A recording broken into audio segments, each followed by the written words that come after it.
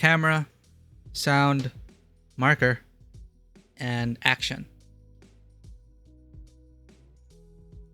Welcome to Tabletop Cinema, where we bring together the worlds of filmmaking, tabletop role-playing, and video games.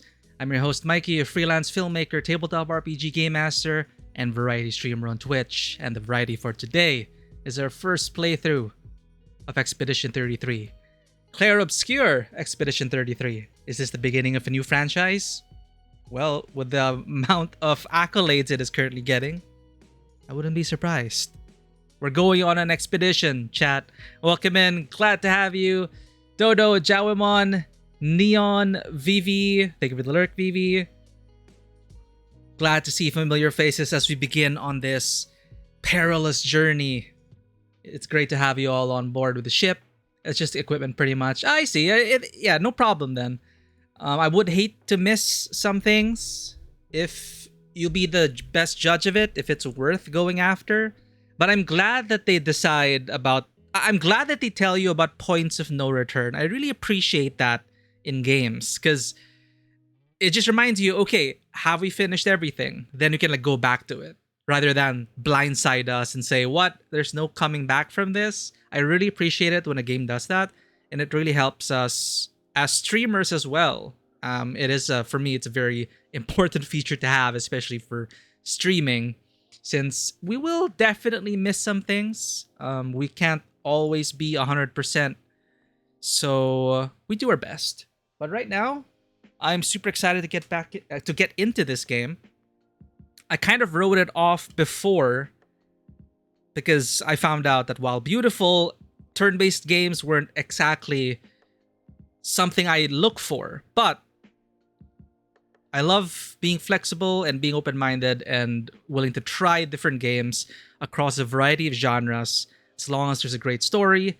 And also, I got really excited when I learned that they implemented real-time mechanics into the turn-based things here. So I've been seeing parrying and dodging and oh shit. And people are saying, based on what I've read, I didn't read much. I didn't want to spoil myself, so I haven't read reviews, but I keep hearing about how this may be an exciting step in terms of turn-based, we're generalizing Japanese RPG style turn-based combat. Oop. Let's get the audio back. All right, my mind is still... A few hours ago, we just concluded our session with the Electric State. It was a great time, I will say. So my mind is kind of still in tabletop RPG mode, but I had a great time, chat. And for anyone who was there, thank you so much for visiting the channel. If you are interested in seeing how that session went, where I role-played as one of the characters under GMJ, and this was hosted on the channel of Den Mother Plays. If you're interested in seeing how a session of the Electric State goes, so the Electric State, which is a tabletop RPG inspired by Simon Stalenhag's work, who also did Things from the Flood and Tales from the Loop. Amazing artist. In fact, his art is was one of my primary inspirations for when I grew up doing photography. And when I was learning about photography and I was looking into inspirational sources, Stalenhag was a great influence in terms of my perspective, in terms of the kind of art I do, the kind of images I envision, especially getting into cinematography and all that kind of stuff. And Den Mother Plays, speaking of Den Mother Plays, I was just about to shout out your channel. The VOD should be up, and also I believe Den Mother said that they'll be doing an edit for YouTube. So I'm excited for that. It was a great time, Den Mother. As you said, at the end, I just felt like, you know what? Yeah, we could turn this into a movie. And I love that. After sessions where, the table just kind of agrees that, that is a pretty good story. And I would have loved to see that on screen. Legit. I could imagine turning that into a screenplay and doing that, which is really it is part of the branding of our channel when I was like trying to establish Tabletop Cinema. And I'm glad that you're there to help support the tabletop side of things. So I'm always up for guesting on other shows. But again, it's something that down the road, if we ever get the resources and the network to do so, one of the things of Tabletop Cinema was wanting to bring, take those inspirations as co-authors or creating this world, co-creators of this story, and turning it into different kinds of media like comics and television series and movies and all that. And who knows, maybe we might even make a competent movie, which unlike the one that is currently on Netflix. Okay, it's not a terrible movie. The Electric State is not a terrible movie. It's just it's junk food, if I will say. I was whelmed. I was expecting to be overwhelmed, especially with given its source material. But I watched it to do some research on, before the one shot, and I mean it's still worth watching. Just don't take that as I hope it would be inspiring people to look into the RPG and the art book, because on its own, I don't think it does justice to the work of Stalenhag and Free League, who very much established these worlds, fleshed it out, and really made it playable. Free League made Tales from the Loop, Things from the Flood, and Electric State, all from Simon Stalenhag. I believe they did an amazing job with those settings and turning it into a playable thing. Like me, I'm currently playing Things from the Flood. I used to run Tales from the Loop, and now having experienced the Electric State, these are just great worlds filled with a lot of playable, actionable tensions that I think make for great storytelling, even without the dice rolling. So I'm a huge fan of Simon Stalenhag's work. If you're interested in it's an art book first, but Simon Stalenhag does have like microfiction to go with it. So I think the art books are worth collecting if you're interested in it, to check out his works. Tales from the Loop, 80s, Things from the Flood, 90s, Electric State, which is kind of its own world, set in the 90s in an alternate post-Civil War America. So yeah, I mean, please go check out Dun Mother Place as well, who does a lot of tabletop RPG content. Really owe a lot to her for also being an inspiration to keep going on the streaming journey. Forever, she will be our den mom, and I'm really grateful and thankful for her support throughout all these years. And it's great to see and meet new players and experience new stories, and I'm really grateful for that, den mom. So thank you for dropping by. Thank you for inviting me to be part of that story, and for all the previous sessions as well. Like, I'm really grateful for that. It's such a fun time just being on stage, and I hope we were able to give the audience a good story as well. So thank you, Den Mother. Please check out Den Mother Plays.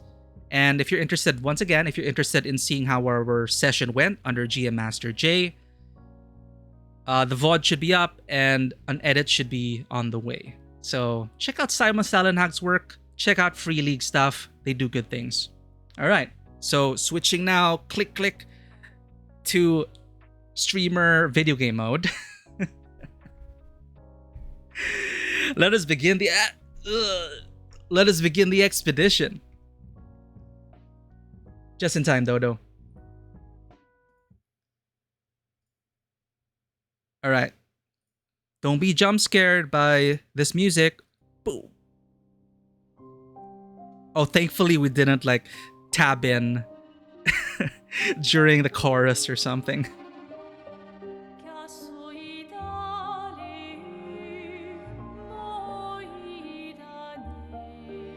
Does anyone know Marco Meatballs? I love his opera analysis. He's currently going through Expedition 33, and if you want an opera, someone who did opera from musical analysis, check out Marco Meatballs. He's a pretty big streamer, but I discovered him because he was doing analysis of Wuthering Waves, because he's of Italian descent. So Wuthering Waves being in Fantasy Italy for patch 2.0. it's nice to hear his perspective, and obviously with the music that we have here in Expedition 33, he has commentary in that as well. I'm not affiliated with him anyway. He's a huge streamer. I just really appreciate his content. And this music.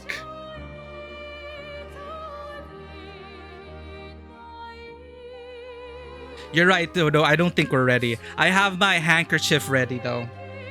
That's the best I can do.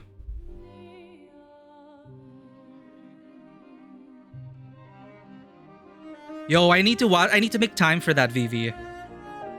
They had a screening here in the Philippines. The Honkai Star Rail concert had a screening here in the Philippines, and they currently have a promo with some drink place or something. You can get like a baseball light stick merchandise. So I missed out on the concert, but I will definitely check out the recording of it. I saw clips. It was super hype. So glad you had fun with that. And if you find out where we can get that light stick locally, just let us know. Is the music too loud, chat? I think it's beautiful music, but it's already at 25% for us. And sorry, alt tabbing cuts out the music, which is annoying. Please, developers, put it in your sound options, whether you want to continue playing audio in the background. But you know what I'm glad about? I almost despaired when they didn't have this crucial option, which I always look for first in every single game I play, is invert vertical. For me, as a gamer from the 90s who played with the reversed mouse, reversed y-axis, it's the only way to play for me, okay? It is legitimately a barrier to me if there is no invert mouse, all right? So thank you for pulling the invert vertical in here. And may the 4th be with everyone. This may not be Star Wars, but in the spirit of May the 4th, may the Force be with us as we set out to break the cycle of oppression from this cycle of death that has been placed upon us by the Paintress.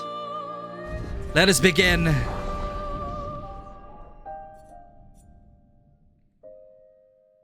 Big question, chat. What difficulty? We usually go hard mode in our games.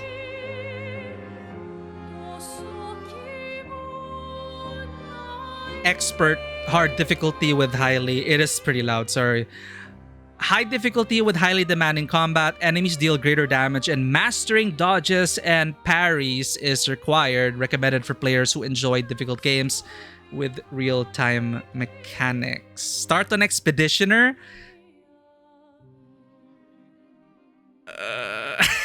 I'm kind of tempted to go expert, chat. I'm kind of tempted. But I trust you, Dodo. If it's a difficult game, we'll go Expeditioner. I wouldn't want to ruin the experience due to not being good enough, right?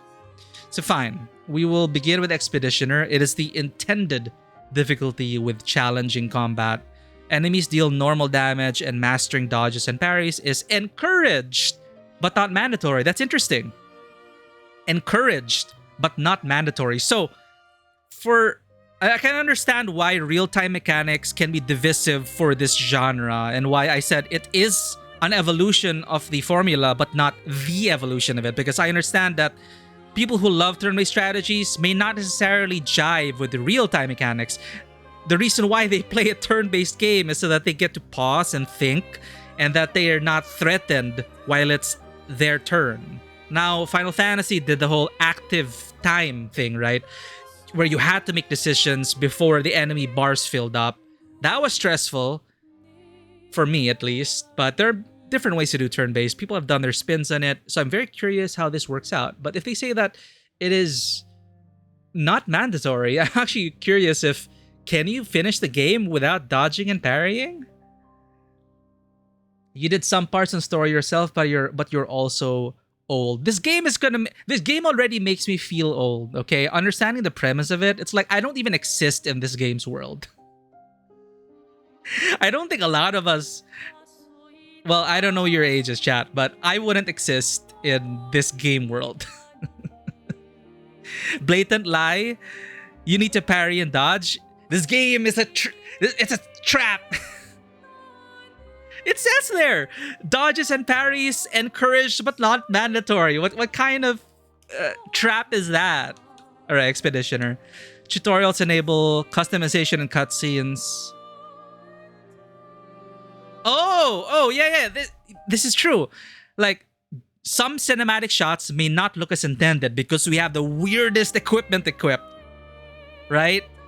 Like when we were playing Assassin's Creed Shadows. This is actually a nice option to have if you want. It may be a bit jarring because you know that, okay, you have your gameplay outfit, but cinematic outfit is just standard. Like Resident Evil. Resident Evil 2 Remake, I think they default to the outfit that you chose at the beginning. It doesn't take into account anything else. But yeah, let's leave it enabled. You know, let's leave it enabled. Not even in story, you will get through the game without dodging and parrying. Interesting. So this description needs to be amended. It adds an unpredictability to it, right? It's like, oh shit, I forgot to take off that one weird helmet. And now we're gonna see throughout this very emotionally riveting scene. I think that's why they added this effect. And I appreciate that because I understand that we're getting into a very emotionally challenging and heavy game. You know, with themes of death and mortality and losing your loved ones and all that. And we will lose people for sure. So to preserve that cinematic authenticity that they're after, I can understand why they would enable this. Why would they put this as an option? Yeah, Yasuke in Templar armor going, the Templars must die. I don't believe in the Templars. And we're like, kitted out like a freaking Templar. I just rationalized it in my head that, well, we killed the Templar and we're wearing it to mock the Templars. But it kind of took me out of the moment with Yasuke's like meaningful speeches about, you know, freedom and against oppressors and all that. All right. I digress. Enable character customization. You only once had a weird clipping, but some moments may not hit as well with some customization. Wait. I would keep the customization. I only once had a weird clipping, but some moments may not hit as well. So if it's... So should we disable it? Should we keep default outfits in cutscenes? Blushing Patty, welcome in. And Zen, welcome in. Glad to have you. You need rest at the tabletop RPG session? The show must go on, Zen. The show must go on. Now, I had a great session, and in fact, it recharged me. Now, while I may be tired from the session, I felt inspired creatively, and it was a good time. So I'm in a good mood, and I wanted to stream. And I wanted to get started on this game and see how it is. So, welcome in. Some customization later. Okay, sure. We'll enable it. All right, chat. We're going in on the intended difficulty. Let's go. Start game. Gonna pump up the music now. We begin. Thank you for the lurk, Ten. Thank you, as always, for lurking and working. You can change the difficulty mode at any time.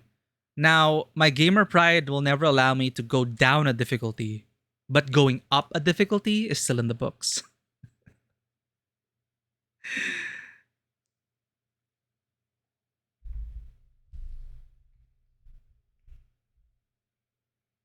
Also, I don't know how this game will run, so let's cross our fingers. The game defaulted to epic, okay. And we have DLSS on, so we should be fine. And we limited our FPS to 60 frames. Let's see how we feel about that later. I'm pretty sure we're gonna, even on standard difficulty, I'm pretty sure we're gonna struggle. Because I was watching Ponder play this, and I think Ponder was on regular difficulty. It kicked his ass. At least the early game. So like, yeah. Ponder's like better at me in Souls games, so That's kind of like my gauge of it. Hello? Is it not loading? Was this a scam? Are we not supposed to play on... Okay.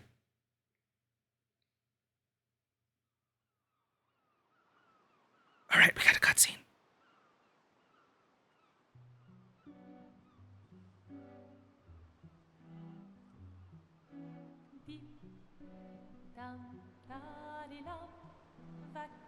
Music's kind of low. Okay, we're fine. Just let me know if it's too soft, chat.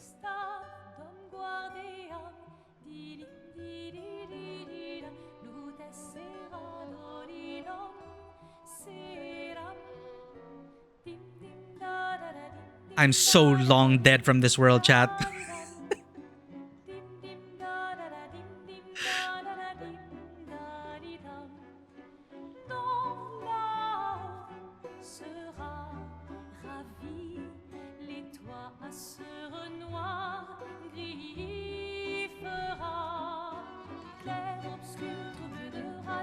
They said the name!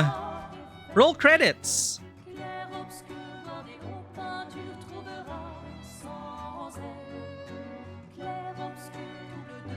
If you're gonna give someone flowers, you should probably do it before they wither and die. What, the flower? Or Sophie? Ooh, dark. Sophie would approve. Damn, Mayo. Hey, you said it, not me. I thought that's what Mail was implying. You're supposed to be helping with the festival? With what? Putting up 3 tables? They'll manage. You underestimate Lumiere's enthusiasm for the expedition. There's at least 5 tables. Marvelous.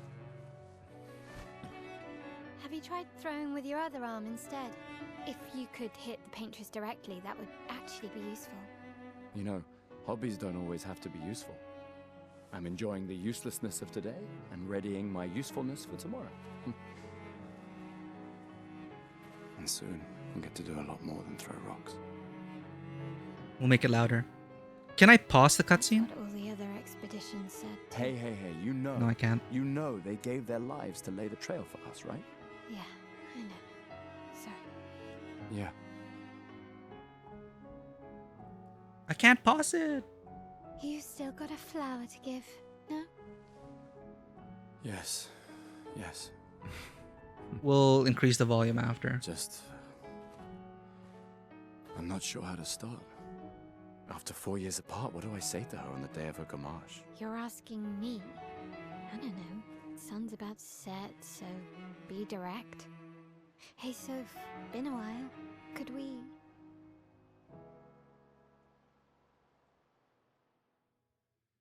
Robert Pattinson. I just cannot stop.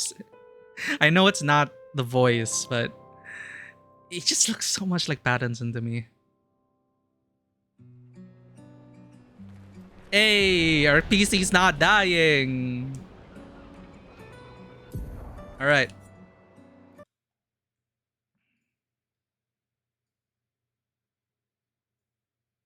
Yeah, it's Charlie Cox. It's just the face model just reminds me of Pattinson too much.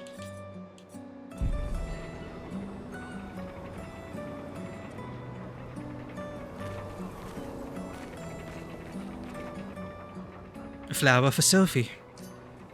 Take it? Well, yeah.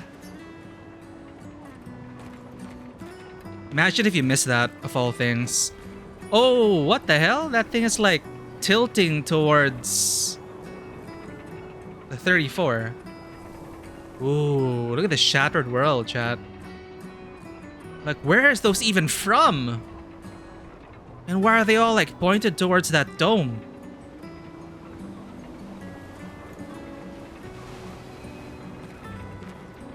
They probably wanted to get him at some point. I can see that.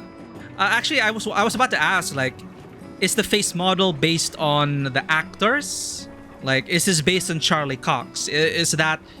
I couldn't really see Jennifer English in Male, but Male's like a teenager, so I don't know.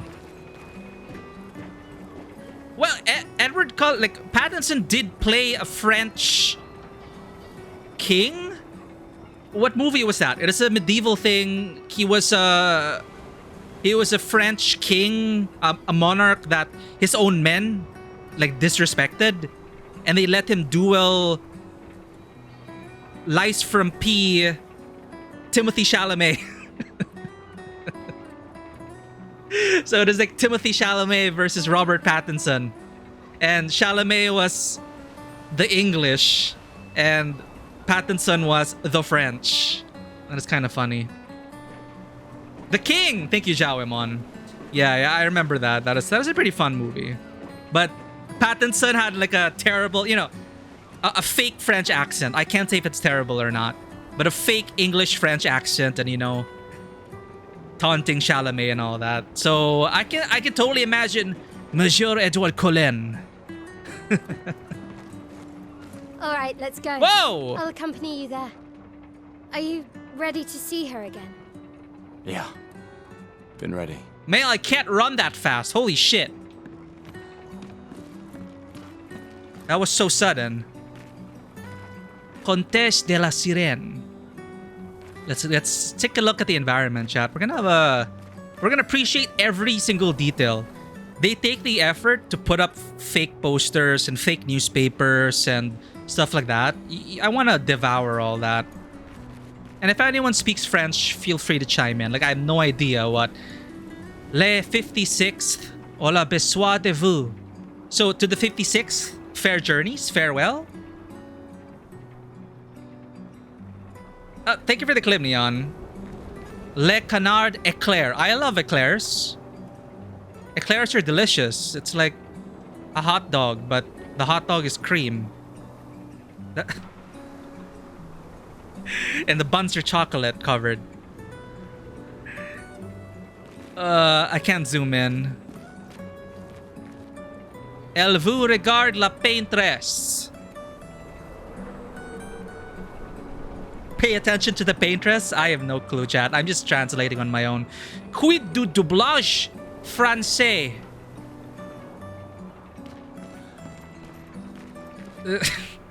Thank you for the coat, Neon. Eclairs are delicious. They're like hot dogs with the hot dog cream. Yeah, that's what they are. They're cream hot dogs.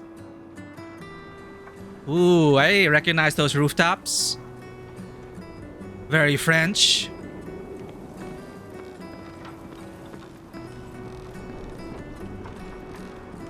This is supposed to be inspired by Belle Epoque France, right? Is that late 1800s France? Opera, I understand that.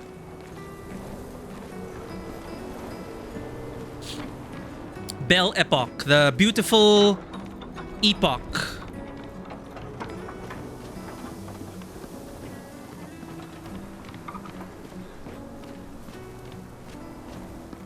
The what? Are you saying eclairs are like hot dogs? Damn it! Are we still on that? Eclairs! They're like...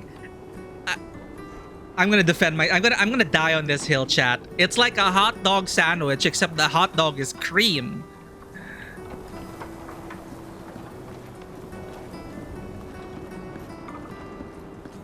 She looks at you. The paintress for the other one. Oh, thank you, Xiaowemon. Yeah, that's kind of ominous. The paintress looks at you. That's so ominous. What the hell happened to... Where are we? Paris? Oh, that's the Arc de Triomphe. What the hell?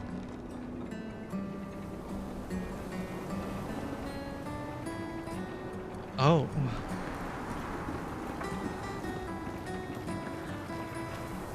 I set up these grapple shortcuts. Nice, huh? Don't tell your sister, though. I sort of borrowed the hooks from the Expedition Academy. Wish I had them when I was working as a courier. She's too fast, chat. I'm having a hard time reconciling the dialogue with what we see in-game. No triumph here? Oh, actually, that's pretty poetic. Seeing how the Arc of Triumph is in that state. No triumph. Just loss. At what cost, right? Exactly, the apocalypse did happen. Press X to grapple. So I'm just making sure we didn't miss anything. The prompt on the rose was pretty... On the flower was pretty small. So now I'm paranoid. Whoa! That's so cool. It feels like Dishonored.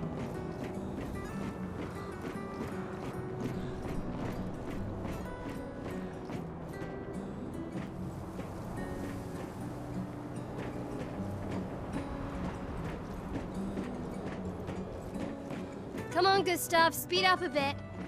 Fine. Sophie will have already gamaged by the time you've arrived. Well, if you put it that way.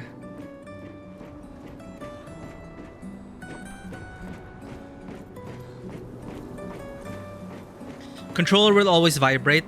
Thankfully, we're using a controller. The game did remind me in the beginning that there's a disclaimer. Clair Obscur is the best experienced on a controller, and it's like vibrating now. Rejoines l'expedition. Rejoines.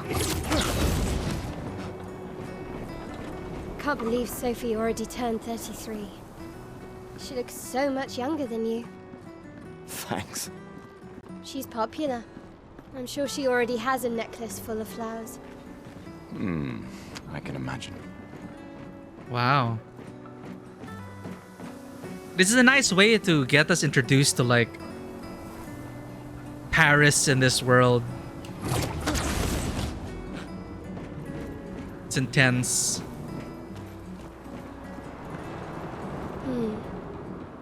Can we finally stand and talk for once?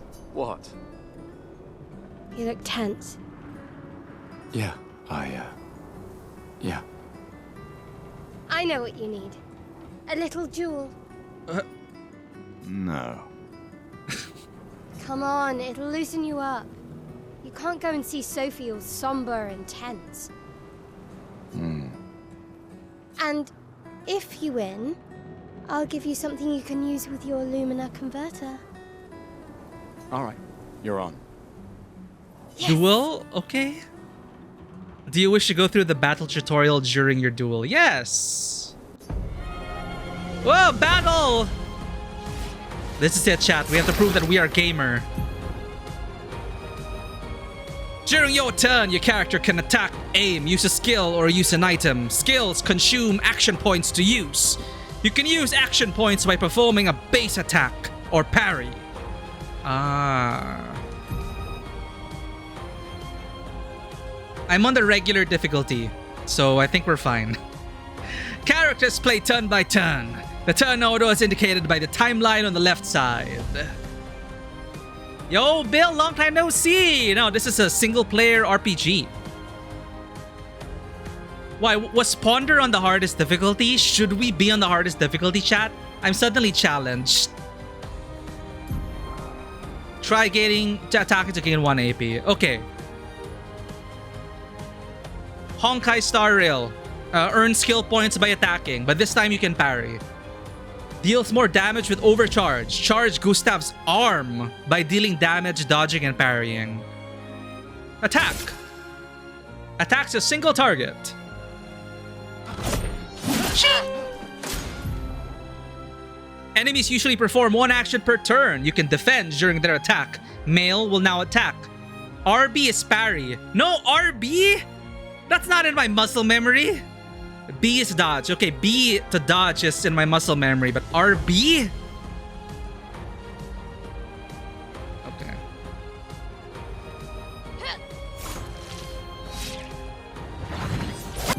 Ah! 3 difficulties, so Ponder also was an expeditioner. Okay. Okay, and Ponder like totally got his ass kicked. During an enemy attack, dodge at the right time to avoid damage. Dodging at the last moment will trigger a perfect dodge! Perfect dodge! The character's AP can be used to cast skills. Each character can have up to 6 skills equipped. Try to use a skill. At least Vivi, at least Zenless Zen Zero had a flashing indicator to when to parry. This one, I think you gotta just pay attention to the animations. Hello? Did my game freeze?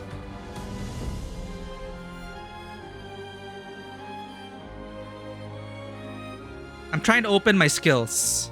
I think it froze, chat. We're still on, right? Animations may lie to you, also listen. Chat, I think our game froze.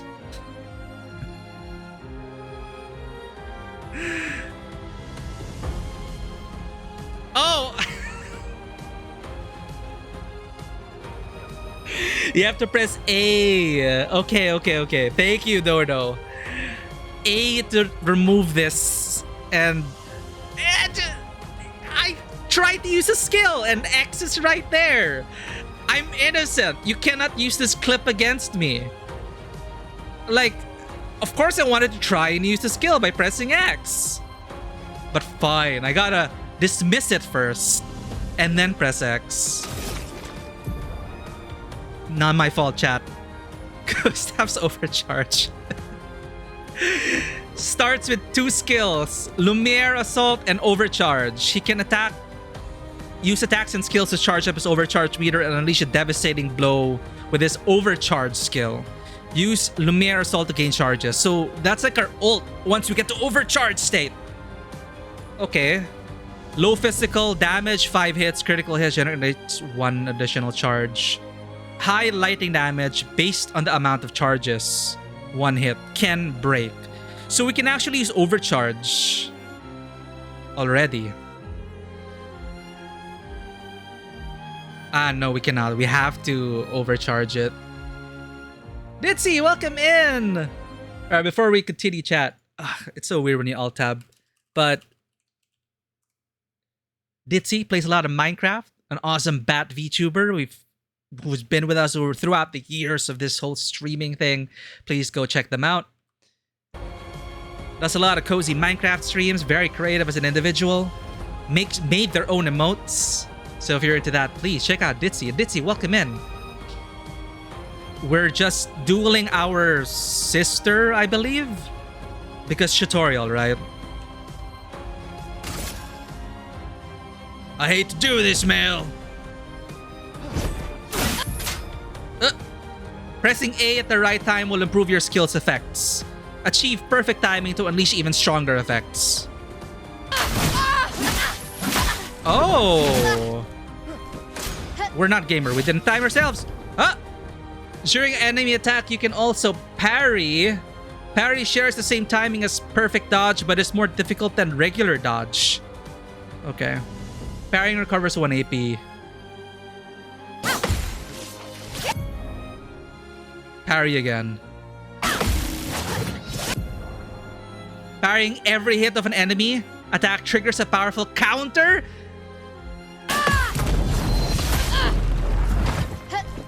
You have to do the whole flurry? Did she drop the glove? She saw that we were tense, so she's like, let's duel. Gustav's overcharge meter is full. Use the overcharge skill now to unleash a devastating blow. Overcharge! High damage, select target. For those who come after. You know what's on that? We win, Chad. We didn't miss anything. Kills? That's a bit intense. Oh no, there's a record of our time taken, damage dealt, successful parries, damage received. For those who come after, but then it's like just during the duel. You won. Now, don't you feel better? I see your smile. All right, now, let's go find Sophie. Can we consume to give her something? I saw her near the red and white tree. Yeah.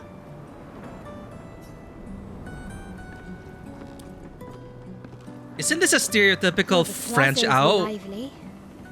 Why people like to celebrate the gommage is still a mystery to me, but oh well. I was observing Mael's outfit, and I think a responder that was saying that that outfit is what you would stereotypically think a young French girl would wear. Right? She's newming around. So ever since the beginning, she jump scared us with her speed. Well, again, like just putting on the little creative hat. If I were in charge of directing this sequence, I would be in a walk and talk state.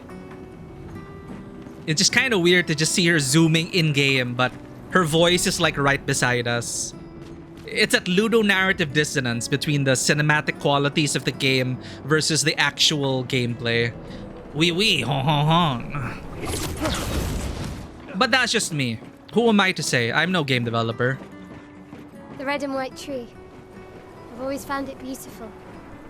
I don't really understand. You and Sophie broke up so long ago. But clearly you never got over her. Why'd you wait until today to say something? It's a bit late, isn't it? But we broke up and I don't know. It's complicated.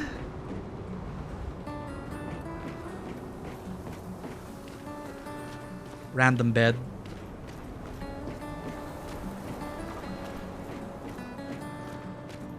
Yeah, she took off like a rabbit. That's our nickname for her, Little Rabbit. Sophie's down there. Yeah, I know. Good luck. I'll be here for you if things don't go as planned. Thanks. Come on, she's down there. It's your moment. Come on. Okay. Walking and having a conversation. I would have seen that. You get bored during walks and talks. True, they had to introduce us to the grappling mechanics, so it's their decision to be like, we gotta introduce gameplay mechanics first and foremost.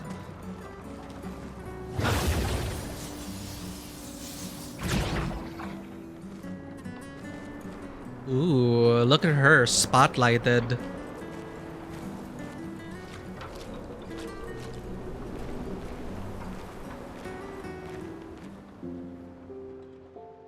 Yeah, adult relationships are complicated, Male. The last few days meant everything.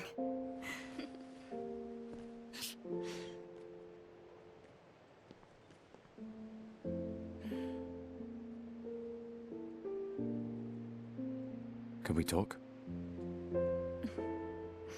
Gustav. I love you all.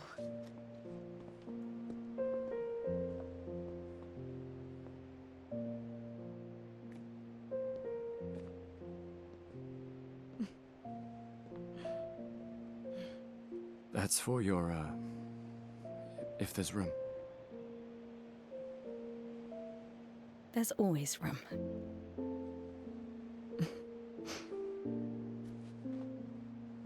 You got the biggest flower, too.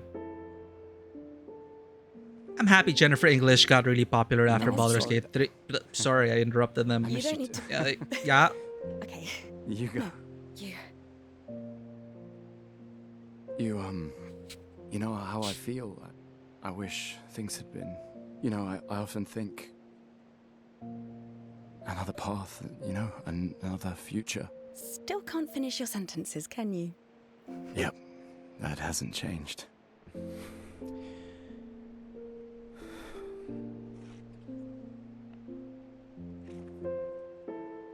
I missed that.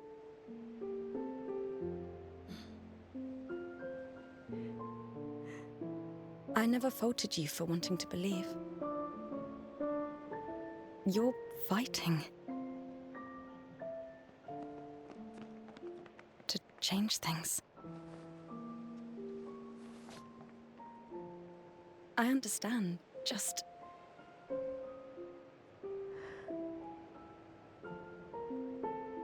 in a different world, right? We'll break the cycle, so she can't steal anyone else's future. Stubborn people change the world, and you are the most stubborn person I know.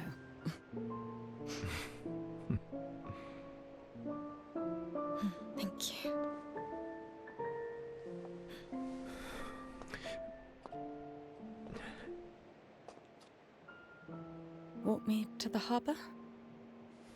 Yes.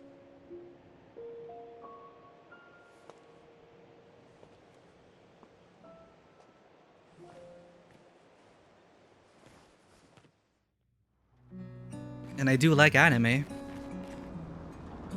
Oh, we walk as Sophie.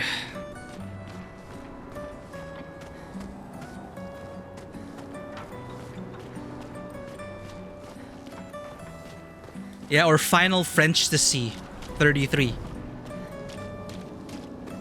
Oh, you haven't seen the combat yet, Bill. It's very Persona-like, the menu. Press L to what? What is that? It doesn't affect battles? Oh! That's a bit odd, but okay. Since we're saying goodbye to Sophie, let us run as Sophie. Thanks for the clip, Neon. Is this the infamous trash can? It's just a trash can. That's... Not only did they play too much anime and watch too much anime, they also played too much Honkai Star Rail. Because that line is straight out of Honkai Star Rail. And I went through that whole quest, chat, alright? I didn't need any handholding in Honkai Star Rail. I went through the whole trash can arc in Bellobog, okay? It's just a trash can.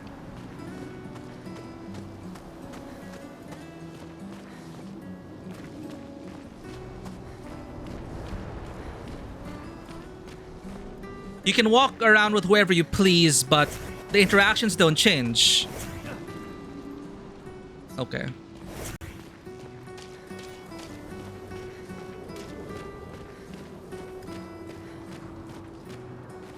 See, the prompts are pretty tiny. Like, I'm afraid of missing things. So many flowers left.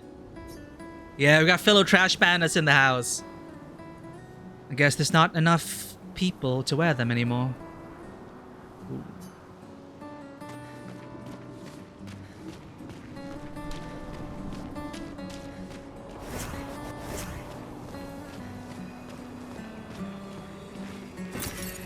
Oh! Oh! Chroma. Why is that a familiar term? Chroma. Wasn't that a currency in some other game I was playing? Oh, hi, Sophie. So Gustav really did come, huh? Oh. Yeah, he did. I knew he would. Has everybody already left? Has everybody already left? Yeah. Everybody's heading to the harbor. Sophie. Looks like you still have a lot of flowers left. Well, there are less and less people to buy them. I just wish you didn't have to wear one. Gorgle, thank you for the 6 months in advance. This game is perfect for you. They've subscribed for 18 months. Thank you for the 6 months in advance, Gorgle, and welcome in. We just got started. You think this game is perfect for me? I trust it whenever you say that, Gorgle. You've never been wrong whenever you said like, oh, this game might be for you and stuff like that. Like Split Fiction, cannot wait until I get to play Split Fiction. And I hear they're turning it into a movie, right? I'm not sure. I just wish you didn't have to wear one. Right. Tiffany. I should finish cleaning up here and join everyone at the harbor. But thank you for the 6 months. See you. See you. See you. See you. See you. See you. Just making sure they don't have extra dialogue, chat. I can't imagine what you're going through. I'm fine. I'm fine. Skeptical I've grunt. lived 33 good years. Look around. We've had our whole lives to prepare. We're all fine. Mostly. I You will be. am blocking the subtitles. Okay. Alert box, sound alerts. I'm not sure what else this will block, but Just in case you wanted to read the subtitles. Center left side. Okay, we'll cross that bridge when we get there.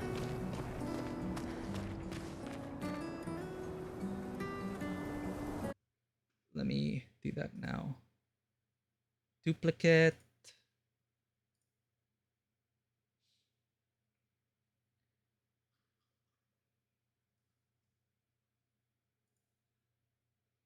Sorry, chat. Let me just... Yeah, so we avoid... Thank you for the tip, Dodo. Yeah, face cam placement is a thing. Center... I should just make sure I'm moving the correct stuff. Webcam and sound alerts. Webcam and chat box. We're gonna move that up.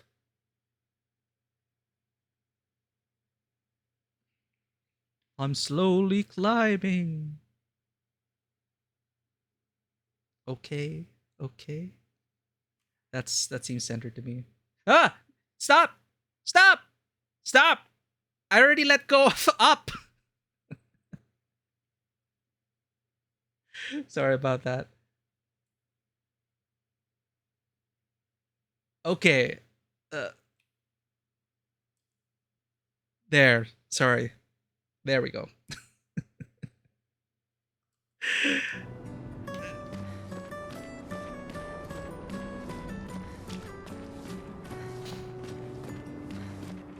We'll cross that bridge when we get there. Exactly. The moment I said that, we'll cross that bridge when we get there. It's like, I am gonna forget to do it. I have to do it now.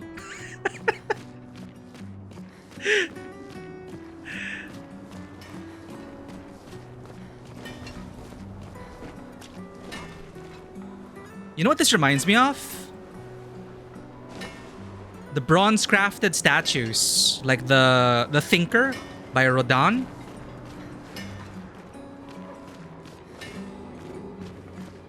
I think you also see a bunch of statues in this color in Paris.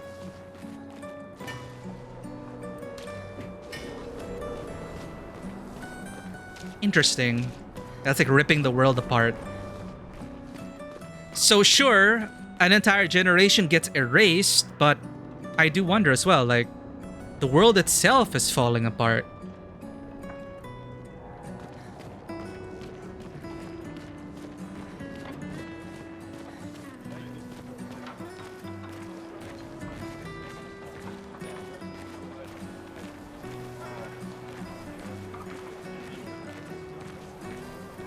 So the people with the laurels, is that what you call them?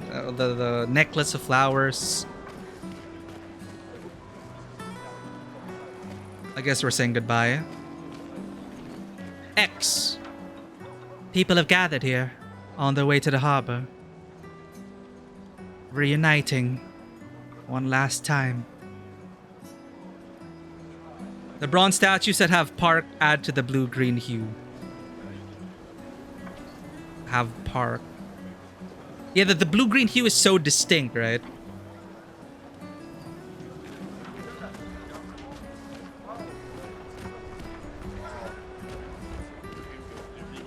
This guy looks interactable. Ah, the scintillating Sophie. Scintillating Sophie? Patinated, thank you. Let's see, that's a term. Patentate. You're as gorgeous as always. Cyril, you flatterer. Need some help with your writing again? Beautiful and perceptive, per usual. See, I'm preparing the headline for tomorrow, and who could write it better than someone who celebrates her special day today? Special day, well, that's their way of... True. So, what will the article be about? Actually... The people with flower necklaces. Oh, okay. So yeah, sorry. I was like ruminating for a moment. If I ask for confirmation, I will call it a Peking duck situation. No, right? It's a minor thing. It is a pretty obvious... but the confirmation is the one that we got to be wary of, because I'm not sure myself. So I think aloud a lot. Don't worry about it. You don't know? Well, You really are lazy. help me again, Sophie, please. My boss will kill me. It's the last. If it's the last thing Cyril does. Sure. Let me think of a headline. The pale sun ascends above the crimson blossoms. Sounds very poetic. Expedition 33 shall be the destined journey. Cyril really needs to take his job seriously. Need to buy that kind of hat for the next stream. I'm missing my French beret, chat. I think I have a paperboy cap somewhere. The pale sun ascends above the crimson blossoms. That sounds nice. The pale sun ascends above the crimson blossoms. A headline about the contrast of beauty and death. Exactly. That's what I meant. With a paintress each year claiming the beauty of this world. Okay, now I'm inspired. Totally. You really are a divine being, Sophie. Ah, you flatterer. Don't forget to credit me. Oh. The little things that we leave behind. A person we inspire. A headline. A story written by us. I would never. Thank you for all these times. It's always been a pleasure, my friend. Take care of yourself. Yeah. That ad break caught me off guard. What the hell? It hasn't been an hour. It has been an hour. We've been yapping a lot. Thank you for all these times. It's always been a pleasure. Take care of yourself. Yeah.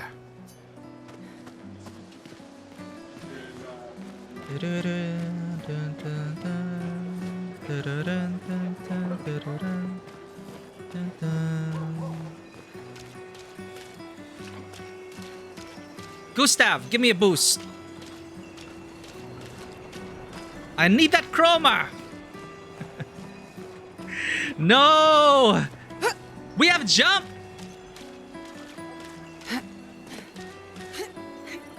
Yo, we have jump! I was about to go, oh shit, is this gonna be a Honkai Star Rail moment? And we're like, we don't have a jump button. Thank God.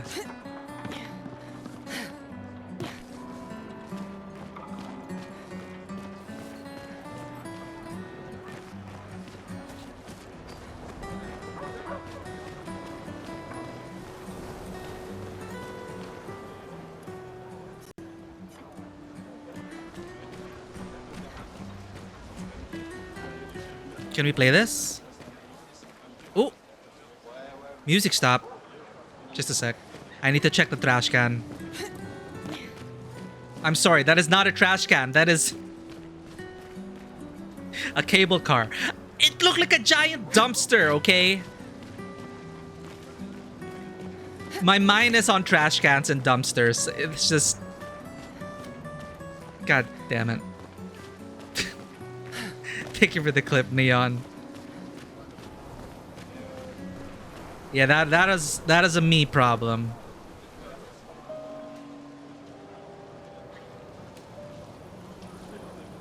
Da da da da da. Da da da da. Da da da da. Wow.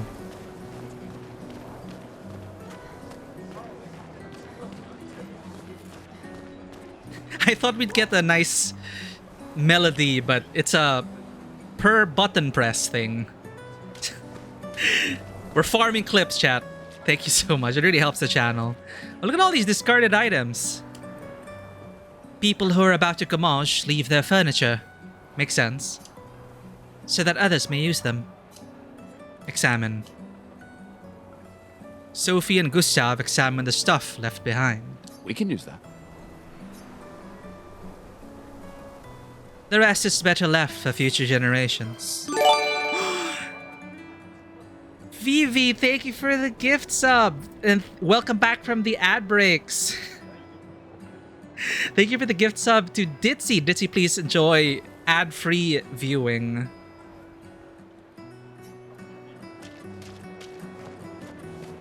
Oh, sorry, I missed it.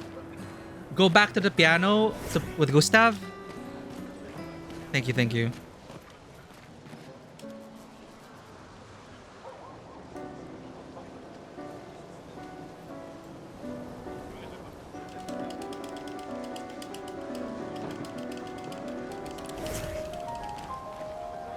Oh, it's different.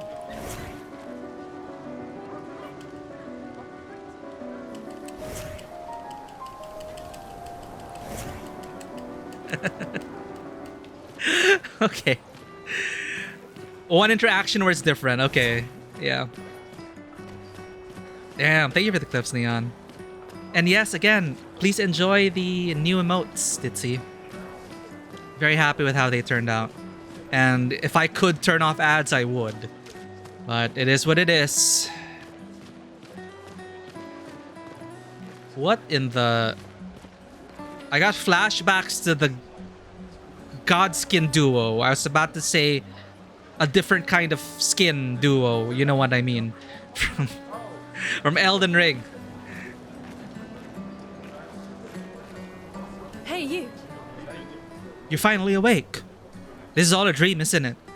You seem like a woman with exquisite taste.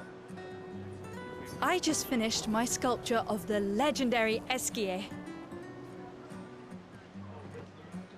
This may be my life's finest work, yet not a single soul seems to care. How could I make it better?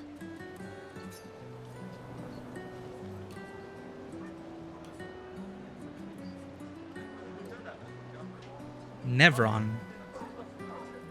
Nah, I don't think people need to be reminded of that.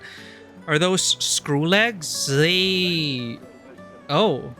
Yeah, they're like, for me, they're like little peg legs wrapped in hemp rope. But yeah, they're like little screw legs. And you got a strange veil over the face and a crown of spikes. Vanwa, welcome in. Perhaps you could paint it. Add some color. Perhaps you could paint it. Add some color. Paint it? Brilliant. Oh, phew. I thought you were going to be insulted by saying it was in my intention not to paint it. I thought you were going to take it the wrong way, chat. We're okay. I knew you were the right person to ask. Thank you for your insight. You're most welcome. Oh, but yeah, it's these things we leave behind. The suggestion, you know, us crossing paths for that 1 minute to leave a mark. That we inspire this painter, this artist, to paint this sculpture. I shall get to work tomorrow. I see you're wearing flowers. What's your name? Ooh, there we go. Sophie. Sophie. As a thank you, I shall chisel your name onto the statue. Oh, you don't have to. But I will. And then she spells it Sophie with an F.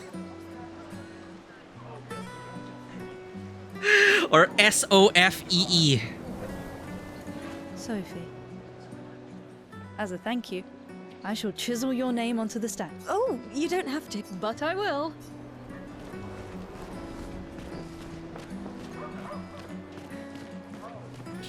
It's okay, it's a thought that counts, no matter how it's spelled. I feel so sorry for this lady.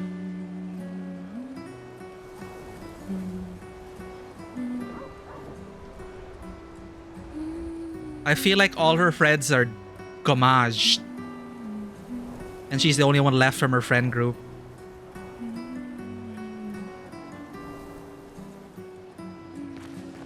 Okay.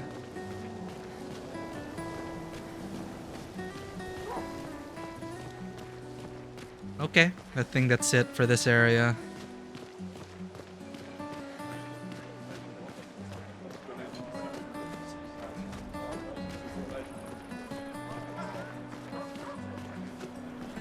Oh, Oh, Sophie. Marie. Marie. Your flowers. I didn't know about. I thought you were younger. And yet you didn't have children. I don't know how to take that. I'm not having this conversation with you again. Ooh, okay. Sophie did not like that. Not today. Do you care so little about the future of Lumiere? Ah. How can you be so selfish? Okay, I can see where the world building comes into play. Interesting, interesting. Yeah, considering the science fiction fantasy element, it's always fascinating how that will affect your world in different ways, and it can be as far-reaching as people's perspectives and the cultural impact that it has on people's perspectives of childbirth, right? I'm not selfish enough to bring others into our doomed world. And then you get perspectives like this as well. It's like some people say we gotta give birth to a new future, and I guess, of course, the world is doomed. Why bring in more life into it? I know we are not many to think like this now. And it destroyed my relationship with the person I loved the most. Oh, and it also it affected the relationship with Gustav. Now, if you'll excuse me, I'd like to spend this moment with him. Right, because Gustav is all about fighting for the future. And you should cherish this moment with your daughter. Sorry. See you at the harbour. Good luck, Mary. It's not her fault her BF broke up with her. Oh, we're talking about the different perspectives about... Okay, Sophie was not open to that. And Gustav wanted the future. Yeah. See you at the harbour. Good luck.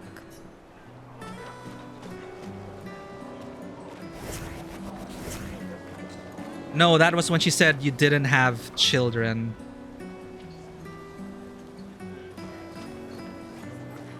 Can't have children without a man. Oh, okay. Chat delay. Got it.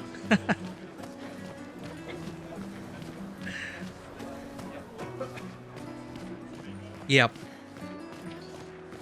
But then if we're talking, while we're on the topic of what broke them apart in the first place, I can understand why it didn't work out.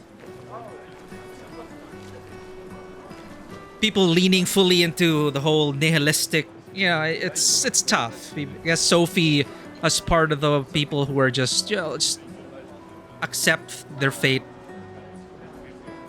We're all doomed. This is the one life we get. What the hell? My gestural costume is the best. Gestural.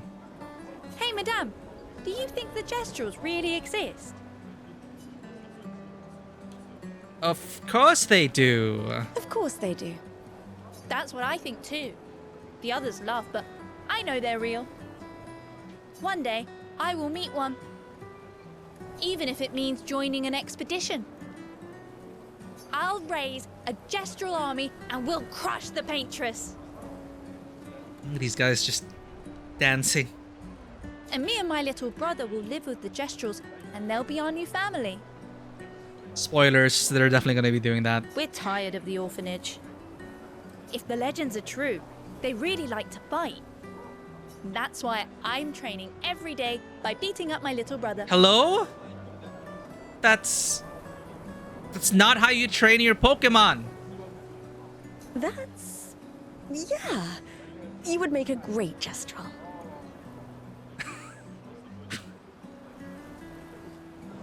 Does his little brother not get a say?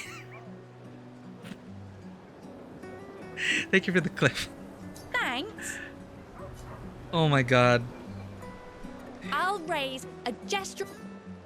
Okay. Happy trails, kid.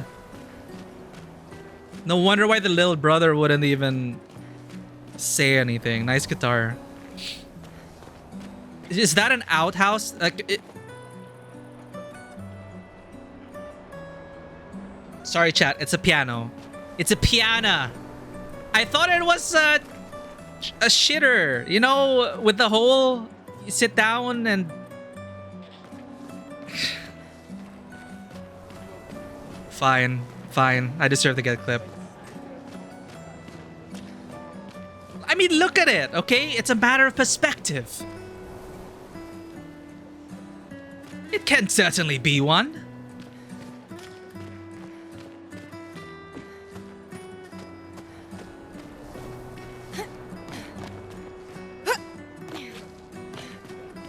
Oh, almost missed this, fancy man.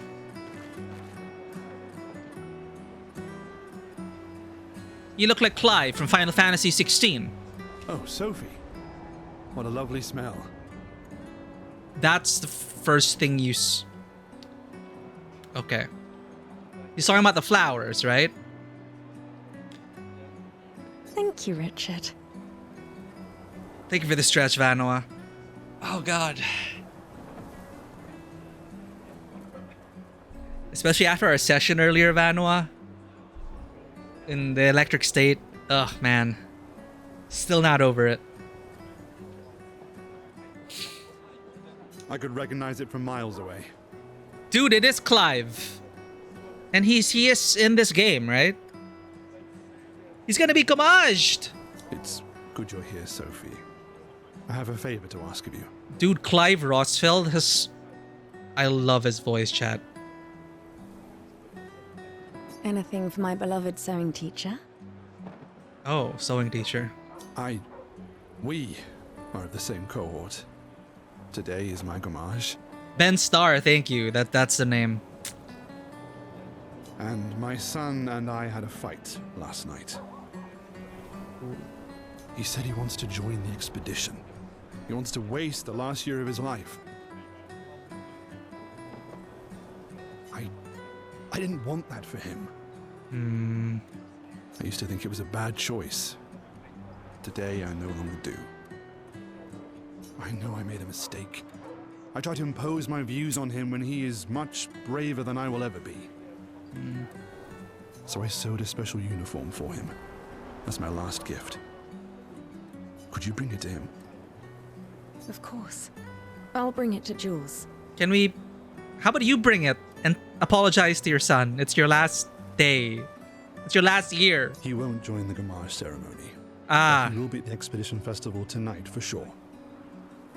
You still need to patch up things with your son, man. Oh, but you... Don't worry. I'll ask Gustav. Your session today got cancelled, but that was okay, more prep time. Thanks for being here, though, Vanwan. Yeah, I think the VOD should be up soon, or I think Dan was creating an edit. It is good fun. I like the setting of the electric state.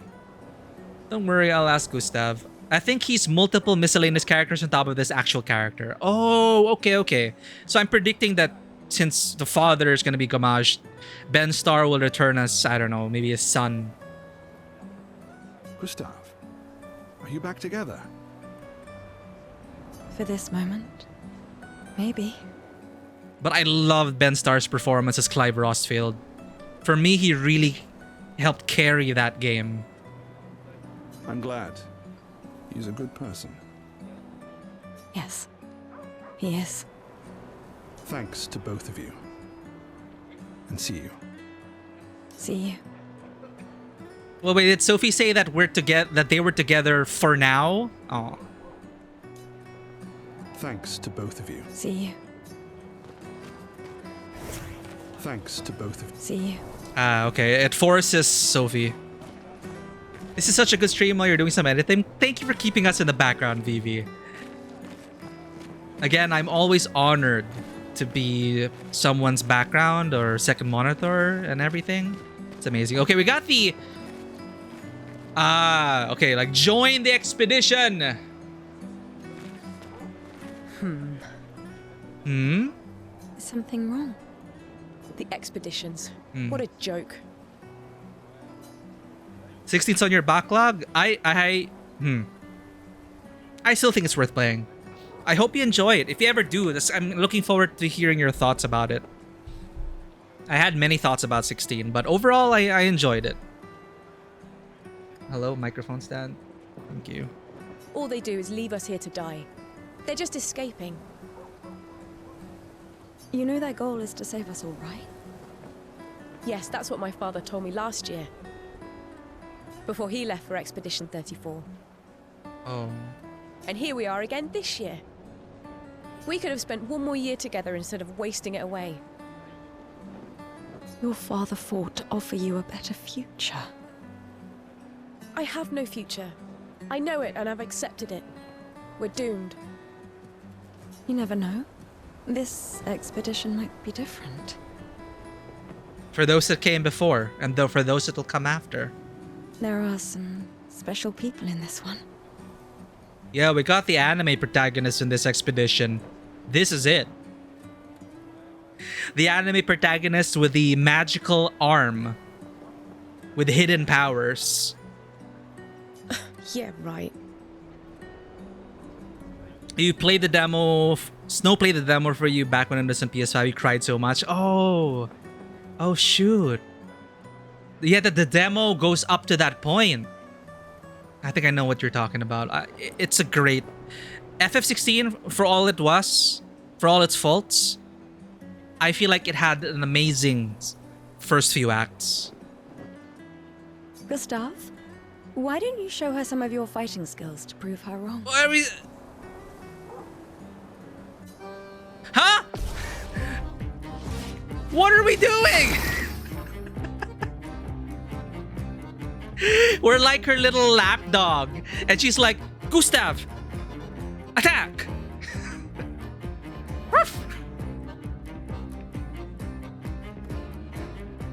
We're just showing off our tricks! How far along are we in Honkai? I'm updated with the story. I've played all the... I'm updated with the current patch story. I think. I finished Casters, finished Anaxa.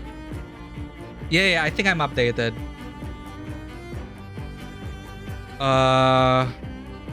No tutorials. LT aim. Ooh.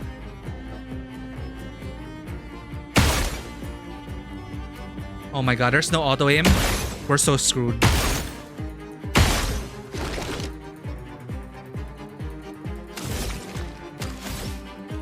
Items. Small energy tint. Oh, tint. We're using it as tint. Because, you know, paintress. Okay. We're painting the world with life. Die, balloon. Destroy the punching ball in one hit to impress the girl.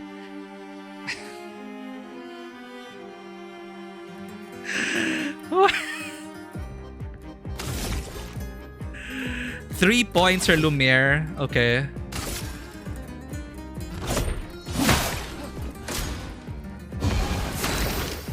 Here we go. Lumiere.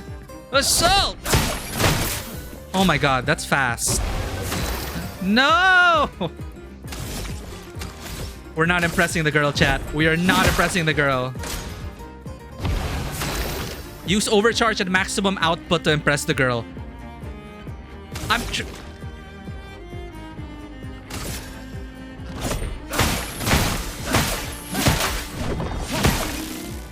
There we go. Overcharge. Huh? Why can't I use overcharge? Wait. We have 10 out of 10. Oh, we don't have skill points. AP, sorry. AP is different from overcharge. Got it.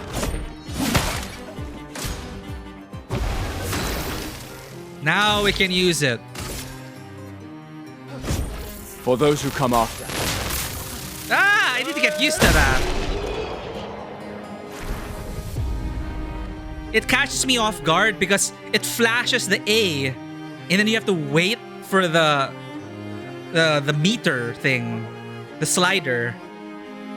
It's not when A flashes, you press A. My instinct is to like press A right away.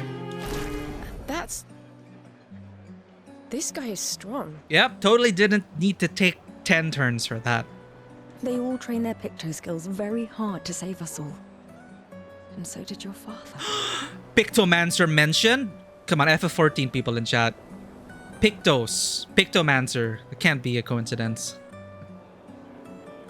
Then, Madame, why didn't you join? Oof. Good question. Me? I'm content with my life. I know what I can and cannot change. So, weren't you just... Okay, never mind. Or maybe because I was afraid. Do you think I should join the expedition? Are we gonna determine the fate of this My woman? friend Ciel always says, do your best. Either it works or it doesn't. Live your life as you want. I don't want to have regrets. I don't have that much time. When the time comes, you'll make the right decision. I'm sure. Thank you. Now I think I know. Give this to your boyfriend. My father gave it to me, but it might be more useful for him. Lumina! You're at Penacony. Okay, you just been summoned to talk to Jade. Yeah, I think there's still a while to go left. I hope you're enjoying Penacony though. The final act of Penacony is what I really enjoyed. I don't want to have regrets. When the time comes, you'll make the right... Thank you. Does painters have a reference relationship to draw me like one of your French girls from the Titanic? I mean... we can find meaning in anything.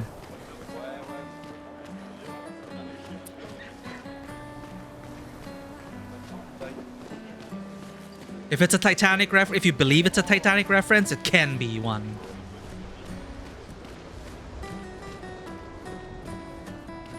In Titanic, was she supposed to be... What was their nationality supposed to be?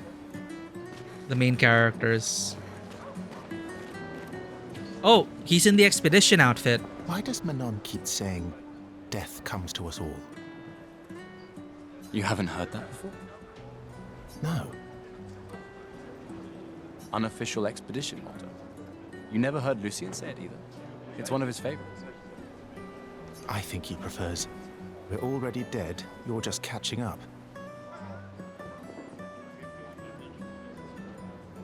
Yeah, I heard that one recently. I don't know. Kinda nice in a way. Having a deadline Mm-hmm. forces you to prioritize. It's a bit freeing as we get closer to the end. You can really find the silver lining in everything, can't you? No, it's just... things don't always work out the way we want. No use getting upset, you know? Use what we can, leave what we can't. I will tell you, chat, the deadlines are one way to really help. Like, as someone with ADHD, deadlines and external accountability are particular ways to really get us moving. We thrive in chaos and deadlines, even though it's so stressful for us. Serial crammer. That was me in school. You haven't gotten very far? I don't think I finished the first story arc. With ZZZ. It's a very different flavor. I like ZZZ's episodic slice of life nature with moments of heavy seriousness, because ZZ is in a post-apocalyptic world. It's a post-apocalyptic story, but it's surprisingly lighthearted in the way they approach it, because they want to focus on the positive side of humanity surviving. But it's not without its very heavy moments, and I'm really enjoying my time with it as well. A while, there's already been so much. Sorry, what were we talking about? Oh my god.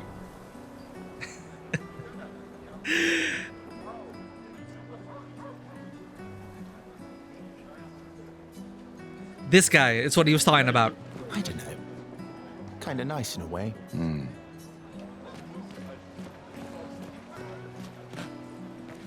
I like their outfit. Dude, I love their outfit. Look at that. They are trying to recruit for future expeditions. The number of people volunteering is going down every year. I can understand why, depending on how many expeditions came before, and people aren't seeing the final, like if we're hoping for a final outcome, most people are not gonna notice all the little steps, but you know, it's just that one step, that one thing that is needed, that all you need is that opening, right? Like Bard and Smaug, and how that chip off the scale done by his father before him, was it? Who nicked off the scale of Smaug, and that was what was needed, the path being laid by this expedition. It's gotta mean something in the end, even if they don't see it now. The flower market. People are buying flowers for their loved ones before they gommage.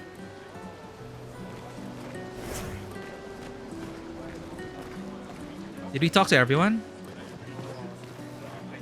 Yeah, I think that's all the notable people in that area.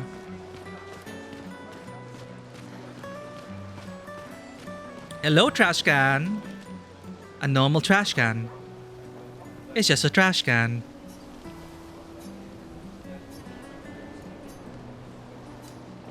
Fine. You have to inspect every trash can. You also can make wise date a few men in ZZZ. Oh, that's true. That's true. You can go on dates with the companions, with the agents. Oh. Hi, Gustav. You're back. Oh, did you want to pick out a different flower? No, the one you suggested earlier was perfect. Oh, I'm glad. These garlands are our last farewell. I want them all to feel special. I have a garland saved for you too. But it's not a farewell garland. It will be a welcome home garland. Oh. Good luck, my friend. My friend? Thanks, Ophelia. The way she said that was so weighted and loaded. Like, my friend? The little choke in the performance. Ugh. Oh no. She's gonna wait for him, chat. And he's never coming home. Chances are slim. Oh, Luna's playing. You two would make a cute couple. If you say so. Or maybe something already happened, huh?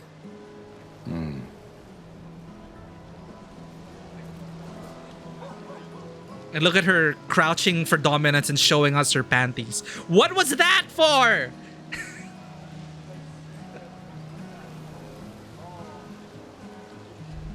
That animation does that look like in a scripted chat. That wasn't me. That is the animation.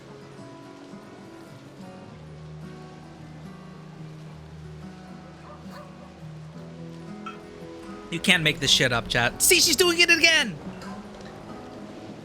Or maybe something happened, huh? And she just does that. Yeah, she's like squatting, like. You and Loon would make a good couple, huh? And she's like eye bags or some shit. I don't know, man. Luna. Neon out here in the clip farms. Oh. You really think you're doing something, eh? Out there? Maxine, you're drunk. No shit, Gustav. None of you ever come back. You go and you take our resources and you waste it all on a fucked up hero adrenaline fantasy. And still, she kills us. You should go home. Where's your daughter? Where do you think? Mourning her mother on the anniversary of her death. Of all their deaths. Then maybe you should be with her. I can't look at her. She's just another reminder that nothing we do matters. Nothing.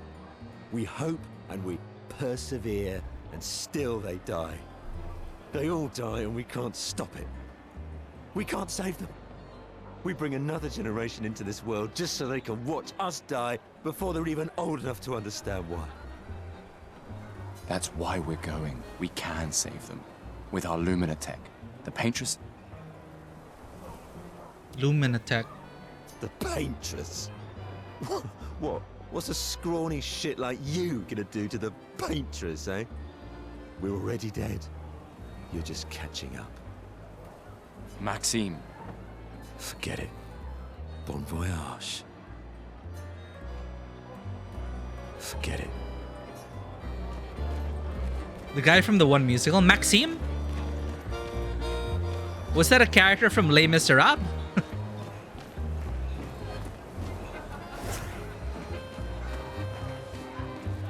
Who's playing that instrument?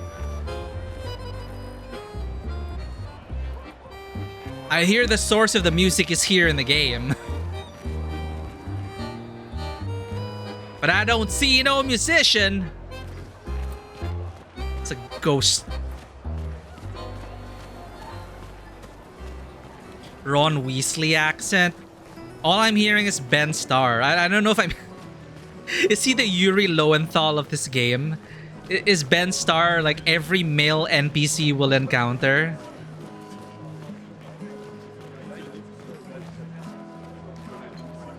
Oh, yo, she plays the guitar.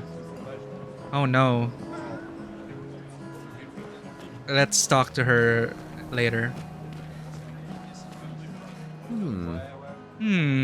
This lady truly is exquisite. In love? Not quite. I am only in love with her art. Okay. My inspiration has been quite lacking recently. Oh. Nobody buys paintings anymore. Just because she is called the Paintress doesn't mean painting is evil. Your canvas seems quite empty. I need inspiration. But you, I can see you're in love. With this fine gentleman, I suppose. I'd rather help than mock those who try. Yeah, and we can hope Maxime will turn himself around, and because I can understand, like, again, I don't know how many expeditions that came before, but I'm assuming it's a lot. Like every year an expedition, and if there are a lot of expeditions, and again, if people don't see that final result, all they see is the Paintress still there. It's only the expeditionaries who will be able to see the bridges that they built and the weaknesses that we can exploit. You know, it'll add up in the end, but for the people who choose to stay and all they see is that looming number over their heads, I can totally understand why they'd give up hope. It requires a lot of faith to believe in these expeditions after so many seem to have failed, but no, we're gonna make it happen. For those who came before, and for those who will come after. I need inspiration, but I can see you're in love with this fine gentleman. Okay. We broke up. Awkward. That is of no consequence in the matters of love. Oh. But it is this passion I so fiercely desire in my painting. I know. How about showing me a dance of love and sorrow? I am also the official painter of the opera. Oh. Will you help me? If you inspire me, you may become the main painting of Lumiere's opera. Oh, another sign we're gonna leave behind. Another legacy we'll leave behind. Sure. Let's have Sophie be the model of Lumiere's opera. But he's on the threshold of being sus. If not already sus, it's like, the one with Wolverine and the guy from High School Musical. Hugh Jackman! But not in High School Musical. Hugh Jackman, who was in The Greatest Showman. And he's Wolverine. Maxime. Not ringing a bell. But sure. Yes. Fantastic. You may start. Here, gorgeous lady, take this paintbrush and show me your wrath.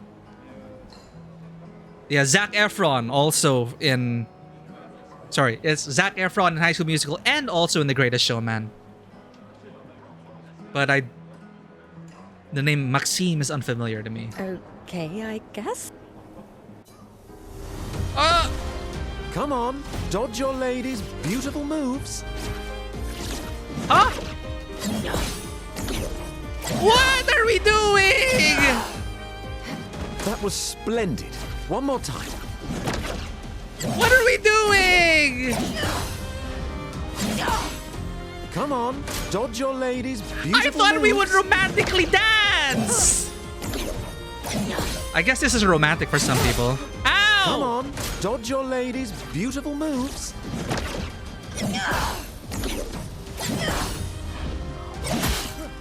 I looked at chat. Dodge I'm your sorry. lady's beautiful moves. My ADHD activated. My debuff. Sublime.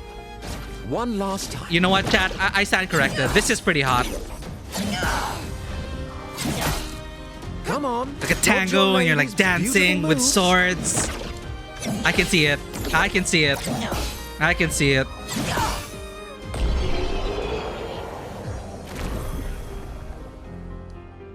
God. That was splendid. Splendid. Exactly. Truly a VV statement of all time. I was thinking exotic sword dancing, but it's like, oh yeah, exotic erotic sword dancing. I was so enthralled that I completed the painting in an instant. Wow! This dude is not human. Nicholas. It's nice to know something of us will remain in the world after today. Oh shit, Never Enough, man. That song got me for some reason. I think the singer performed it so stellar. Like I just felt it. I just felt the cathartic nature of that song. The Never Enough. It was so good. Thank you. It is I who should thank you. It was a moving dance. I will propose it for the new opera painting we have to do this year. I feel it wasn't that impressive, but okay. Hey, don't diss my skills, Sophie. I'm learning the game. Love will always be. Hell yeah, Nicholas. See, it is impressive either way. All the mistakes, part of the performance. Also, take this as a gesture of appreciation. I see your not boyfriend is an expeditioner. It may prove useful. Recoat. Oh, respect. Oh, what a beautiful couple. Thank you again. Better than Cloud and Aerith's date.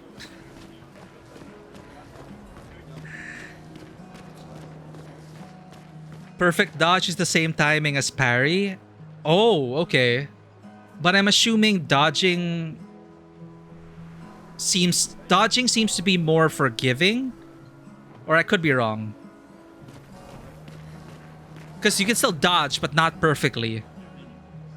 So, I'm assuming the dodging has a not perfect dodge and a perfect dodge.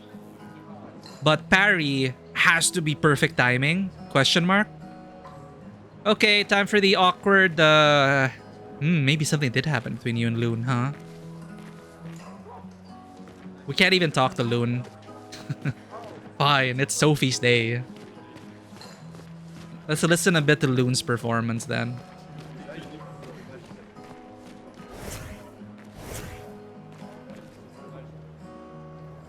She also has the arm. Do all expeditioners willingly augment themselves with the arm? Maybe. I don't know. Again, I'm just speculating. Got to go have fun, Tabletop. Thank you so much for being here, Vivi. Happy editing, and thank you for dropping by as always. We will be sure to simp after Gustav for you in the end.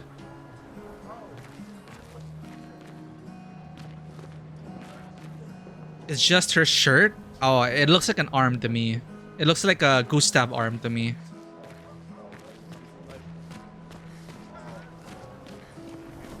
Ooh, trash can. Come on. There's gotta be more to this. We will check every trash can.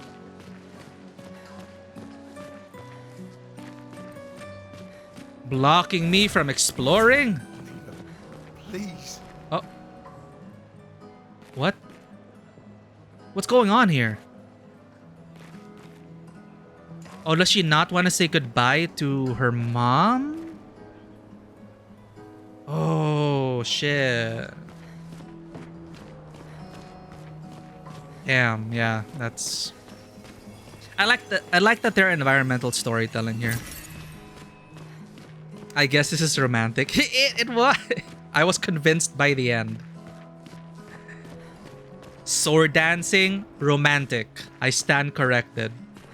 But yeah, what was I saying? Yeah, the environmental storytelling. I like keeping an eye out for stuff like this. It's like they don't even need to say anything. You just kind of have an idea of what's happening, and it adds to the scene.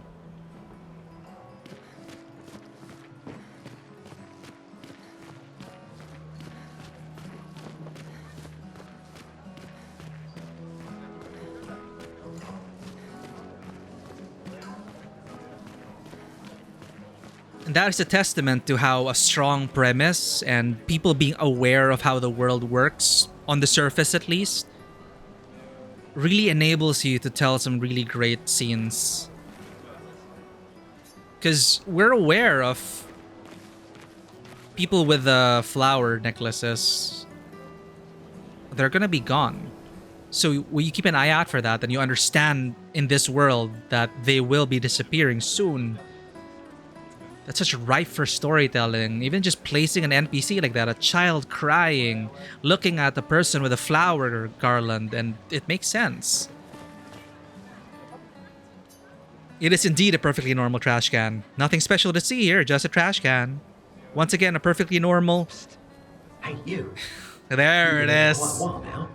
Hello, Trailblazer. So I needed to interact with the trash can multiple times. I thought I'd have to just like look for a specific trash can. Can you leave? I don't want to draw attention to myself. No worry, Stel, Kalis, you're fine. Be the trash panda that you are. I turned 33 today, can you believe my luck? Why would my parents choose the worst time? But I have a strategy. If I hide myself here, the paintress won't think of gommaging me. I've been hiding for 6 months now. So leave and don't tell anyone I'm here. 6 months? I respect his decision to do this, and I admire his tenacity for being in there for 6 months. May the painter not see you, or may the painter turn their nose up at you, for you stink like the hells. Thank you for the clips, guys. I appreciate it. They did a great job with setting up the world in this prologue. They are doing a great job. And I was trying to think of what if I never watched any trailers or never read any previews and didn't know about the whole everyone at the age of this will die. I think they set it up enough where it's clear that the people with this flower, this particular age, they're all gonna die. That's all you need to know right now. And that's already so powerful, and they're already leaning into that and pulling off this environmental storytelling really well. Ow! What's that? It's hurting my arse. Oh, they did gender it. Sorry, paintress. Maybe you can use it. What is with the way that he said that? Maybe you can use it. What the hell was that? Ew, stinky. Move on. The paintress must not know I'm here. Yes. Shh. No one tell them the Trailblazers here, chat. Move on.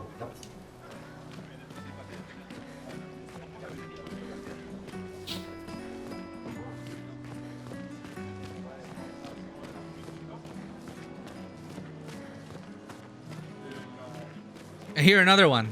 Oh, both their parents are going. I mean, we just saw another couple there with one of them. But this one, both of them? Oh, God. Another family that'll be torn apart by the gommage. And more children for the already crowded orphanage. Damn. Sometimes I feel sorry for her.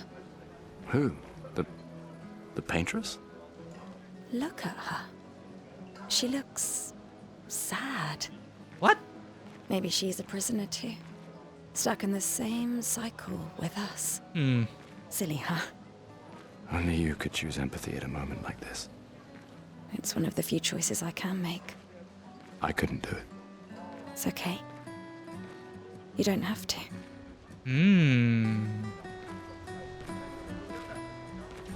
That is unexpected, but also an interesting subversion of expectations.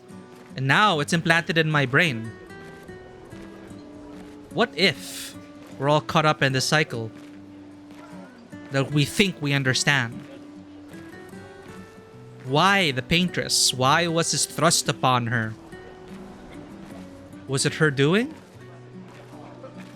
Or is she truly a victim of this cycle as well? Interesting. And yeah, it's one of the few choices I can make right now. Yeah, like... of all the times, right? It's like people on death row and... people who don't have much time. I can't imagine that, right? I mean, we all are mortal, but, you know, choosing to forgive...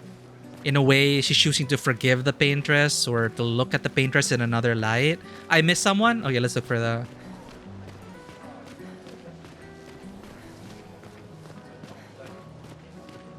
We observe the family. This is such a crowded scene. It looks beautiful, but I wish the prompts were clearer.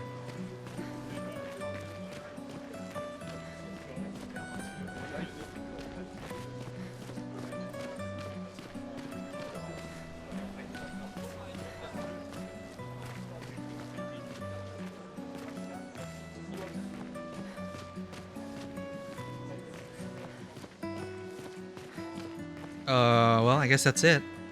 I see mail. And a stage. Ooh, look at that stage.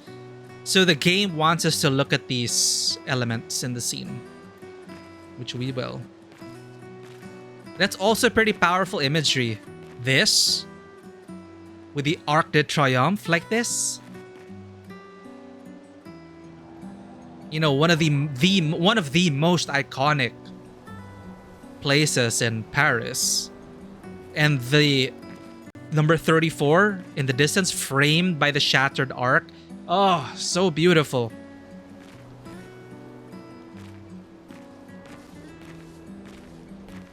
Framing, so important. Here's another tiny prompt. I almost missed it.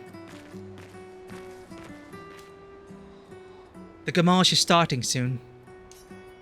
Like every year, everyone is gathering at the harbor, waiting for her to paint a new number.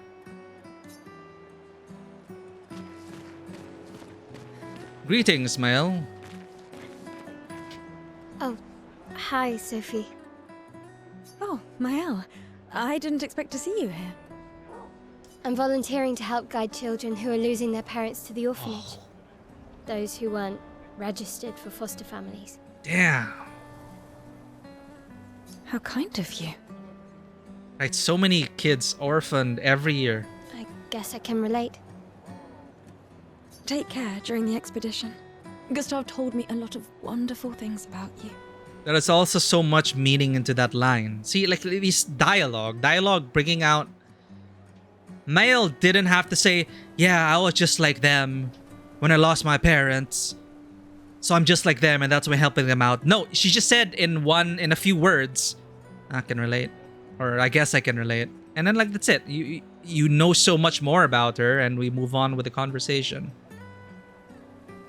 About you two. I always told him you two should never have broken up. Look at these orphans. That's where we disagreed. But I have hope that you and Gustav will change things. so no one has to go through this impossible choice again. Yeah. Let's hope we will. See you. In the next life. Ooh, that's great. It reminds me of one of the most beautiful things that I heard from a game recently, and it's surprisingly from a gacha game, which is why I enjoyed certain the arc that we're on right now in Honkai Star Rail. Simply, one of the strongest prophecies in the world is telling someone that you will see them later. I will see you later. I will see you in the next life. One of the most powerful prophecies. Yeah. Let's hope we will. See you. In the next life.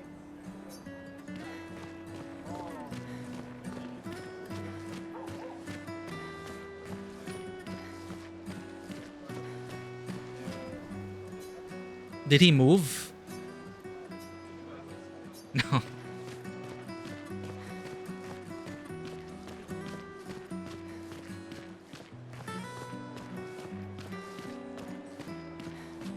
Thank you for the hydrate, Jawamon. Oh, I almost missed another dude. Mate, I wish I was going with ya. If we could just send a bigger force, get all of Lumiere to just throw everything we got at the bloody paintress. Ah, but my brother would kill me. His number's up soon and I'm guardian for his kid. I see. Uncle Victor. Suits you. But Mael, quite the ballsy one, eh? No looking back for her. Bet she can't wait to get out of here. Not much hesitation on her part. She's still very young. Nah, hesitation was never her style. Hesitation is defeat, Victor.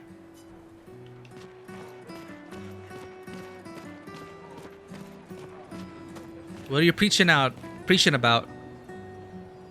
The end is nigh, indeed. The end is nigh.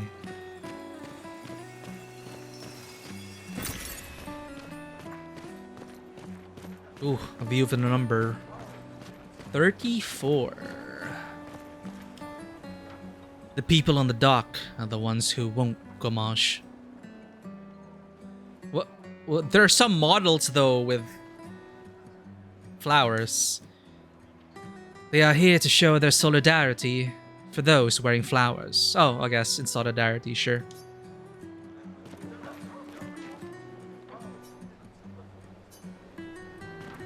And I also find it really cool that, yeah, they would make a ceremony out of this. They would. It's totally understandable. Benoit. I'll see you soon enough. There we go again. I'll see you. I will see you. I'll see you soon enough. Especially since they're gonna gomage together, right? I mean, at least they're together. Oh, more. I love you guys. Remember what Bo used to say. You're living for the rest of us. Fuck the Patriots! Yeah, with this imagery, that's pretty nice. Fuck the Patriots! Fuck the Patriots!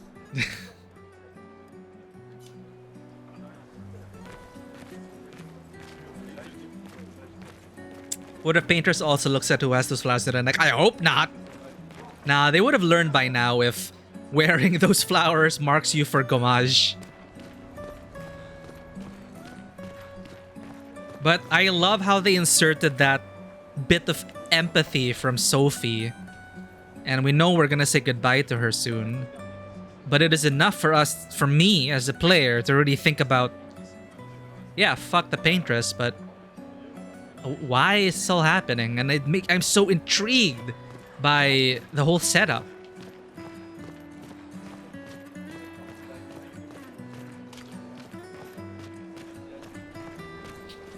Yeah. See you. In the next life.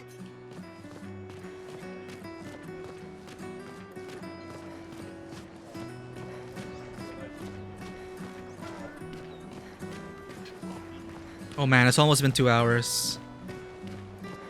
And we're still in the prologue. I want to... I want to make the most out of this. Yeah, we're going to say goodbye to these people. Then the game itself will start proper. Enjoy this scenery. Enjoy this moment. Listen into people's last words. Leave our marks. They look interactable. No.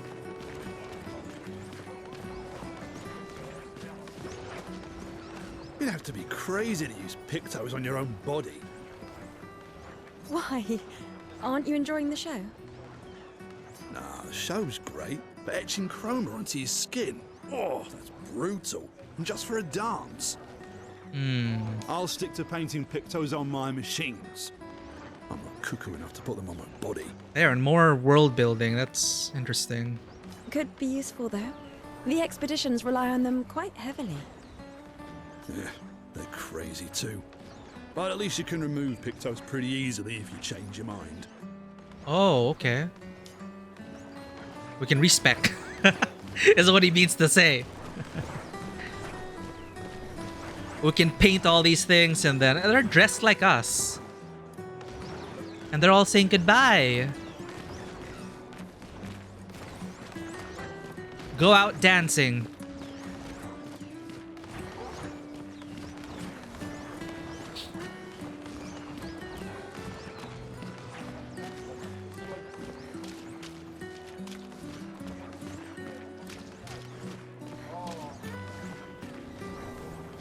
People have gathered for the gamache. The paintress will soon wake. That's quite terrifying. We don't see the paintress in our game, though. It's obscured by the mist and the fog. I guess we're not meant to see it yet.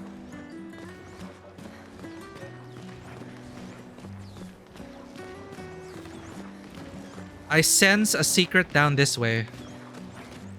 What the hell is that?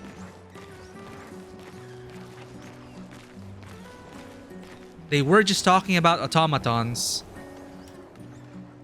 A weird mime is standing here. Hello? Hello? The mime reacts.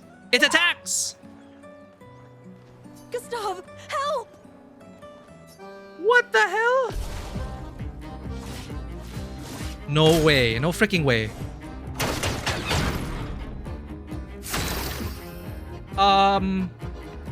What?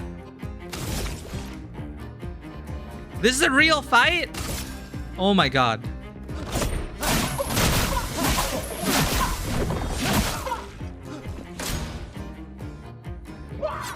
No!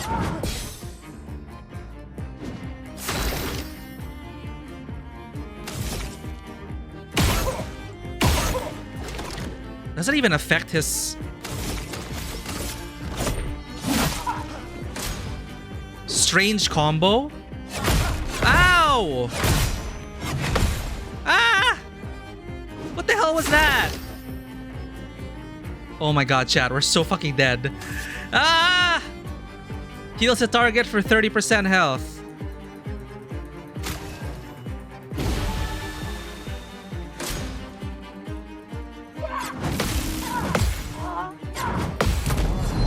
Get countered, you scary freaking mime. Nobody's reacting to this.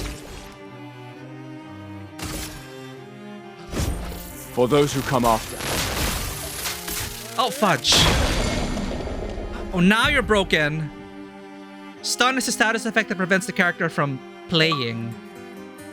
Time to spill some ink. We got an achievement.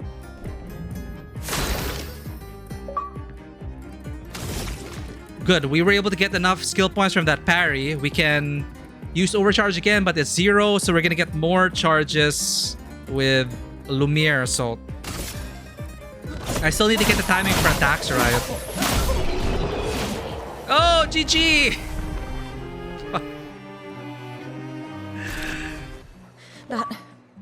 That was close.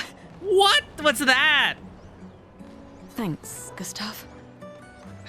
Did someone build this? It almost killed us! There's something on its body. It's still breathing. Tear off its head. Shatter it. A music record. Gustav, destroy the weird mime. Burn it. GG. Dude, if it was expert, we would have died already.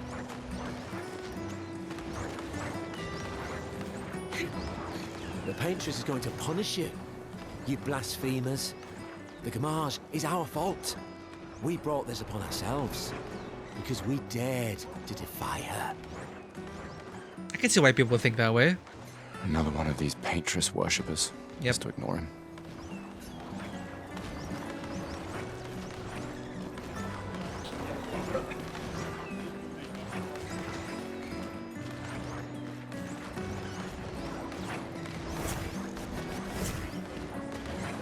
You get everything? Nice.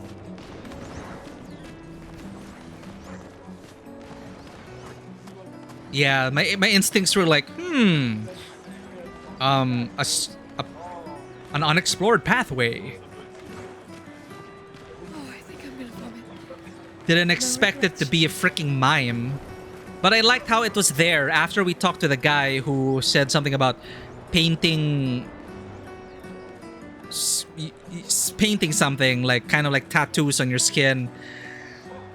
Painting it on automatons. If the mime is an automaton, it kind of makes sense. I'm coming. Please, don't forget me. Oh, we're getting some ambient dialogue. Pictos, thank you. I won't forget. Oh. Do not forget. Oh, this looks important. Aww.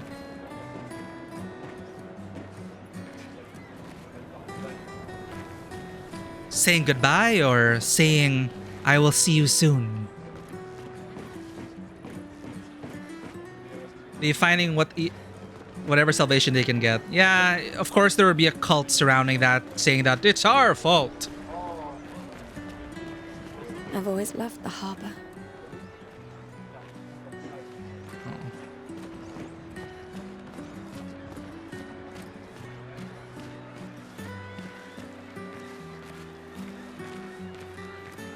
End of the line, chat.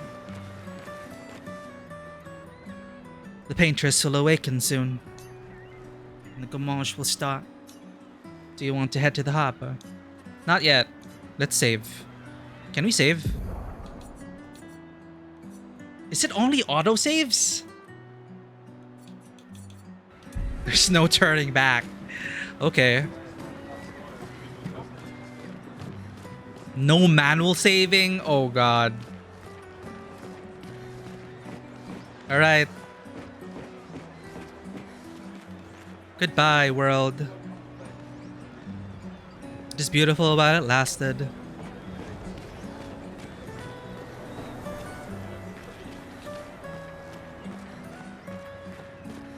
Goodbye, Sophie.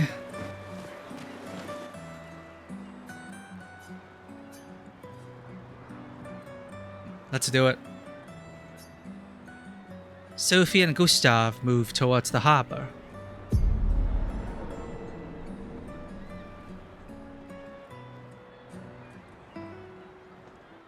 I see you're apprentices. Oh. Gustav! Apprentices. Gustav! What? Here, Sophie asked us to bring you your coat. We sewed up the sleeve so you don't have to keep rolling it up. You guys know how to sew? Sophie helped us. Turns out it's not that hard. You really should have done this ages ago. You did this? Gentlemen, that was supposed to be between us, yeah? I wanted to do something for you. Soph. Thanks, guys. This is great. Thank you. See you at the festival? Don't leave without saying goodbye. Yeah, of course not.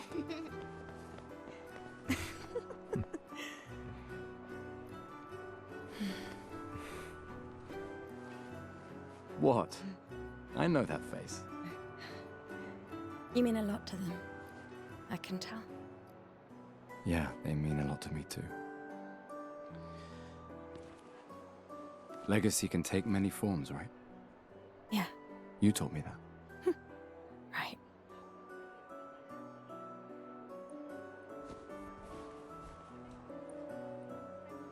Why?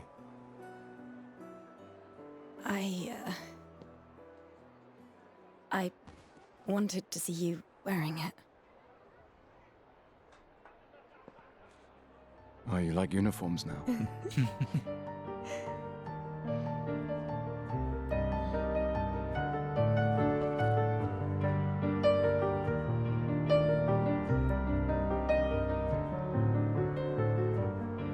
Oh, so the outfit's from Sophie.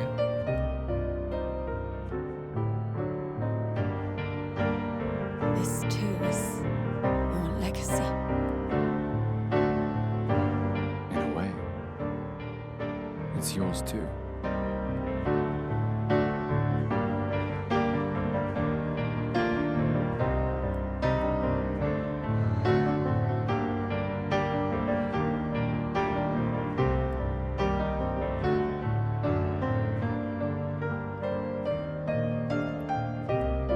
Say something before it's too late.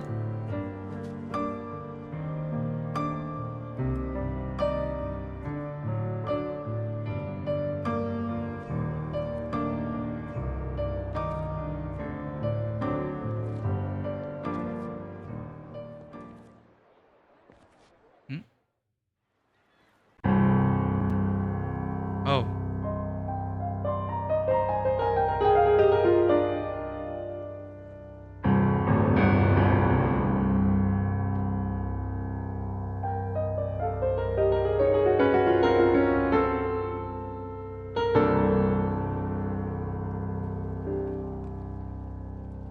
Esti tornere marina,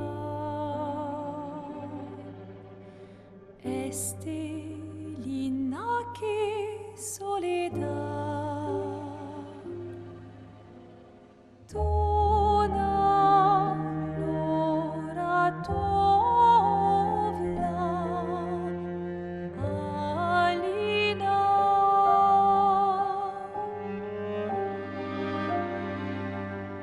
Esta surano taki le renoir tonare fuego verso alina. Oh man, that's pretty terrifying. Oh.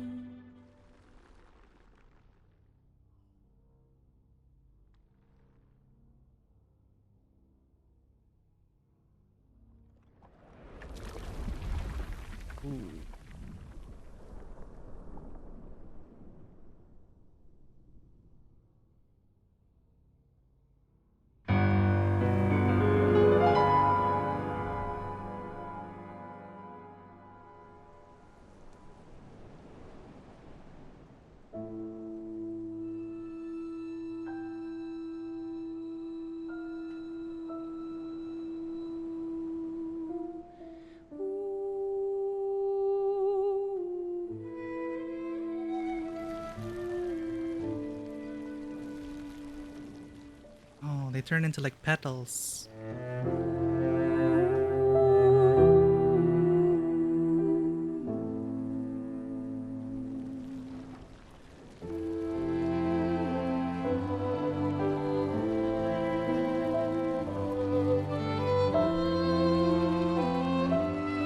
Oh, she was getting gommaged. I didn't notice she had the flowers. Marie.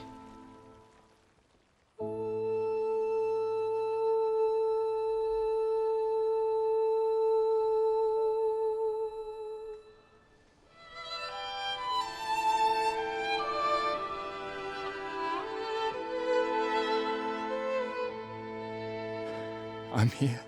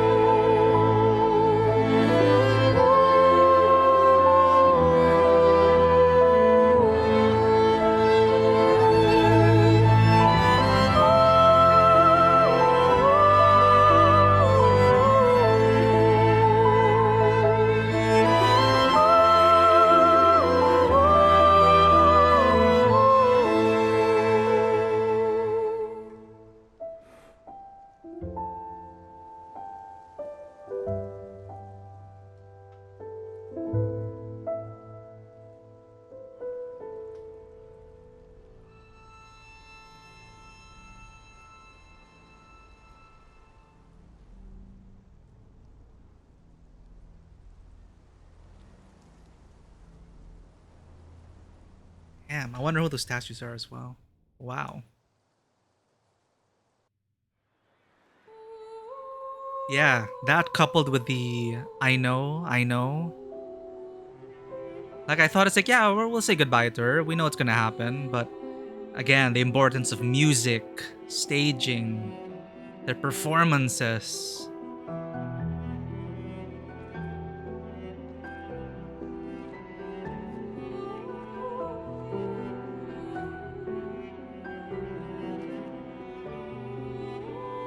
I hope it was painless. Seemed like they were, in a way, at peace. This is a mercy from the paintress.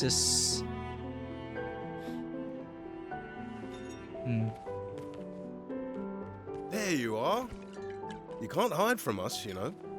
Like I said, mourning's best done with friends. Lucien, What? It is. Grieving alone's the worst. where's mine? Of course they're gonna drink Santé, wine. Santé. Yeah,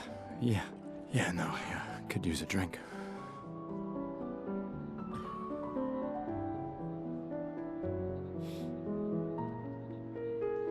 Five tables this year. You see that? Told you we'd beat the 34s. Even my Elle showed up and she hates these things. Wanna go take a look? I don't... maybe later. I'll catch up. I'm okay.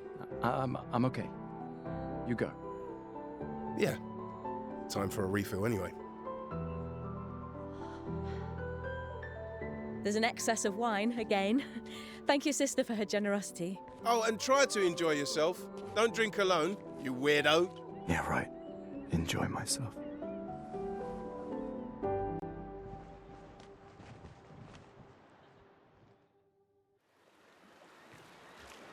I also like the fact that they make it a point to have an expedition festival after. You know, despite all the naysayers, it's nice to have this as a, you know, the other side of the coin, the you know, fuck the paintress energy. The voice of revolution, the voice of life. Let's at least check on my Elle and my apprentices.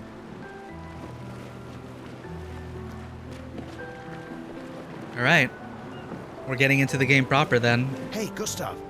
Check out the new pictos I made. Pictos, mentioned again. Looks a bit rough. You sure it works? I've been working on this for months. It's my personal masterpiece. Your personal masterpiece seems a little... unorthodox? Unorthodox is sometimes what we need. It's dead useful, trust me. Come on, give it a whirl. Sure, why not? Great. I'll trade it for one token. I have one token. Call it morbid curiosity. Here, your token. Call it morbid curiosity. Here, your token. You won't regret it. Probably. Okay, so now I know we don't need to read the dialogue. They say it once we select it. I think they did a great job with showing quite some of the multiple views you can have in such a scenario, hide from it, fight it, etc. Yeah, it is so condensed that the short walk, it was a very short walk. Like, I yapped my ass off. We took twice as long as probably the game intended because we were like, you know, yapping, chatting on stream, looking at every nook and cranny. But it didn't take away from that short walk full of meaning, right? It was so short and bittersweet. It's so short and bittersweet, and it revealed, like, it is such a tantalizing teaser to where this premise can take anyone. Like, immediately I can already, like, I don't know the half of the story. I don't know what the truth is, what the secret is, how the world entirely works, but just the premise alone for me from that short scene is already spawning so many other scenarios in my mind, and I'm thinking, this is such a powerful universe that I'd love to roleplay in. I'd love to like have campaigns set in this, like already from the outset. I don't even know what the rest of the game is about. It's just from that prologue alone, I want to launch an expedition. Like I want to roleplay in this world, and with all the drama and the enticing narrative richness that it's such a simple premise could provide. But you know, it's simple on the surface, but I'm pretty sure it's like far-reaching in terms of wow, it's great. It's so refreshing to feel like whether it's been done before or not, it probably has in some way or form, because nothing is really original these days. But from my personal perspective and from my personal history, it's refreshing to me. And it is so well done for that initial hour that I'm hooked already, and that I want more stories already. Like, I want more. And that's what we're getting. We just started the game. So it's great. It's a great prologue. And I want more beyond the game. So I think it's a testament to how hard-hitting that was. And yeah, I even shed tears for Sophie, despite barely knowing about her. But the very human way of leaving legacies, even though it is on the nose, like, oh, you're gonna die. Would you like me to paint you? Would you like to be the one to decide how to paint this? It's like, yeah, we know she's gonna die. We know she's leaving her last little trails. But it is nice. It is very, very good. Let's make sure I didn't miss any chat over there. I've seen this 4 times. It still hits. Yeah, I knew this was coming, and yet it still hit me. The combination of the music swelling and the performances, just I know. Like, I'm here, I know. Like, that was just delivered so well with the music and on point that it is such a good scene for me. It's good to not be alone and to have something to direct your emotions into when morale is this somber. Yeah, when morale is this somber, and yet we're getting so much information from the world despite the lack of overt exposition. And I just can't help but think about the latest games I've been playing recently and how they keep falling into the trap of explaining too much, to the point that it's not the characters talking to each other anymore, that it becomes the characters feeling like they need to explain what's going on to the audience and to each other. You don't always need to do that. And just the little interactions we had as Sophie with those NPCs on the side, even if you don't interact with all of that, even the mandatory interactions that we got was enough to like shed light on a lot of things and how complicated it is to deal with grief and loss.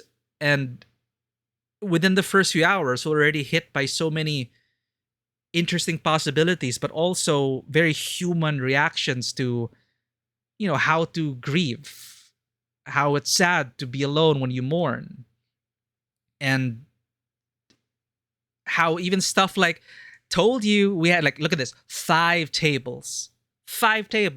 I told you we'd beat the 34s. Like, there's so much storytelling in those few lines. Like, that character didn't have to, it could have said like, oh yeah, the 34s had less tables, but look, he had more. And she could have explained, like, added 10 sentences of explanation, but they didn't need to. That's the only line we needed to understand that either way, whether we beat the 34s or not, it's still such a sobering moment to understand that even the expeditions are failing, that the people are losing faith in the expeditions. That's also very important feeling to have in this moment, because so what's the point? Like, why continue? Like, I'm getting that feeling, and that's a good feeling to have with the direction of the story, because let's put on some music here, because we're part of that process as people role-playing in this role-playing game, not just as viewers, but we are active participants in this story. We're in a video game, we're role-playing. And it's good to be able to be steeped in that emotion and seeing, well, You know, you take what you have. We celebrate. We live life to the last. Even if we have... Hey, we beat the 34s. You know, like grasping at what hope we can. It's like, yeah, nobody believes in expeditions anymore. But hey, look, we have more tables than the 34. That's hell yeah, right? And it helps drag you out into that. And like it helped me as Gustav also. We just lost Sophie. And what I said about the most powerful prophecy.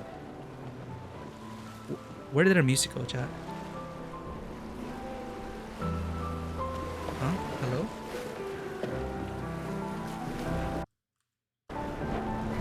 Why did the music suddenly... Sorry, why did our game audio suddenly die?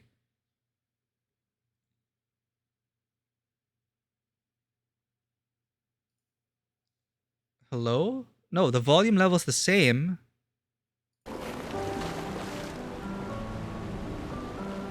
Maybe my headphones. No, my headphones are maxed out. But the levels are showing that it's good on stream. The levels are good.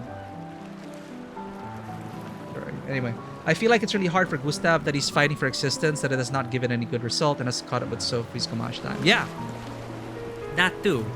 And that's all we needed to know. No one needed to shove it in our face. It's we kind of understand, like based on the world building and how the light touch of it was enough to feel so deeply that we can understand already that, I mean, if I were in their shoes, I probably wouldn't have faith in expeditions either. Or I would have faith, because that's what we need most of all, especially when nothing seems to be going our way. So even more so should the flame burn even brighter. So I love it. I love being able to see those perspectives come out from the multiple little interactions we had along the way. So that was great.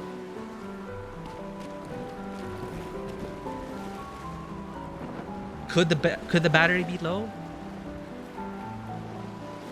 You play through it in about 30 minutes. Yeah, it's a very short prologue, but again, we're on stream. I love the yapping about it, and hope you guys enjoy that little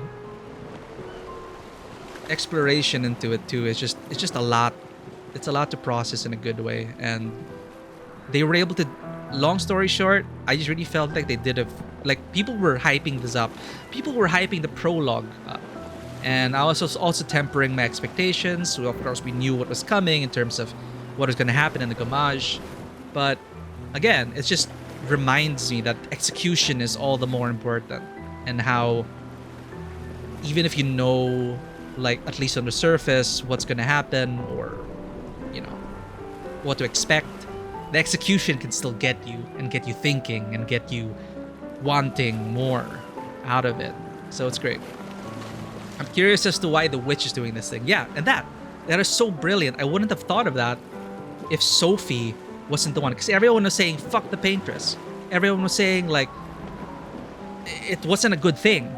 And then Sophie comes in, like, and as Dodo said, one of the last things she could do was show empathy for the thing, the very image of the thing that is killing people every year. And for her to really open that up and just, it's that sliver of not only are we fighting for a future, but also that there's this greater mystery at hand. And why is this happening? Who is the paintress? Why is the paintress there in the first place? Why is this happening? And it is so perfectly put there. And I think it is going to help guide us forward. And not just through the outfit that Sophie had sewn for us. It's just throughout the whole story, I'll be thinking about it. And it's great. It's about legacy and how legacies take many forms. The headphones are really annoying. I'm guessing it might be the battery.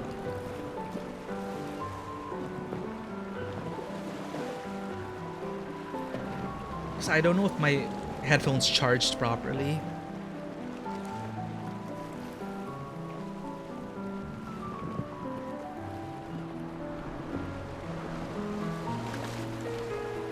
Okay, we're back, chat. It's loud again. I turned it off and on. If you were both 33, as Gustavo, you go expedition and hope for a good outcome or spend the last year with Sophie.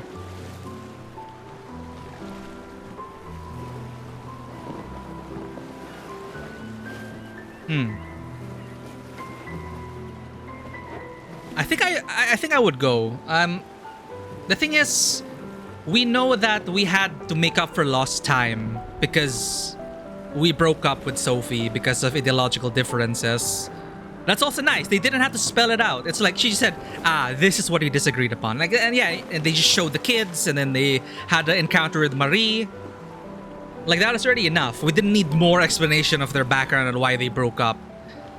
But the important thing was to get to the point of them saying that legacy takes many forms. And it is also Sophie kind of regretting, kind of not. And you could tell that she was also trying to come to terms with her own, you know, what else can she do? What would she have joined the expedition? Should she have joined? So they did lose 3 years. So that kind of hurts. Like, ask Gustav. But, you know, if we were spending the time with her up to this point, I think I'd be driven to be like, we already made the most out of our years. I'll see you tomorrow. That prophecy, right? That most powerful prophecy of humans, or what humanity can say. I will see you tomorrow. No matter what comes, I will see you. See you in the afterlife. See you in the other life. We will see each other again. And that's what a lot of we as humans wish for in the end. And I would join the expedition to fight for that. Like, if possible, I want to see you on the other side and I'll make it happen and I'll stop this from, you know, I would join. But as Gustav, man, it hurts even more knowing that we lost 3 years. So it's a different situation for Gustav. It is very well balanced in the delivery. It was one of the best prologues you've ever played. You're not saying that lightly. Yeah. It's the one prologue right now that I can think of that really drew my attention from the opening hour. You won't regret it. Probably. Whoa. Hey, Amandine. Having fun? Oh, hey, handsome. Perfect timing. I'm styling everyone before we ship out. Gotta look sharp when we hit the paintress, eh? Why is this so French?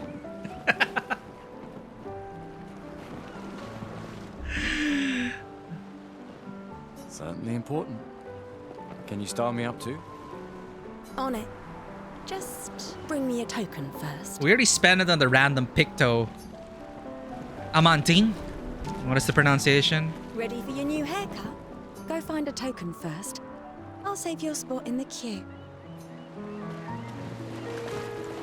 Hello there, Gustave. Perhaps one of these artifacts may prove useful to your mission. Colette, you've been holding out on us. What are these?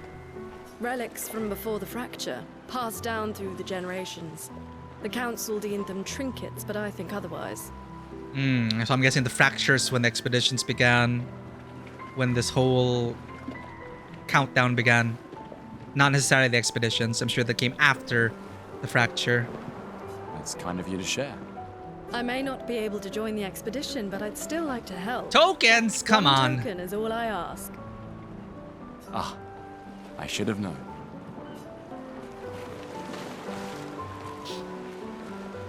Wait a minute, my chat didn't sync up. Oh my god. Sorry, chat. You hope they'll do Clair, Obscur, the other quests at some point. The world is just great. Yeah, like I don't know how this game is gonna end. It's just I'm just saying that like for the first hour itself, the prologue alone makes me want to launch a million ships and be part of like an expedition, a Clair Obscur tabletop RPG campaign. Like I want to play one right now. This game is showing us how they live rather than telling us. Yeah, thank you. Like I was looking at the wrong chat. It wasn't I didn't catch these chats, sorry. Yeah, exactly. 100% show, don't tell. I'm glad they're doing the over exposition we more often than not are not doing. It's here for us. Maybe your headphones. Yes, sir. Then the headphones, we fixed that. Yeah, overall, very well balanced the prologue was. Welcome back. You're here for the artifact? one token is all I... I already gave the token to that guy. Gustav. What the hell? The man I wanted to see. You want a rematch, don't you? Well, it's my last chance, isn't it? After tomorrow, you'll be the undisputed expert on expedition history. Oh, we're a historian. That's tomorrow. What about today? Who am I to deny you? Who am I to deny you? Fire away. How many years ago was the fracture? You're kidding. This is your question. Okay, this is how they at least deliver trivia to us players. Yes. When did our world break apart and our luminous city get thrown into the middle of the ocean? When was the fracture? Wait, Paris was thrown into the middle of the ocean? I thought we were still in France. I thought we were still in the continent of France. Sorry, the continent of Europe.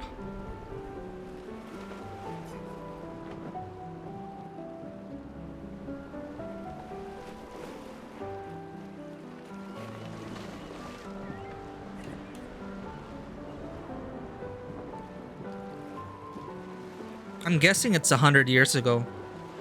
So 33 years. We have 33 years left.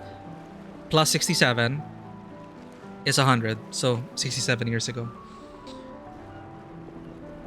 You want cheats? I looked it up. Oh, for the tokens? Let's play through this sequence first. I don't know if it was I don't know if there will be a way for us to earn tokens for the little goodies. But let's go through this first. They're selling the artifacts for 1 token instead of giving to help the expedition, right? It's like, we're gonna give our lives to this expedition already. Please just give it to us. Why do we need a token? Alright, so we'll see if there's another way to earn sequences. You can earn token on this wild man. Okay, so through these activities, we will. My guess again. My guess is 100 years ago, the fracture happened. We have 33 years left.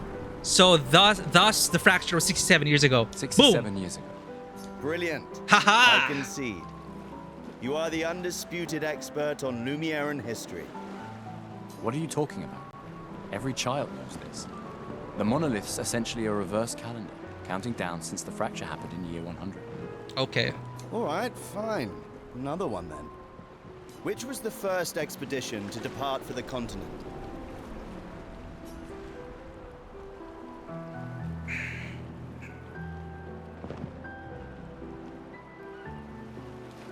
Expedition 99? Because you're Expedition 33, fracture happened. Of course, there's no expedition yet. So people were like understanding the new world they're in after the fracture. And then a year later, someone is like, we shall begin the expeditions. Starting with 99. There. That's my final answer. Expedition 99. Are you even trying? It's barely a trick question. One more time.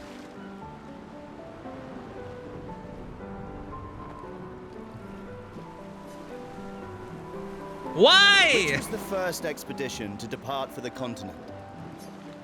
100? Did they already decide to like, fine, we'll go on an expedition right away? It can't be 0 because we're Expedition 33. Then Expedition 32, 31, we're counting down. Expedition 100. Expedition 100. Are you even trying? Wow, it's Expedition 0! Which was the first expedition to depart for the continent? We're terrible, chat. We are not a true historian. Expedition 0. Correct. That still annoys me. They left in Oh, year see? 100. See? They should be called Expedition 100. Makes no sense. Lumiere will be long gone before the monolith hits 0. All right, last one. Get it right and maybe I'll give you a token. See? Okay, I'm glad that they gave us a chance to repeat. I would have hated it if we got locked out.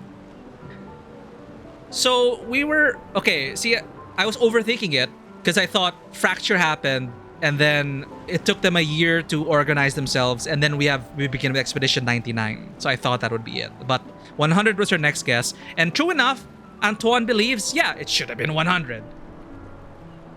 So they decided, all right, this naming nonsense, let's rename it. So now we start with Expedition 99. No, I am not smarter than a 5th grader.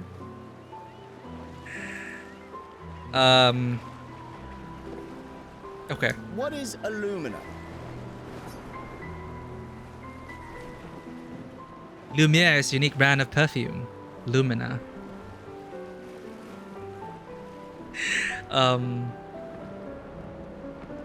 Lumina. The essence of France. I don't know, man. A special type of weapon. You know, no insult to any Parisians out there, but you know how your city smells like in real life today, okay? I'm pretty sure, just like this game, Belle Epoque, it looks like it smells beautiful. Probably back then. You know, maybe not back then. Never mind. Back then, probably smelled a lot like horse shit. But anyway, I digress. Abilities you internalize by using Pictos in battle after enough times. A special type of weapon. Lumiere's unique brand of perfume. I'll do it for the content. Lumiere's unique brand of perfume. You created the Lumina converter. How can you not know this? Go again. Okay, out of that, we created the Lumina converter. What is alumina? So it's a special type of weapon? Because abilities you internalize by using a Pictos in battle after enough time. So Pictos are the things that we paint on our own bodies. Like spells probably woven into Pictos. That's like spell crafting here. Special type of weapon? A special type of weapon. You created the Lumina converter. How can you not know this? Not a weapon then. What is alumina? Abilities you internalize by using a Pictos in battle after enough times. Pictos being like the spell that we saw. The manifestation of a spell. Abilities you internalize by using a Pictos in battle after enough times. Well done. Well done. Not really. I mean, I created the Lumina converter, so... I hereby officially end our feud. With your departure, Lumiere loses a brilliant light. And a good friend. Hey, we'll come back. We could come back, Antoine. You big softy. All right. Here's a token. Go and spend it on something. Festival token. Okay, so it's more like in good faith because they let us try unlimited times. So it's just for fun, right? It's not like they're gonna deny us actual resources. Game lore dump wrong answers only. Dude, we got 1 out of 3. That is a terrible performance from us.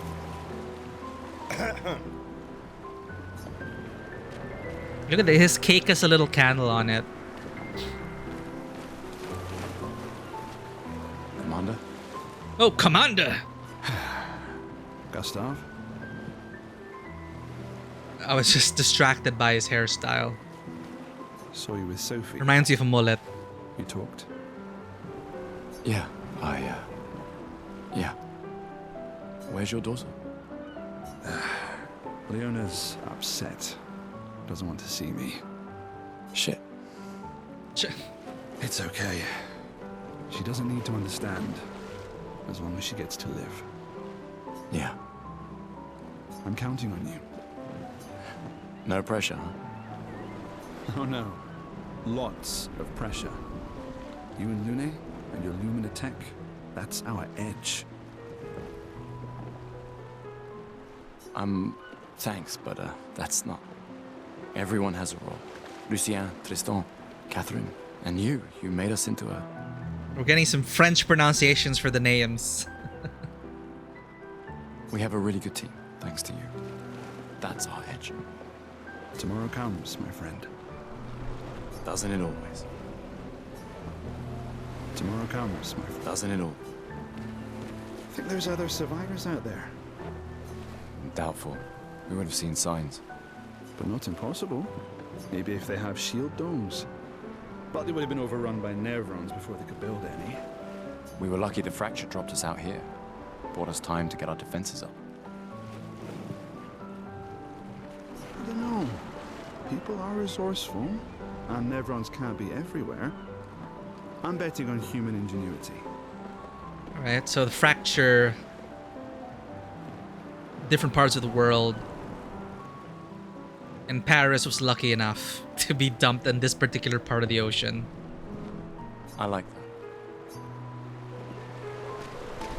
You came. I wasn't sure if I should. You've been avoiding us. You didn't have to. Who was this? Ah! The one in front of the stage. The one Sophie convinced to join. I heard Seba filled my spot after I left. Or someone else. I could be wrong. Yeah. Do you think I'm a coward for staying? Do you? Not anymore. Not all of us. It's a can different change the woman? world. Okay, I'm wrong. Some of us can only change ourselves. Meaning what? Make yourself accept the unacceptable? Make believe that happiness is... this? More like... rediscover. Happiness. One Gomash left. Maybe contentment is the highest form of happiness. It makes me sad to hear you talk like this. The Paintress stole so many things, including your capacity to dream. No, you misunderstand. My mind is where I can be free. She can't touch me there. This is my final act of defiance. Just like the expedition is yours. If you say so. Do you think I'm a coward for... Where's she going then? I just finished calibrating the Lumina converter. We can launch test runs as soon as we land. Perfect. Tristan. Hey, does Lune seem preoccupied to you? She's been distant lately. Yeah, I got that part. And someone filled her spot. And she didn't like that. She regretted that. And I thought she'd be joining us then. Well, it's Lune. This feels different. I haven't noticed anything, but you know her better. Have you talked to her?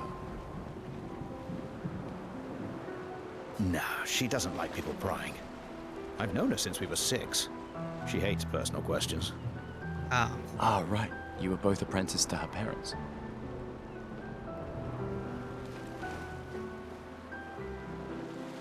Oh, she was talking about this expedition. Okay, sorry. I thought she was talking about the previous expedition and how someone took her spot and she regretted it and so decided to stand up and join. But no, simply enough, someone else took her spot and I guess we'll meet that person. Yeah. Let's just say they ran a tight ship. I can imagine. Apprentice to her parents.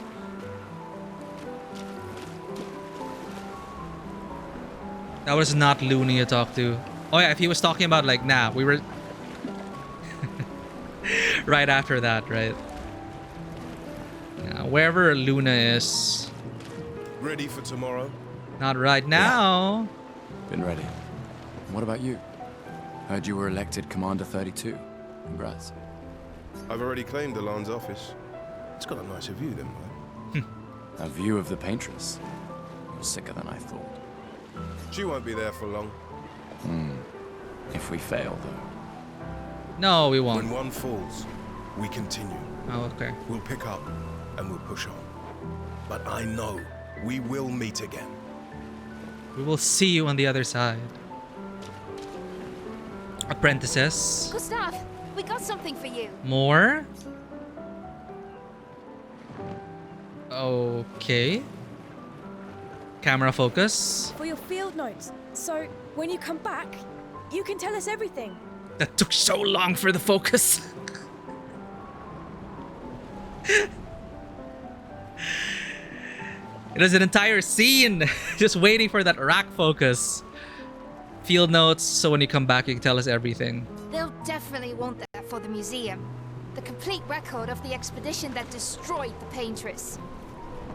Oh, and if you find journals from the other expeditions, make sure you save them for us. Yeah, I was wondering how the previous expeditions would leave things for the previous ones. Like, I guess they would send people... I don't know yet. We'll see, we'll see. Like, do they have people sailing back and forth from wherever we're going? We'll find out. I shall faithfully record all our adventures, every strange and wondrous thing. And Nevrons. I can do that. And in return, do you solemnly promise to take care of the shield dome while I'm gone? I'm entrusting you with the safety of Luminaire. I promise. Promise. Adrien? I'll use everything you taught us, Monsieur G. I should check on Maya. She's probably alone, as usual. I'll use everything you taught us. Suffer like G did? Monsieur G. Do any House of the Dead enjoyers? Come on. There can only be one G. I can't believe you're working right now. Tristan dragged me here. She's so pretty, chat. Anyway. Is that the final spot? It's amazing you triangulated Expedition Zero's landing site. Theoretically. Extrapolated from the archives, but... was 67 years ago. That breathy exhale. Damn it, I'm falling into the trap again. Luna, everyone's wife. Okay, our wife. Theoretically, extrapolated 67 years ago. So much of the landscape has changed. I trust your calculations. Thanks. It's a good strategy, tracing their steps. They're the only expedition with any survivors, and they made it to the monoliths. Oh. Assuming the records are correct, my calculations are correct, that they left clear markers, that the road conditions haven't changed, that... You need a drink. Go away, Gustav. You need a drink. Go away, Gustav. Oh, these two. Glass of wine? Or a hug? Why not both? Keep your sweat to yourself. Ew. Bring Gustav a glass of wine. Who exactly are you talking to? They cut servers from the budget years ago. The ultimate indignity. A farewell party where we serve ourselves. There's a metaphor in there somewhere. I'm betting you've got another bottle stashed in your coat somewhere. You gonna share? You wound me. But yes, in fact, I do have it. Always be prepared. Or was it always bring backup? Same difference. My brain had to calculate for a moment when he said the servers have been taken off the budget. I'm thinking, servers? Mainframes? Computers? Ah, no. Servants. Right. And I am prepared. Prepared to live. And prepared to die. Oh, okay. Well, I like this guy. You're such an idiot. Hey. He's got a fire. Hey. We've got your Lumina converter, yeah? I believe. He's a true believer. I'm ready for my Lumina. Meaning he's gonna die soon. Yeah, well, we've only tested it here. Who knows what we'll meet on the main continent? We'll need more field testing once we land. Yeah, drunk, believing, and falling into the author's trap. Of course, he's probably gonna be the first ones to die. And like, I believed. Dead. Yeah, he's death flag. Death flag. Planted. Let us see if this goes anywhere. Don't worry, buddy. I've got you covered. Second death flag. Great. Thanks, buddy. I've got you covered, buddy. Wink, wink.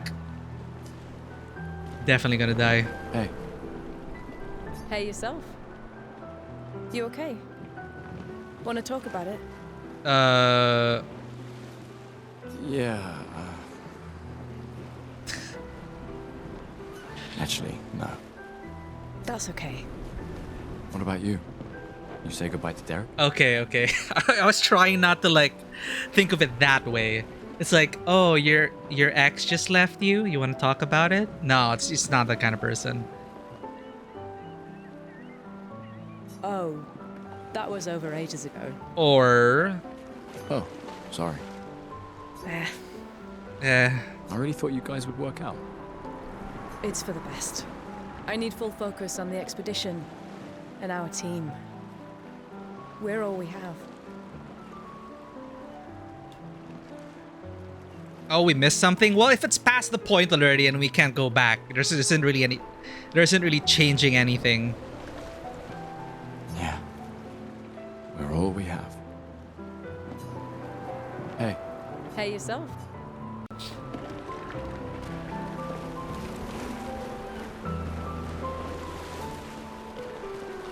Oh, I see what you mean.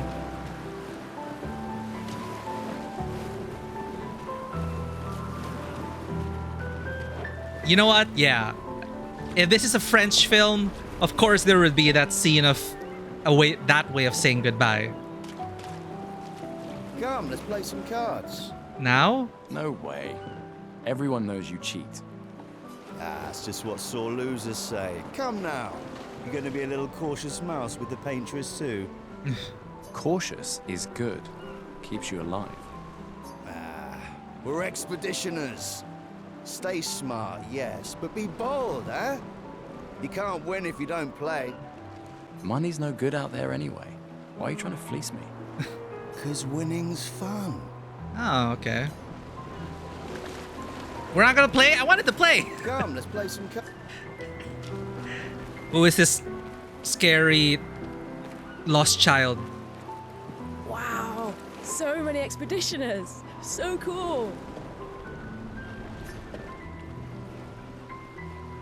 Gustav give Jules the uniform that his father made for him. Ah, okay. It is one of the Ben Starr NPCs. That's... He made that overnight? Dad. Damn. Now I feel stupid for fighting with him. Yeah, he's gone now, kid. Well, I wanted to tell him to give it to his son himself. Oh, Dad. You take it. What? I'm not sure I'll ever use it. Maybe I'll go blind like my father, or maybe another expedition will succeed. I want to support the expedition now. Take it. It may be useful to you. Okay. It's okay. I don't need the uniform to know my dad's with me. Thanks. New outfit. Okay. Maybe you'll win and I won't need it back. Or maybe I'll reclaim it of your dead bodies during my expedition. That's a positive outlook, kid. You looted off my cold dead body. I wouldn't mind. If it helps the expedition, go ahead, Jules. Thanks for the clip, Neon. Come drink with me. Seba! Who are you? I'm pacing myself tonight. Ah, you're so boring.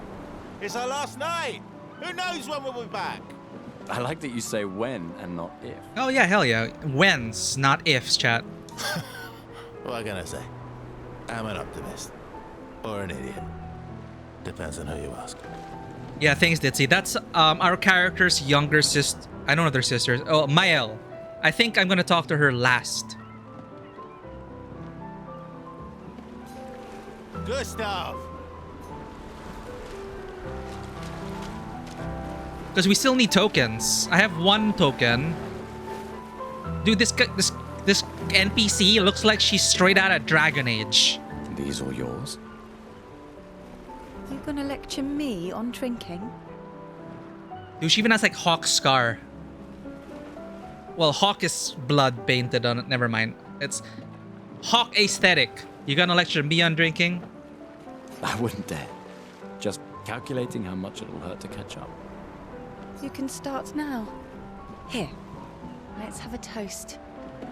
To Sophie, who was always unapologetically Sophie.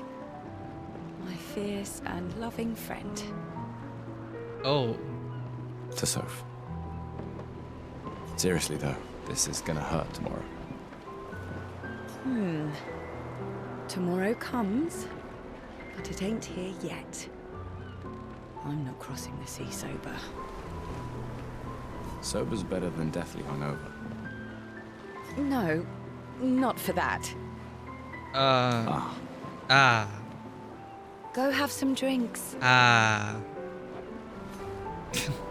Go have some drinks. I get it. Give me some glam. Ready for your new haircut? Let's see what you got. All right, let's see what you've got. Amandine tries to experiment with Gustav's hair. It's looking good. What? Looking very fine indeed. You'll die with a gorgeous head of hair. I don't know. I think I prefer this scruffier look. You agree as well, Neon?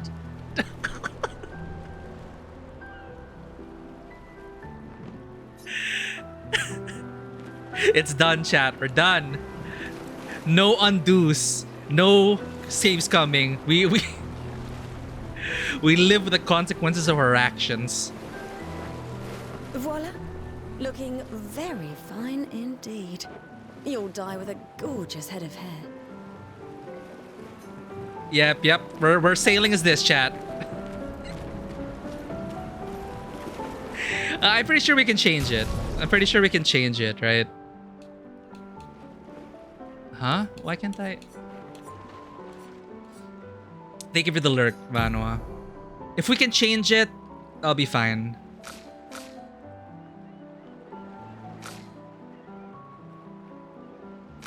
Not yet, but okay, we will be able to change it.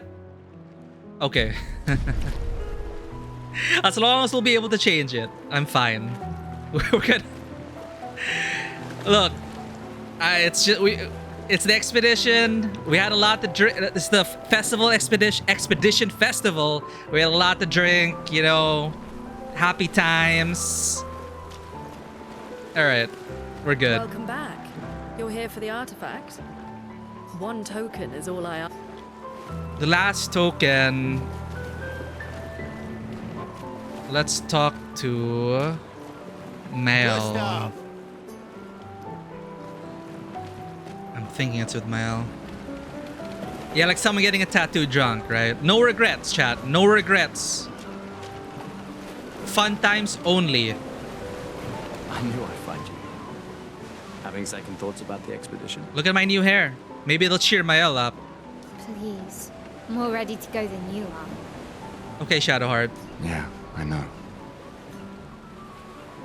Look, I know we've been over this, but as your guardian, I need to say this one more time. Okay, we're the guardian. Her guardian. The rest of us only have a year left, but you've got 9 good years before your Gamage. 9. 33 minus 9. 24? She looks like a teenager. You don't need to leave yet. It's a lot to risk. 1 year out there is better than 9 years in here. I don't know how to math, chat.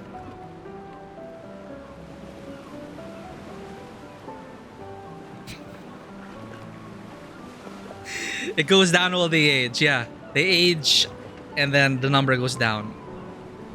Okay. I understand the logic of this world.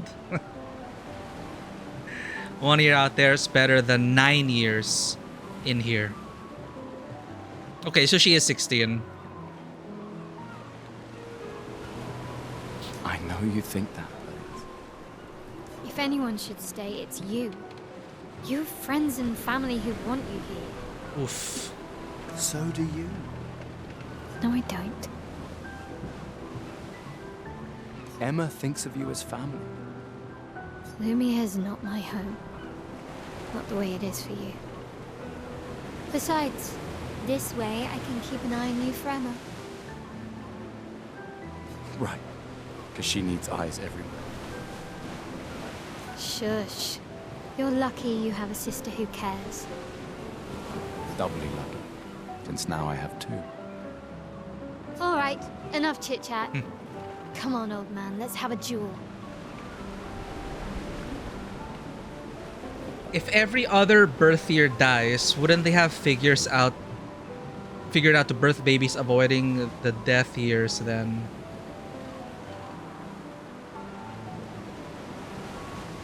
Wait.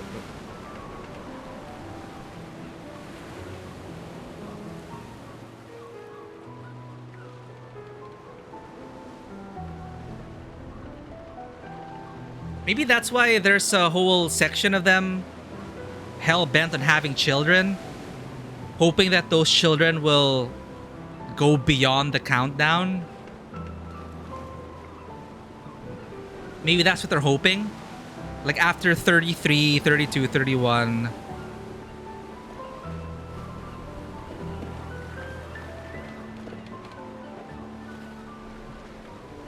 Alright, if we're mathing it out. Yeah, this year, the fracture happened 100 years ago. So we start counting down from there.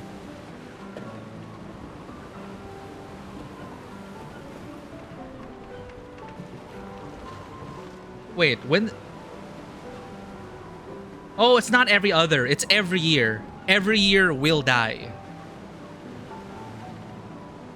So it's not every other. So I don't think there's any others escaping it.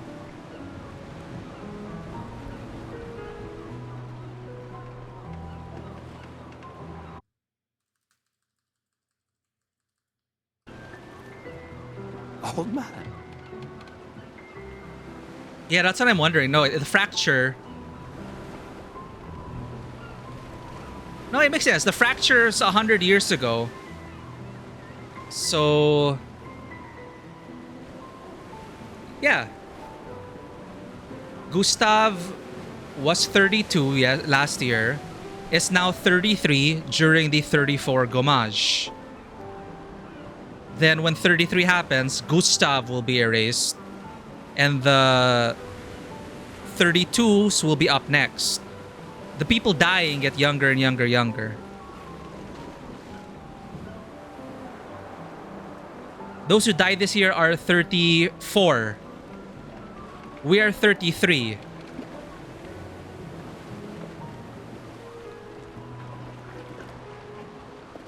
Gustav would die when she paints 32. Yeah, Gustav is dying next year.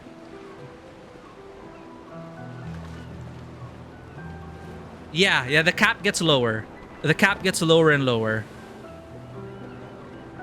No, everyone the age 33 dies. So, Sophie was a year older than us.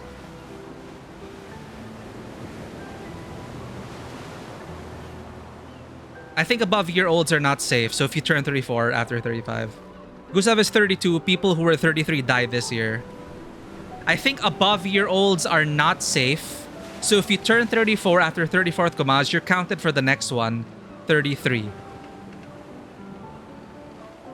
It started 100 years ago though. So if I were assuming the countdown started 100 years ago,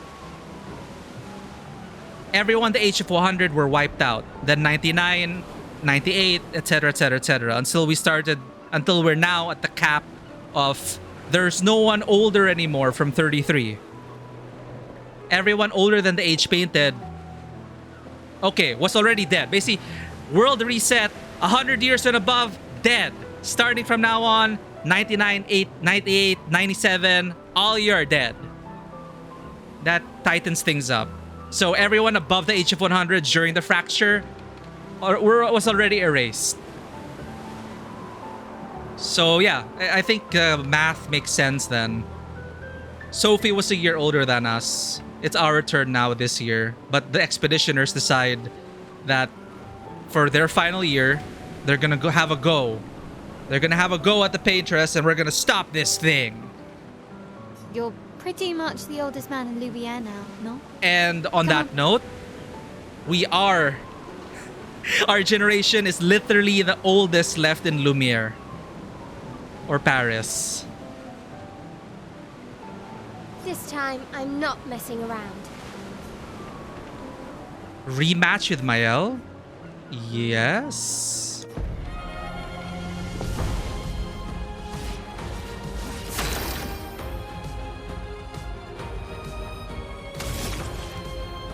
Okay, let's get the timing right, chat. Oh god, I did not get the timing right.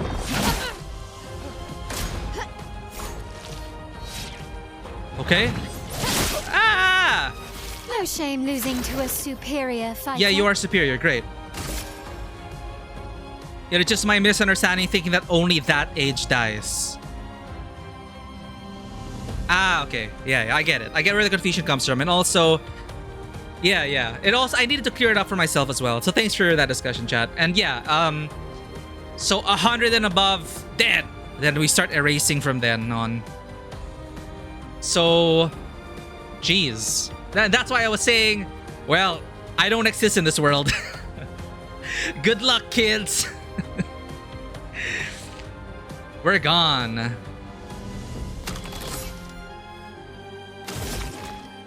Should I overcharge already? No, it requires 4 to use, so I can't do anything about it. So...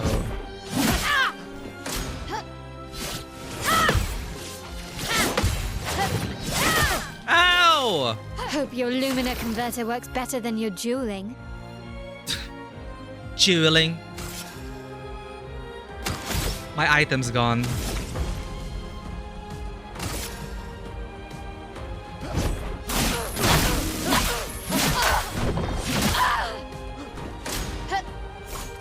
Male attacks. Get parried, sis.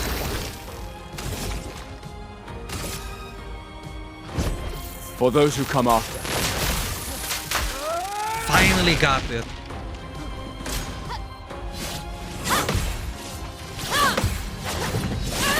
Ah, it's okay.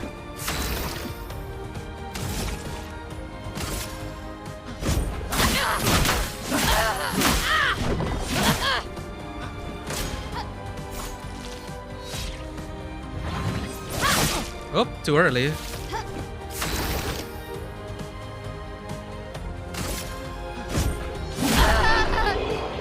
GG. Not bad for the oldest man in Lumiere, eh? Congratulations, you beat a teenager. Take this token as your well-deserved prize. Sore loser.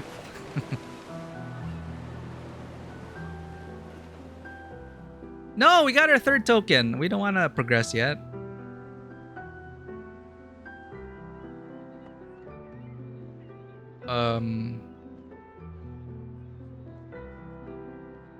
What's the apprehensive looks? Emma's here.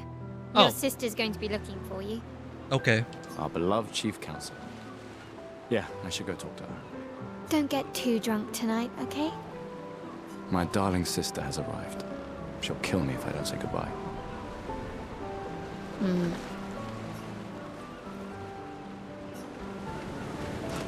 First try.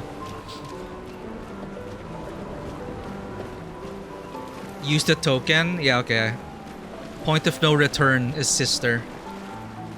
That we talk to everyone. Yes.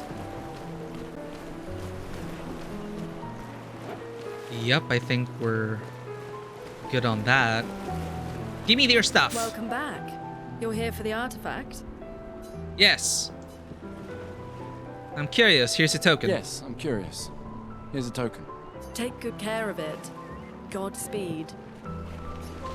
Old key for an old door. Take good care of it. All right.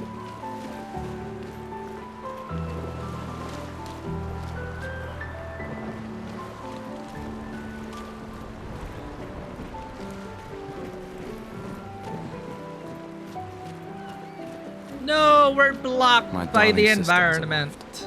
She'll kill me if I don't say goodbye. Game over.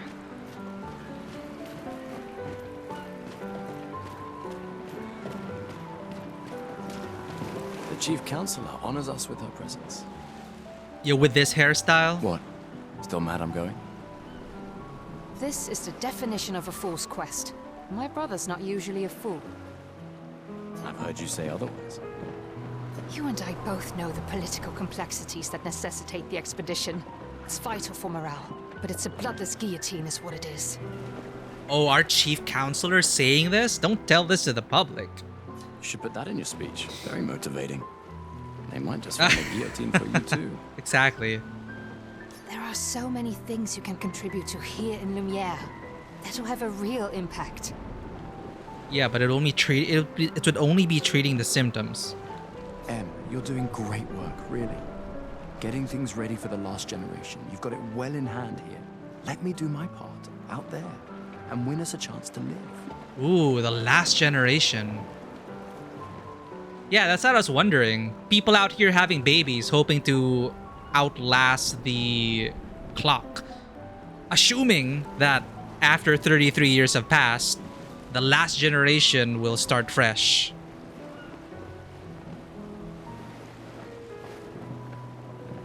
Yeah, like what happens when we get to 1 and 0?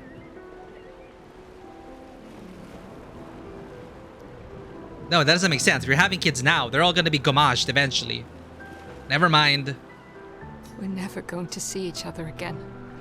Hey, don't say that, Emma. You're so busy anyway. I barely see you. Just take care of Mayel, okay? Can't believe you're letting her go with you. Me? You're her guardian too. You stop her.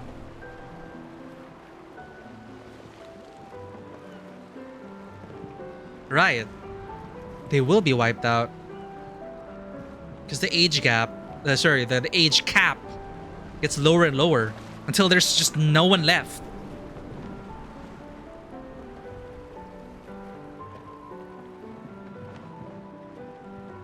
Yeah, like, so what happens after the countdown? That's a good question as well.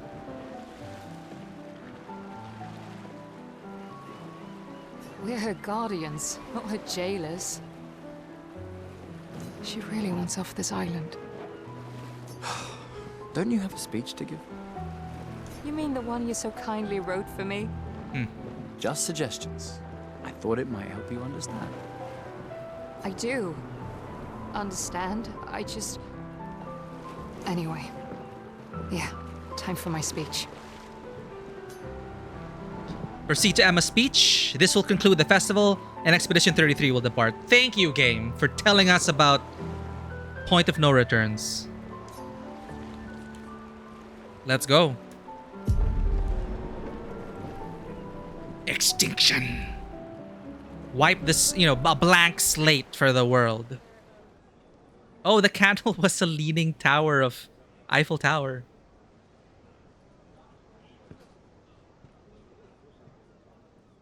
Yeah, I noticed some structures were like warped towards the dome. Expeditioners. The Sword of Lumiere. We honor your dedication. We do not take for granted that you dedicate your final year of life to keeping hope alive for all of Lumiere. Is that our salute? Some of you are leaving to change the world. Others to discover the secrets of our universe. Some to protect loved ones. Others to find meaning in our all too short lives. As you sail into the unknown, know that Lumiere stands with you. When you battle the Paintress, know that Lumiere fights with you. Oh. Let the stones of her monolith crumble. Let her body lie at the end of the world. Unable to paint another death, let the stars no longer be hidden by her oppressive silhouette. Let the world once again watch the sun rise without the shadow of her cursed figure. May the wind of renewal take you to the ends of the earth.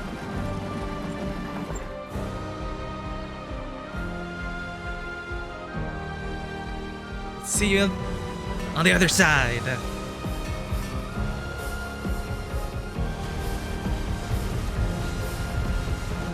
Tomorrow comes.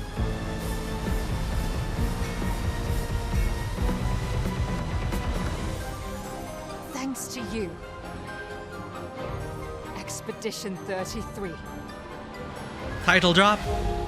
No. Oh, title drop. Okay.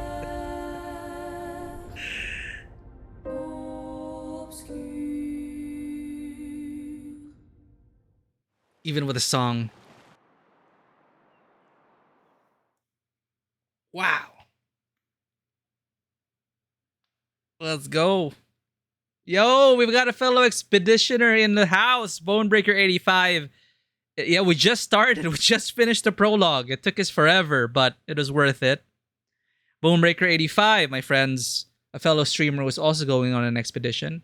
And he's very much farther than us. I don't know where you are, Bonebreaker, but I've been lurking. But of course, avoiding spoilers. But Bonebreaker 85 is very much late in the game. Much later than we are. If you want to join his expedition, please check his channel out. I just need to give a shout out, but I cannot pause this cutscene. Oh.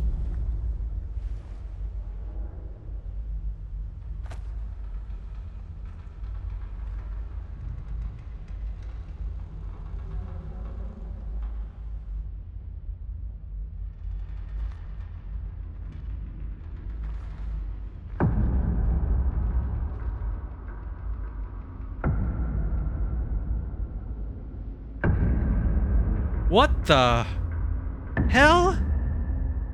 Okay, I did not expect someone to meet us. I did not expect someone to meet us.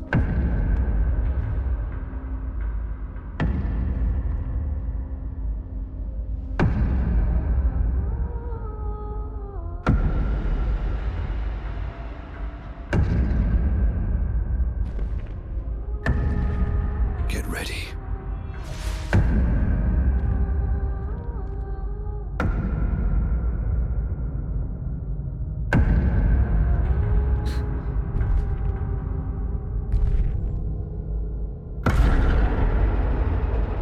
The cane's a bit heavy, old man. You're old. How did you survive the Gommage? Which expedition are you from?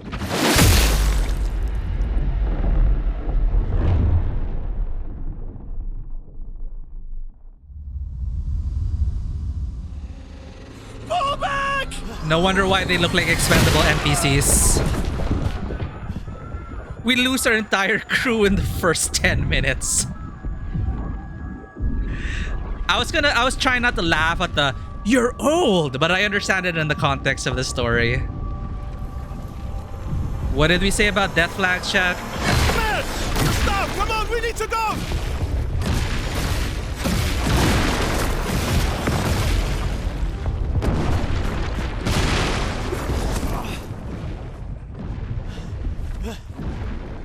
He's not following. Putain! What the fuck? Who the fuck was that? That is a good swear. Merde! What do we do now? Regroup at the rally point. The indigo tree.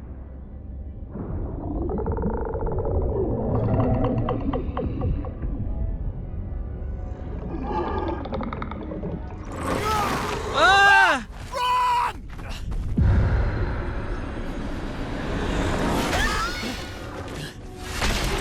I'm sorry I planted death flags on you, Lucian. I never expected you to survive, but it's still sad to see you go. Oh. Keep going! Come on! Move! Fucking snap out!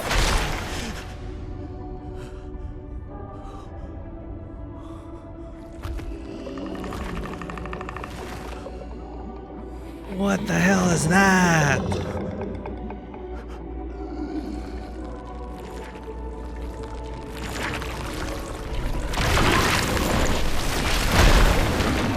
if that's what the previous expedition, like, I was talking about, the previous expeditions, laying down bridges, you know, building up to the finale. But no, they've just been sailing to their deaths in the first 5 minutes. Each expedition has ended for gods know how long. You're an hour 60. There is a lot besides the main path. Oh shit. Okay. We're gonna be here for a while then. It's an Ikiyaki. It is a hand demon. It's like straight out of Elden Ring. The Karian location with all the hands.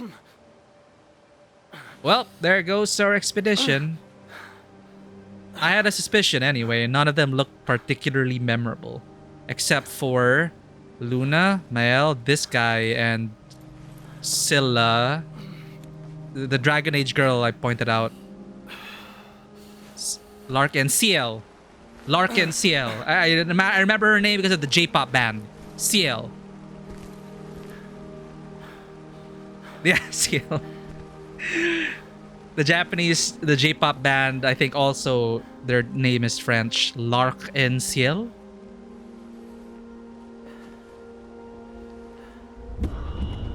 Dude, we're alive?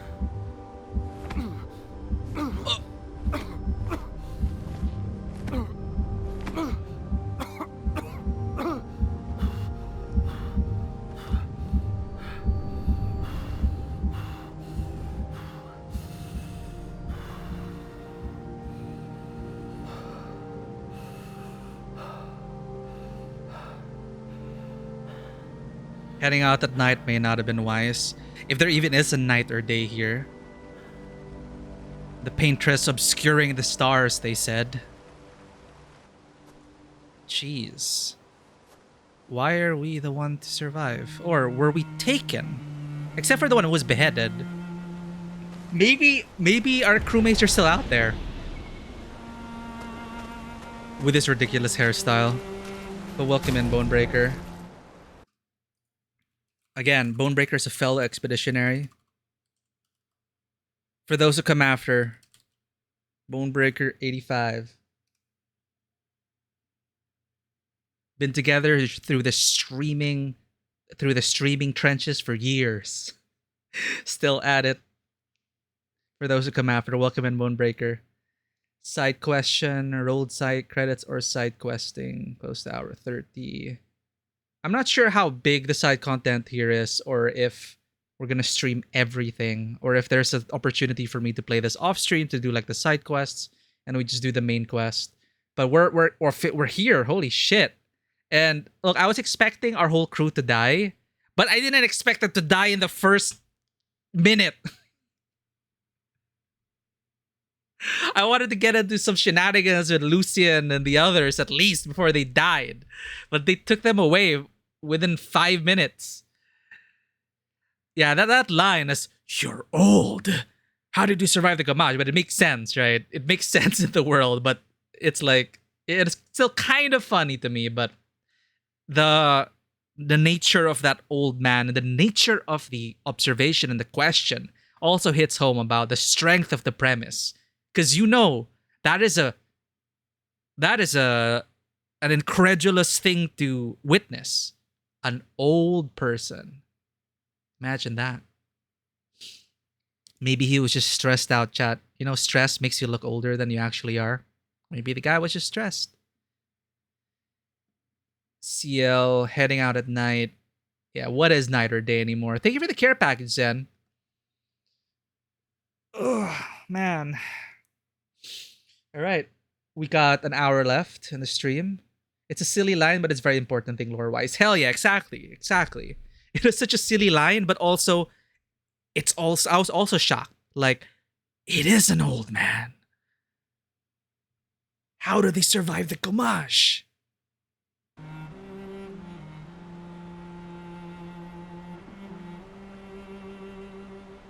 Dude, respect your elders. Nah. Down with tyrannical elders who believe that the old ways are the way. It's time for the future. The Expedition 33. Not with this hairstyle, though. Holy shit.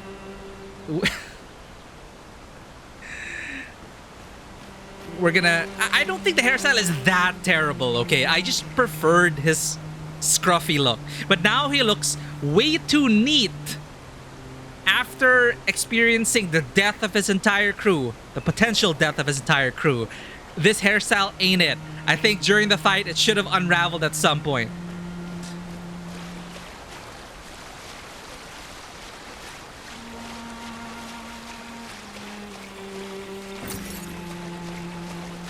Yeah, exactly. What is that hair tie?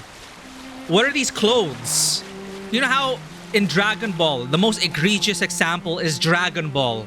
And they're like, what kind of laundry detergent do they use for their outfits to never be, or to be just conveniently torn during pivotal moments in battle, but still resistant to the superhuman, the Super Saiyan bullshit they throw at these clothes. You know, anime clothes are some of the sturdiest shit out there. This hairstyle ranks among that in terms of anime strength. It'll not come untied until a pivotal character moment when someone will slice that tie off in a moment of weakness for Gustav. And the hair will like fall over his eyes in a dramatic slow motion moment. And that's what we need. That's when clothes break in anime. That is when hair ties break in anime. That happened to Rurouni Kenshin, by the way. The whole... his hair, blah, blah, blah. As Batusai, right? Like, he was fighting Saito, and then, like, Saito cut it, I think. And then his hair unraveled, and he became, like, Batusai. I don't remember. It is just symbolic hair cutting, okay?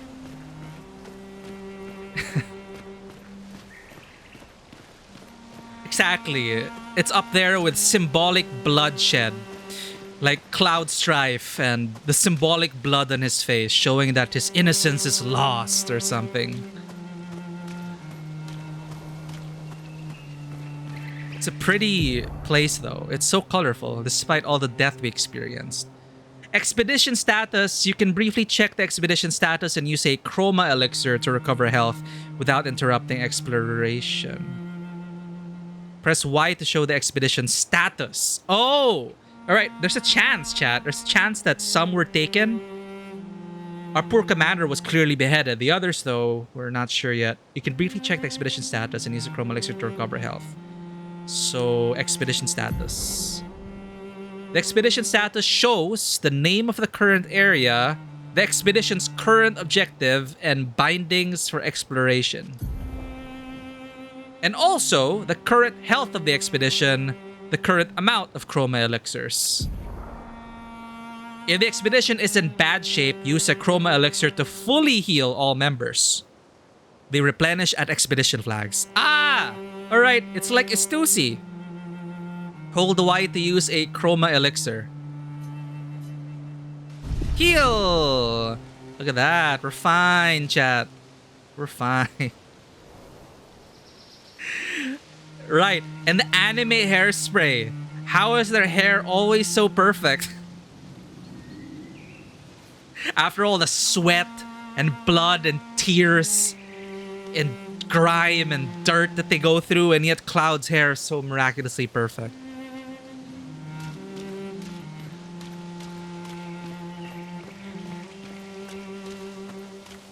Press RT to run. We could run this whole time.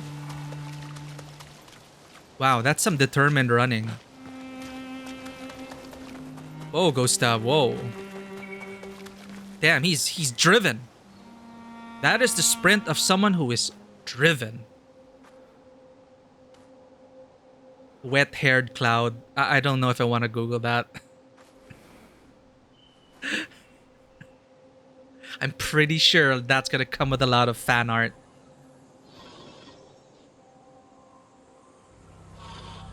Oh.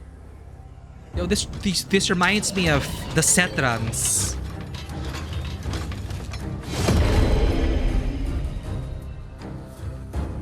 The Final Fantasy VII Elder Creations. Ooh. Yeah, look at our face is just like we lost everyone. I'm like, he's still in shock. He's still in shock and denial at this point. He's like, that is a nice touch. Free aim shots are a good way to hit flying enemies as well as target an enemy's weak point. Try aim. Shooting costs an action point. Aim at the Lancelier's weak point to deal increased damage. I'm assuming glowy is weak point. There's gun sway. As if it wasn't hard enough aiming on a controller. Thank God it's a turn-based game. Imagine if there was like a timer for like getting your acquisition of the target.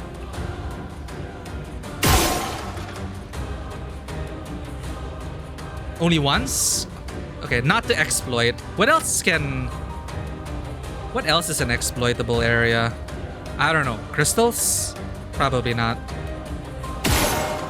Oh, really nothing to shoot there. Makes sense.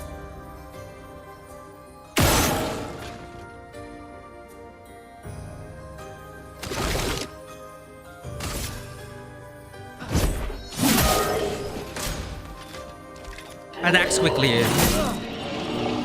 Not that quickly. Attack slowly. Ah! Slow attack. Perfect dodge. Dude, the timing of that was so difficult to get. They're actually in-game scene with him with wet hair. You notice the difference, but still pretty spiky. See, their hair's gotta look on point. You know, you got that anime hairstyle.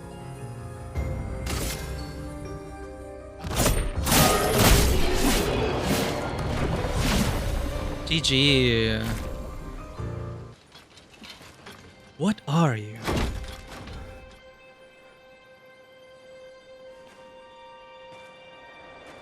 Yo, Ponder! You're just on time. Look at our beautiful hair. It's too perfect for this Gustav chat. With all the blood and the dirt and the mess. Nah. That hairstyle ain't it. Dude, I love it. Like, Gustav's like still in shock. Still like, what the hell just happened? Like, everything was just so sudden. It just makes so much sense. Welcome in, Ponder. Ponder is also a fellow expeditionary. Later in the game than we are. We started this game pretty late. Understandable. But Ponderkind is one of my favorite streamers on the channel. Please join us in following Ponderkind if you haven't already. One of my favorite homes away from home on the streaming space. Ponderkind has been a continued inspiration. Awesome streamer with an awesome community. Also a fellow expeditionary. Much later in the game than we are if you want to join that. Welcome in, Ponder. And yes, we have just landed.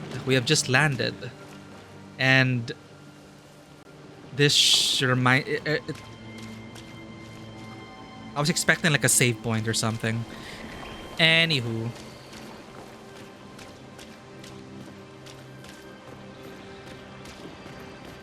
What is that? What are those? Oh. This reminded me of like Control. Remedy games, Control. Amazing game.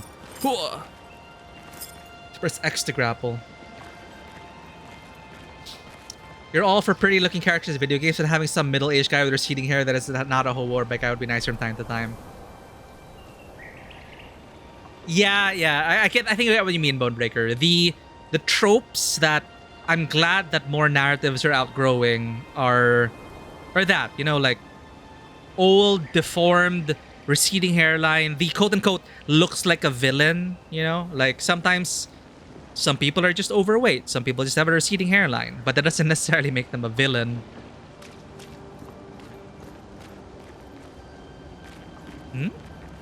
My controller is vibrating. These anchor points, though. These other stuff left behind by the expedition. So... okay, I'm wondering now, when did that old man appear? How many expeditions is that old man gutted?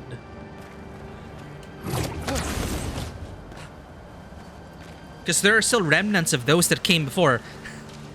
My instinct was to rest on this bench. Final Fantasy VII style. Cries and overweight with receding hairline. We're not villains, Ponder. Never think that. You're a hero.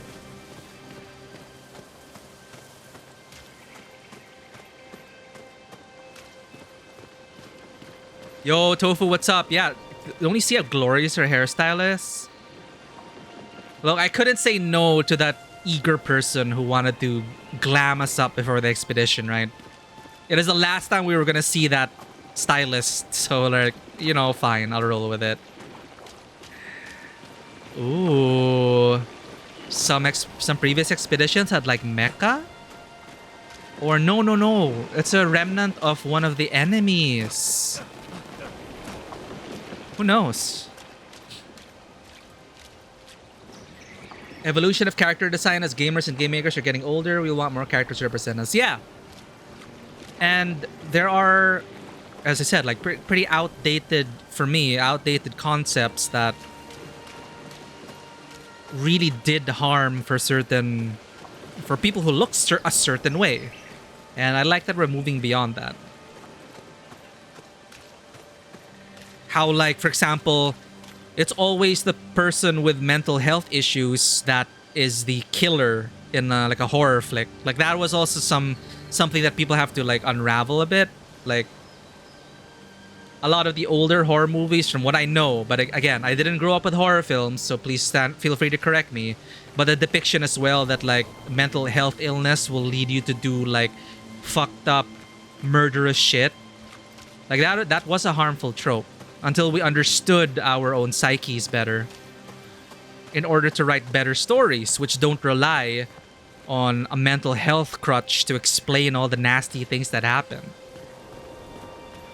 I can understand when someone didn't get the proper support or the proper nurture. That's something else.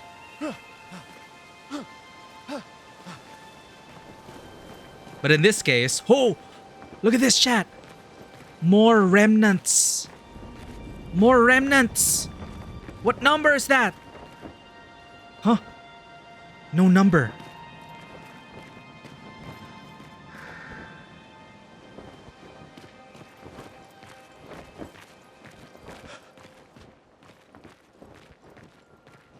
$69 is a wild guess.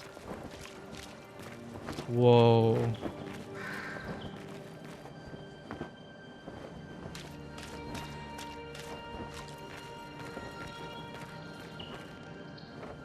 Damn, it's like they turned into statues.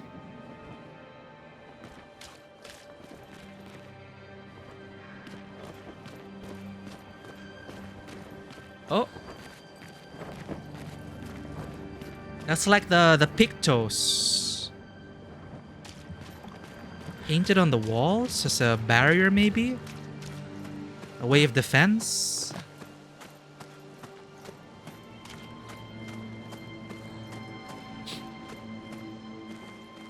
Like the very common trope of people with DID having a psychotic murmur. Yeah, exactly that. It's like I also fell victim to that. Like the word psychotic, psychosis, you know, the psychosis, it's so much deeper than like this person's a psycho, he's a murdering psycho. That's different from that person being a murderous being. It goes deeper than that. So, you know, I stood to learn more about, you know, what it means to actually be psychotic and how it can be harmful to people with particular psychoses when all people think about is, oh shit, you're gonna murder everyone. Kind of like how Jaws turned a lot of people against sharks. You know, the power of media and all that. I'm still afraid of sharks, okay? I'm still hella afraid of sharks. But based on my understanding of it, Jaws did help in fanning the phobia against sharks. Look at this. What the fuck? Did you see all those bodies? There's a whole mountain of them. Wait, 33.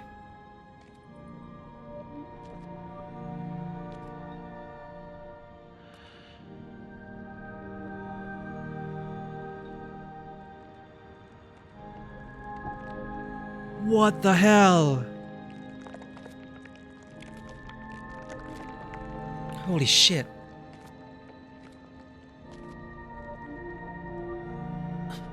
What are we feeding?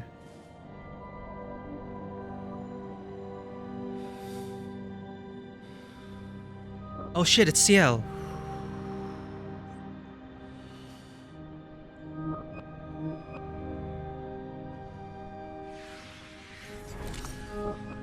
Oh, I understand why you would do this, but holy shit.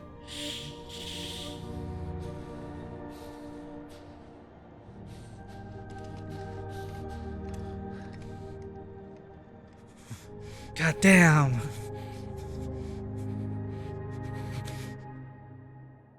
That hairstyle though. I need to change that hairstyle. We both die. Oh.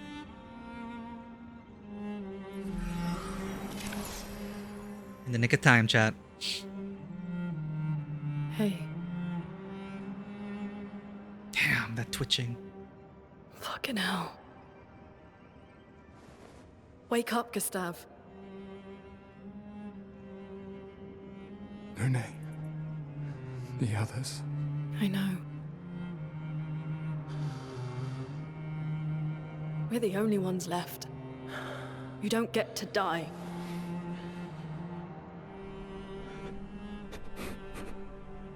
It's just a matter of time before we're already dead. Look around, look. Look. This is not a foregone conclusion. When one falls, we continue. Get up. We need to find a safer place. There are Nevrons around. Lucien. This is not the place.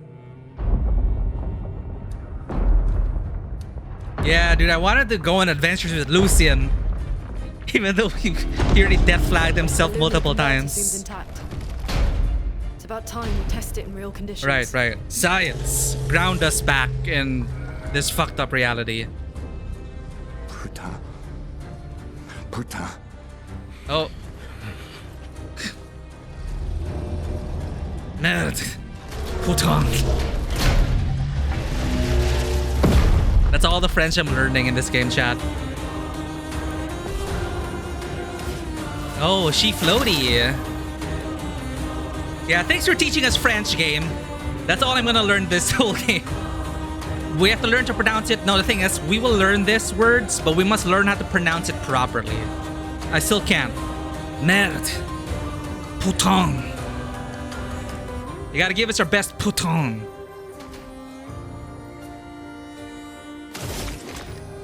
I was actually introduced to that swear because I had a French friend and he would swear like a sailor, and that would be the words coming out of his mouth every other sentence. Like putain.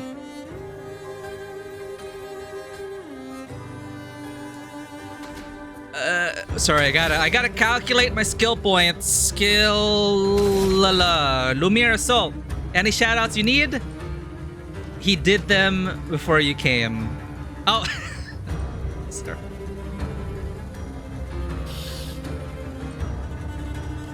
Yeah, well, when Ponders here, my brain starts to interpret things a certain way. Yes, I think we're done with. Shout out to those who come after and not before. Okay. Only missing letter and it's a swear for us too. Right? That's what I found super amusing. That's what we were talking about with my French friend. I was saying, hey, did you know we also have a similar swear word in our language? And thus the cultural exchange was complete.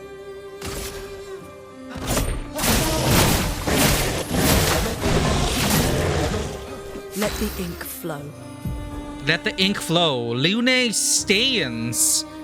Skills generate elemental stains. Her skills also consume specific stains to enhance their effects. Oh god. There are 5 types of stains. Elements, okay? Light stains can be consumed in place of any other stain. So we got the wild card color light. Kind of like Heart in Captain Planet, because they couldn't think of any other element to route it out. So we got Heart. Cycle between the different elements to get the most out of her skill. Okay. Generating stains. Starting skills are Ice Lance and Immolation. Ice and Fire, okay, good to start with. Ice skill that generates 1 ice, 1 light. Use Ice Lance to generate stains. Green and not brown. Jesus Christ, Chad. Dude, you're excited to replay this game?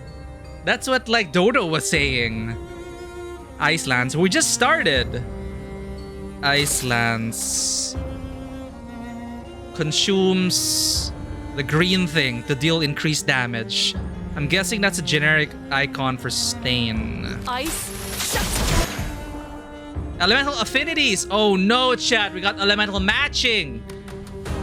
Weak to ice, took 50% more damage. Most enemies have elemental affinities. Weakness, resistance, nullify, absorb. I gotta get our persona training back in. Absorb is healed instead of taking damage. Find their affinities and exploit them. Portier attacks the expedition. Slow is a debuff that reduces the speed of the characters. Okay, okay. Brace yourselves. Brace yourself.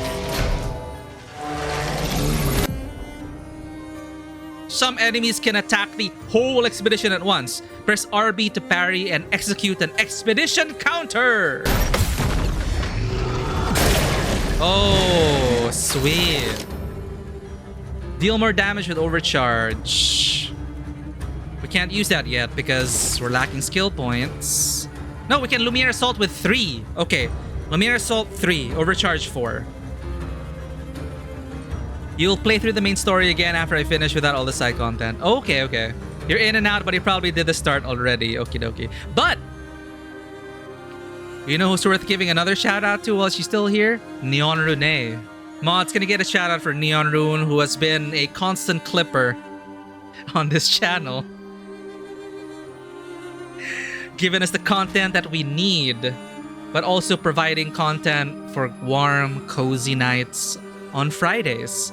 Neon Rune streams every Friday. It was recently her birthday. Happy birthday, Neon Rune. Hope you had a great birthday weekend and a great week ahead. Thank you for being here. Thank you for being an active participant in our shenanigans here on stream. Thank you so much. And thank you, mods, for the shout out. Let's go and beat the shit out of this thing in celebration of Neon Rune's birthday. Because each birthday brings us closer to our Gomage. But remember, everyone, we will see each other on the other side. Loon has now 1 ice stain and 1 light stain. Immolation will consume Loon's ice stains to increase damage. Light stains will be consumed if no corresponding elemental stains are available. Okay. Use immolation to burn the enemy.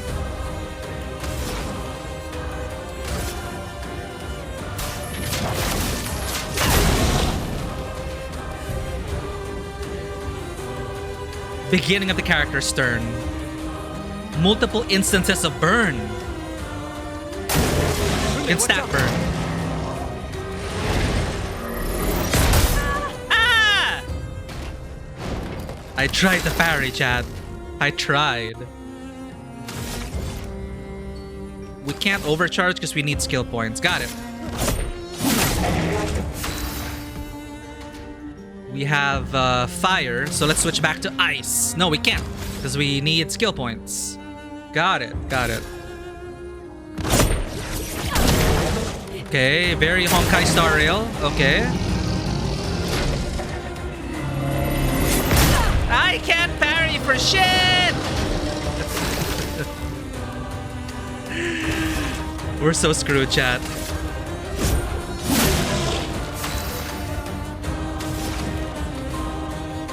We can stack burn, but I want to get that Ice Lance out.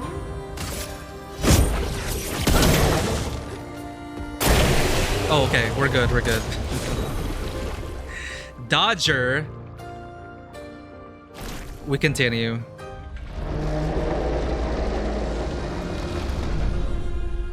did it, Gustav. That was such a gentle way of saying that. Let's see if your invention lives up to its reputation, shall we?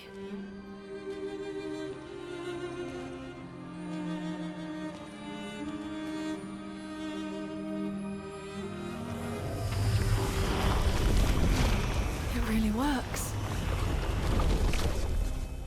She looks so happy. We're not dead yet. Yeah. Come on. There might be other survivors at the Indigo Tree.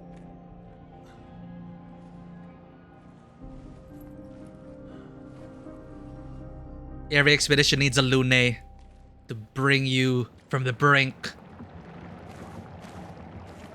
Oh! Pictos can be equipped to increase character stats. Higher level Pictos grant better stats. They also provide passive effects called Lumina. Each character can learn Luminas associated with each Pictos. Kind of like weapon masteries, getting talents from personas. Luminas can be equipped in the Lumina menu using Lumina points and can trigger their effects without equipping the corresponding Pictos. Okay, so it is like weapon mastery. To equip a Lumina, press start. Neon Sage advice, when in doubt, set it on fire. When there's nothing left to burn, we shall set the world on fire. I forgot what comes before we set the world on fire. Where's that quote from again? I know it's from a song from, I think, Death Cab from Cutie. Was it a Death Cab from Cutie song? Or was that no, that wasn't. I forgot which band. Anyway, thank you for the alert, Bonebreaker. Thank you for being here at the beginning of our expedition. May your expedition go well as well. We do it for those who come after. Take care, Bonebreaker. Happy lurking. Pictos. Gustav. The character overview shows all information related to one character. From there, it is possible to perform different actions like changing equipment and the wardrobe. Change the character's equipped weapon. Change the character's equipped Pictos. Change the character's equipped skills. Equip Learn Lumina by selecting any of the Lumina slots. Change the character's outfit and haircut. Okay, chat. It just looks a bit odd to me in this current state. We already got the symbolic ponytail cutting. It's done. We survived our encounter at the beachfront. We're back to that. The Louis Swa coat comes to your mind every single time. Whoa, wait. Louis Swa? Which coat in particular was that from Louis Swa? Was it during the fall of Dalamud? It's been such a long time. Noah Ram. For those we have lost and for those we can yet save. Oh shit! Yeah. And our Warrior of Light. So that's where it came from. Oh my god. So it goes all the way back to Louis Swa. Because there are times when our Warrior of Light could say that, right? It sounded nice, so I answered that as my Warrior of Light, but I did not know it connected all the way back to Louis Swa. Dodger. From this menu, it is possible to see the list of available Pictos. Change characters with Pictos. 3 Pictos. Characters cannot equip the same Pictos at the same time. Okay. After winning 4 battles with the Pictos equipped, it will be mastered. Unique passive effect called a Lumina. After mastering a Pictos, it will be possible to activate as Lumina without having the Pictos equipped. So the game, like the Personas and the FF7 remake weapons, you want them to learn these things to be more versatile with the builds. So let's have you learn Dodger. That seems like a vital thing to have, but we can only have 1 Lumina equipped for now. Our Lumina... So there's like 1 free passive effect and the rest built around the Pictos. Okay, cool. You can't split. We need multiple copies of that. Sure. Lunarim. Named it after herself. Yeah, there's this whole thing together with the one about standing by without action. I don't have that memorized. Yeah, and remembering what Louis Sois did, right? During the fall of Dalamu. That is so epic. Man.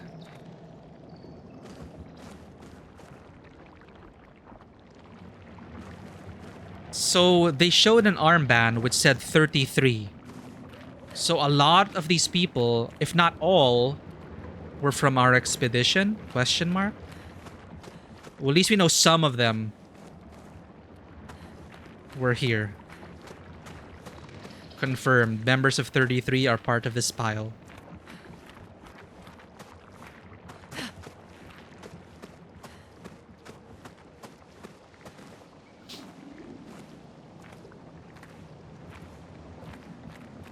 Okay, so it's not like the entire Picto. So the Pictos are like super strong ones, and then there's a passive that we can split from a Picto, and you can mix and match. But if you want the stat bonuses, we want to look at the Pictos. Okay.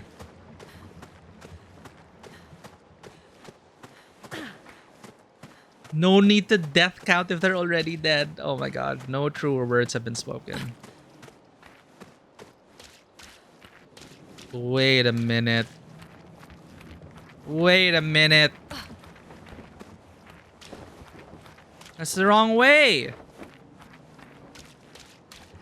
I can run. No, no, I can fly. Whoosh.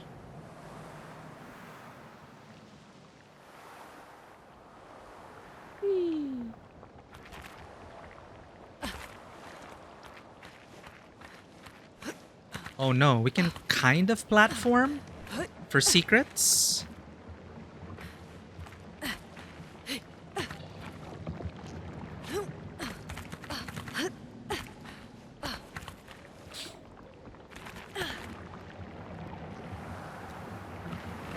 Oh, I thought it was a shiny item.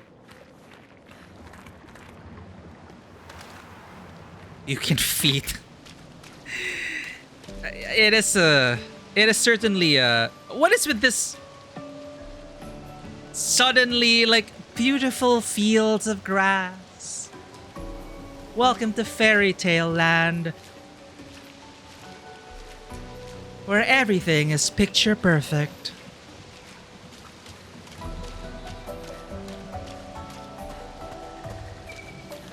Press L to change characters. This doesn't affect battles. Yeah, I was about to say, it certainly is a creative decision to have feet in the picture.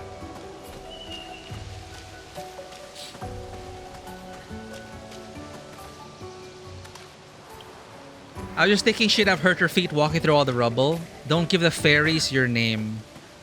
Oh, right. This is all just like a trap to lower our defenses, to believe that paradise is certainly attainable and reachable. But no, the forest is dark and full of terrors. Fairies are truly terrifying. The way certain fairies play with humans.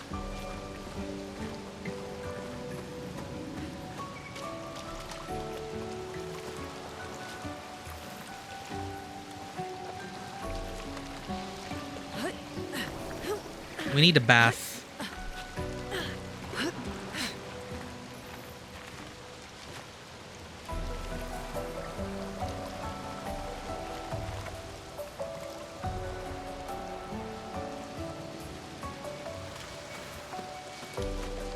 When approaching confined spaces, you'll crouch automatically. Looks kind of silly. During your journey, you will find expedition flags set up by previous expeditions. Alright, so at least the previous expeditions did pave a way. They allow you to heal, recharge your items, learn new skills, allocate your character's attribute points. Characters gain 1 skill point and 3 attribute points per level. They have a nasty habit of playing with their food. They do! Like fairies turning people into shrubbery and laughing about it.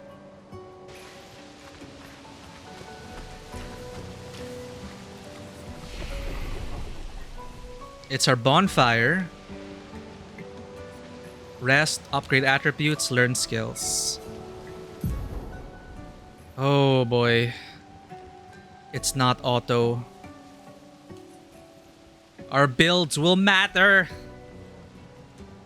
Attack power. Vitality is... What's with the C? Behind the sword. Tutorial, where are you? Attack power. Increases all damage dealt. Upgrade attributes. We can reset attributes, but we need an item to recoat. Increase the character's health pool. I always dump stat vitality, but I always regret it in the end. Because I'm always like, who needs HP when you don't get hit? Just don't get hit. And you have no idea how much I suffered in Elden Ring for that hubris. When I started pumping vitality, I was able to like blaze through the game. Weapon scaling, also not explained. Okay, at least weapon scaling, I have some experience with that with Elden Ring. Attack power. Well, until the tutorial comes up. They explain it later, do they? I missed it then. Well, we'll see.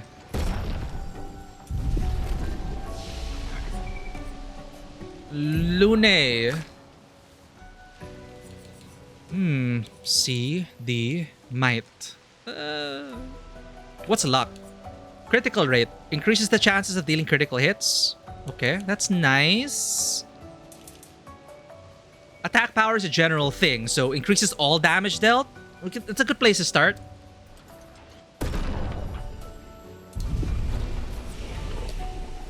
Okay, how do we learn skills? Ooh, what? No skill points. Don't think about that yet. Rest.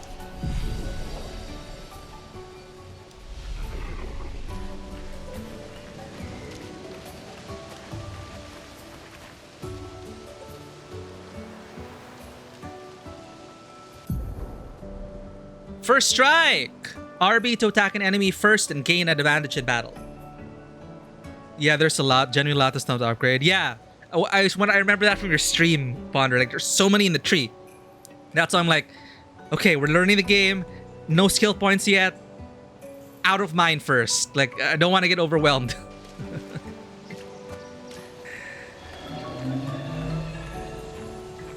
Sneaking. This is...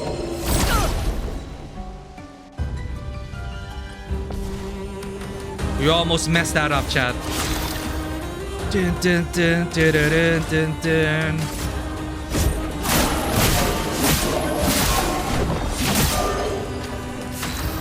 Dun, dun, dun, dun, dun, dun, dun, dun. Dead already. Holy shit. Ow! Wait, quickly.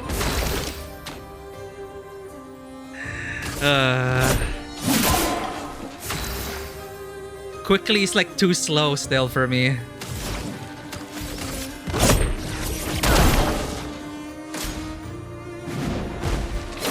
Slowly. Ah! Good idea, Ditzy.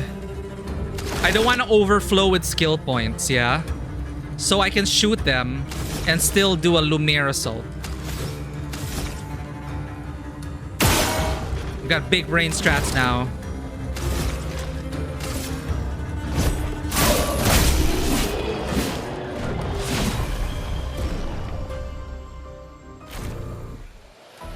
Perfect angle during the ice attack. Oh, is it because they focus on her feet? You know, I was thinking that was a very fan servicey thing. They knew what they were doing. They knew that in this age of the internet, in the past few years, people have been more open about whether they're joking or not. But, you know, if it's one of your fetishes, I ain't judging, you know? As long as it doesn't hurt you or anyone else. But obviously, like, I wasn't exactly the market. It's like, what camera angle? Ah, okay. An advantage.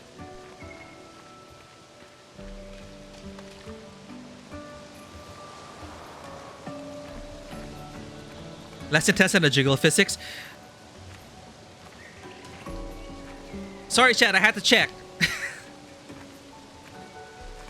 Okay, gacha jiggle physics are still... They're too much. Oh, you meant in general. Okay, sorry, I had to check for science, okay? I thought it's like, not only did they like reveal her feet, they also like put massive jiggle physics on her like badonkadonks.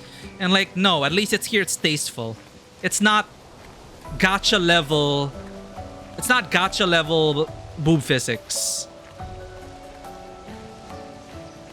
You know we have lost our way when gacha boob physics make even less sense than Dead or Alive boob physics back when it was still new to video games.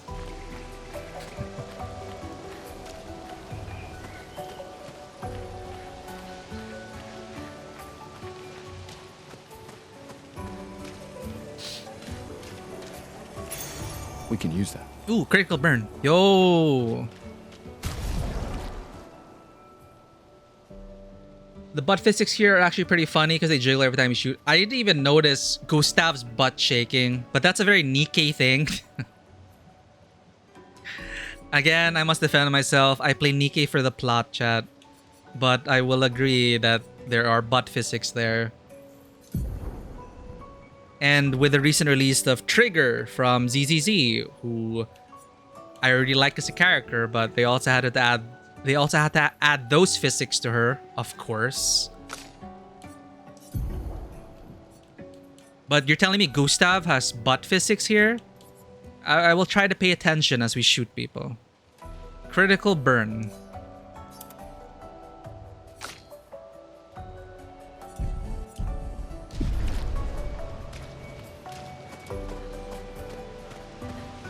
It's more noticeable with other outfits. Oh, okay, okay. But I'm glad that they put butt physics on Gustav, because, you know. So at least Luna is not alone in the fan service. You hold yourself. I need to explore.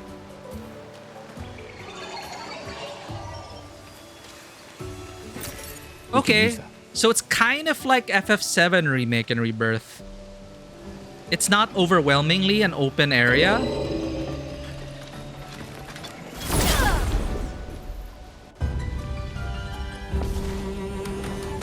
Don't hold back, Neon. Sometimes you just gotta believe.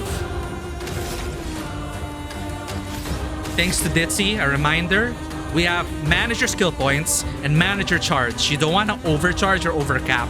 That is not efficient.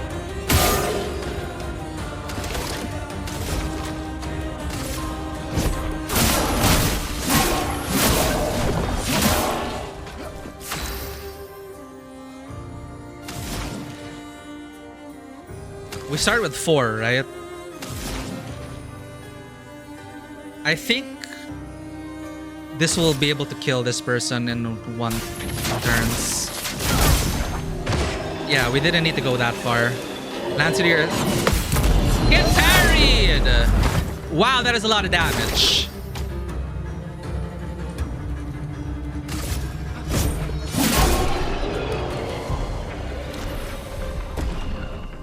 We continue. Parry god? I don't know. We failed so many parries earlier.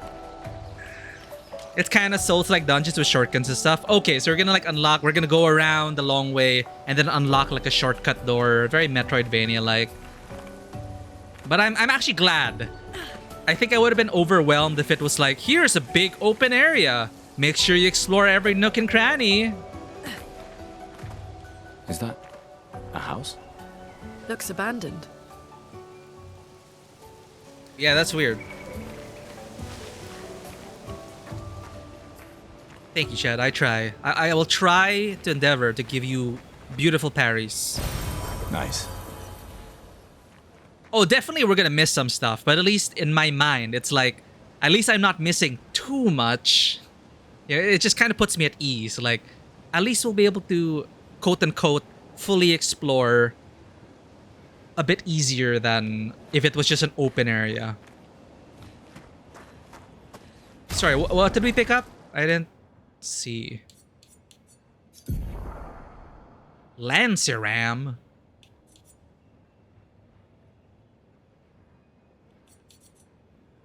Element sword. Okay. Element fire. Got it. So weapon affinities. Weapon element affinities. And the scaling. Scaling with vitality and agility. So, like Elden Ring, the damage of this weapon will scale best with vitality on this and secondary to agility. Is that a proper way to interpret it? That's a Peking duck question, like mechanics wise. Because at least if so, at least experience with Elden Ring gets us over that hurdle. Okay, so it's like Elden Ring. So noted, like weapons, we want to match our stats to our strong stats. We want to match our weapon to our strong stats. Gustav needs healing if you can. Thank you for paying attention to these things. I remember we did just get hit. But we only have one use of healing, and that heals the entire party. So I find that quite interesting, because will you use up that charge of healing just to heal one person, right? Or do you want to, should we keep going until everyone is like 1 HP? So that's an interesting decision point to have to make in terms of, you know, using charges wisely and efficiently. Can we get any lore? Music record, old key, weird pictos. Okay. Tints.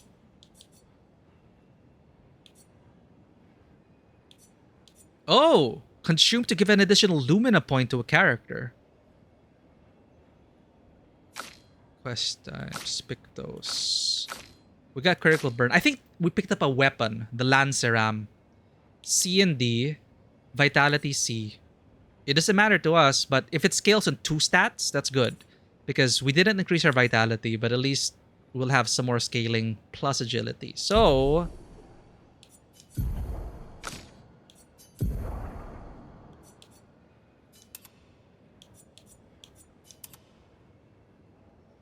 well, no. I thought we had 1 stat minimum. We have 0. Never mind.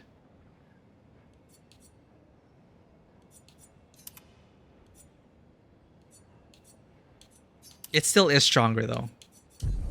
Can you run back to the black flag? I think we can, but... oh! It's so far away, so... we're gonna keep going. I trust that the next flag The indigo tree is just not around too the far from corner. here. If anyone else made it, they'll regroup there. Yeah.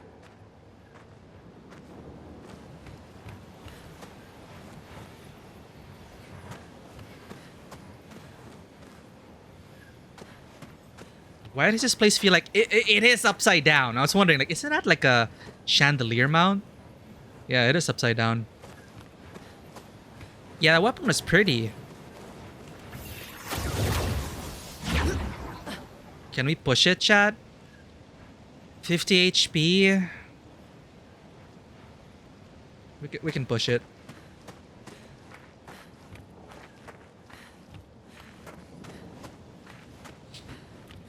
Oh, pretty. Flags replace at good spots. Thankfully. SOTN second half? Sorry, SOTN? SOTN?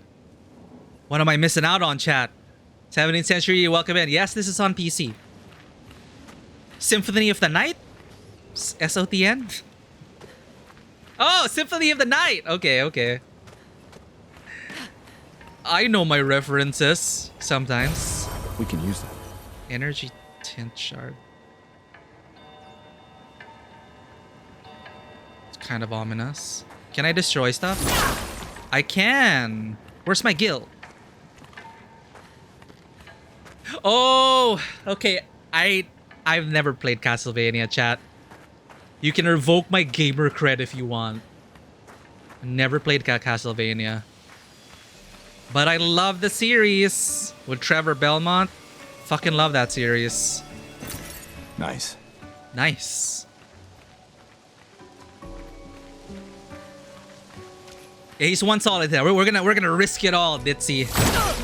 Because I see that Lune is full health. I'm like, nah, we can save it until Lune's hurt. Just don't get hit, right?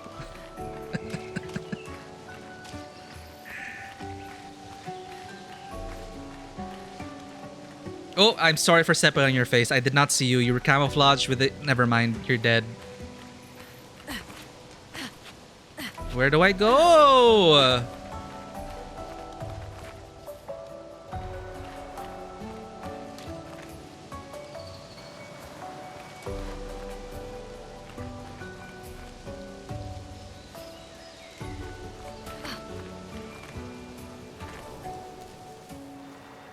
Just parry. I've won fights with 1 HP, right?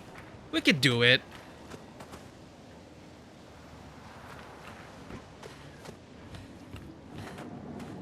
Oh, we went down an alternate path. Ah, okay. Yeah. Wow. Continent. The indigo tree's over there. Dude, I don't know. I'm getting vibes of Nier Automata. My feels, my feelings.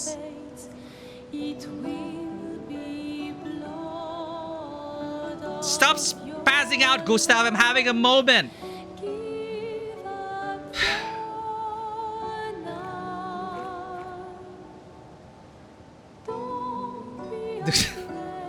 Thank you for the clip, chat. He's ruining the moment. First his hairstyle, and then now blocking the camera. For shame. No, but genuinely, chat, like... just the stark contrast of the sheer weight of the expedition, all the death, and yet all this beauty. Right, Lune? Hi. Shit, chat, she knows we're here. Huh. Just like 2B, for real, for real. They outsourced, the whole team is about 100. Okay. So they're like 30 core devs and they outsourced it. A moment, he said. Yeah. Yeah, Gustav was like ruining the moment. Sorry, did I miss anything else? Yeah, I heard it was a pretty small development team. So props to them for making the most with what they had, with whether they outsourced or not. The core members being that few developing this kind of game. You know, it's quality. And I can see where they kind of... I see where they also cut corners. But that's why the earlier prologue didn't really bother me. Because I came in aware of the fact that this was done by a relatively small team compared to AAA devs. So I didn't comment on the wonky lip sync, the wonky dialogue. It was rough, we gotta admit, okay? Like, talking about it now, but I came into here knowing that, you know, they spent their budget elsewhere, and the writing is what was carrying it. I didn't need, like, that would have been picky of me to start looking for faults into like, yeah, the writing's good, but then, well, the dialogue angles were off, and then I wish the lip sync was better. It's like, yeah, those are the cherry on top. That would have been a nice to have, but again, I was aware of the budgetary and team constraints in this game. So if they maximized it like this, it's like, hell yeah. You know, I'm okay with our Mael zooming in the beginning, which is kind of weird, you know. The animations also being rough during the dialogues, not being polished, you know. It's like, nah, it's like I was so absorbed by the world, the premise, the story, and everything that I didn't even need to, like, I didn't need perfection in the execution of those things. Kind of like how a lot of independent films really still hit home, despite knowing that they, you know, They could have used a better camera. They could have used better lights. Like, oh, maybe that scene wasn't well shot. But did it tell a good story? Like, were they able to at least move you? And, you know, there's something to be said about the technical aspect of it. If it's so bad that it takes away from the story, sure. But in this case, nah, I'm fully invested, chap.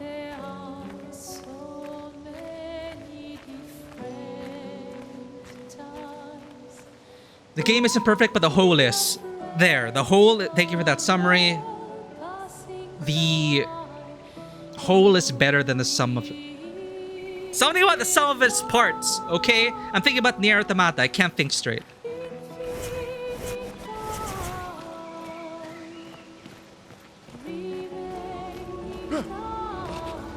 You were right about the flags. Just when you think you need it, we made it. Ditzy, we made it.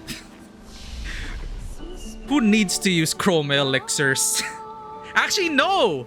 That means we could have used the chroma elixir and spare us the worry because the flag was around the corner. So we should use our chroma elixirs with full faith, knowing that we can replenish it. So now I feel like it's wasted. We should have listened to Ditzy, chat. We should have listened to Ditzy. I'm gonna use it now.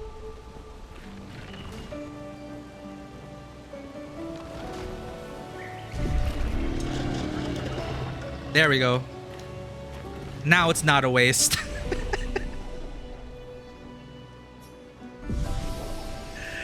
Okay.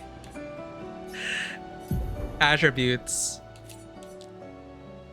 Okay, so at least the weapons tell you where your scaling is at. So I'm gonna assume we're gonna get enough recoats to basically make the cost meaningless to respec. That's what I'm assuming for a game like this. Like, they're keeping it strict early on. But even in Elden Ring, the respec materials kind of added up to the point that, yeah, your build matters, but don't feel too locked in because you will find a larva tier to reset your abilities.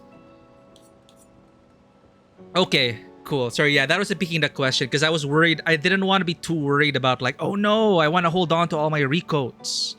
So, because our weapons will change, our stats will change. So it's good that they'll be giving us more recoats.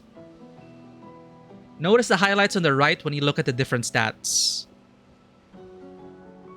The highlights. Oh, like this is for health. Oh, this will increase health and attack power. No. Speed and defense and attack power. The recoats, by the way, you get quite some of the are unlimited. Okay, so you can't like abuse it. You can't like go willy-nilly. You still gotta think about your build. Like in Elden Ring, like you knew it was limited, so you didn't like respec all the time.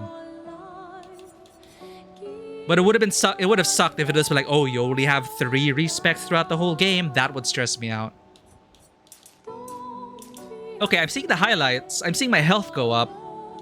But the scaling of the weapon that we have, it's not increasing.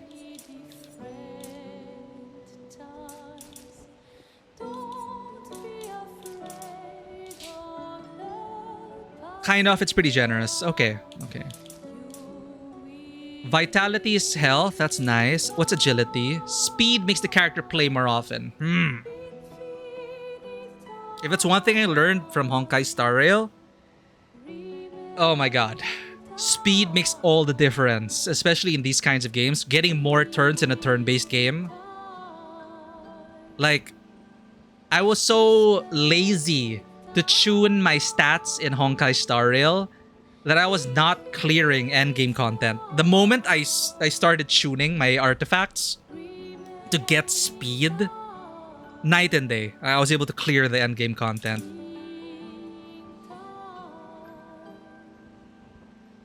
More vitality needs more points to kill attack power. Okay, so it's not a problem of not scale. It will scale. We just need more points. So we're just baby right now. We don't have to think about scaling until the game makes it a priority to get to that point. So I do want more speed. I feel like these are general attributes that each character will need a certain amount of. Well, you know what? That goes for all of this. It's just how do we focus and prioritize? But having more speed, I think it's just great in general. Unless you want to start focusing on her as a critter already. But I feel like, I could be wrong based on my stereotypes of weapon classes, Mael, based on what I've seen in the previews, she strikes me as the fencing, rogue, speedy, critical striker. They could subvert those expectations, but until then... like here, agility did scale both on speed and defense. Okay, but we just needed more agility to like get the scaling. It's weird because your stats feel so minimal in impact compared to the stats you get in Pictos. Maybe they did that as a decision that they didn't want this to be the end-all and be-all, because your stats could be all over the place, but you should still be able to clear the game. It doesn't demand a hyper-efficient build, is what I'm saying. So maybe they're trying to be more forgiving in that aspect, where stats are like the cherry on top of the Pictos, which is where the bulk of the stats come from, based on what I'm reading of the system right now. So this is like, yeah, you can optimize. This is for the optimizers who really want to get into it and count up those numbers. But damn, chat. Nier Automata vibes. This music, the scenery, this blasted landscape still filled with sorrow, but still filled with the beauty.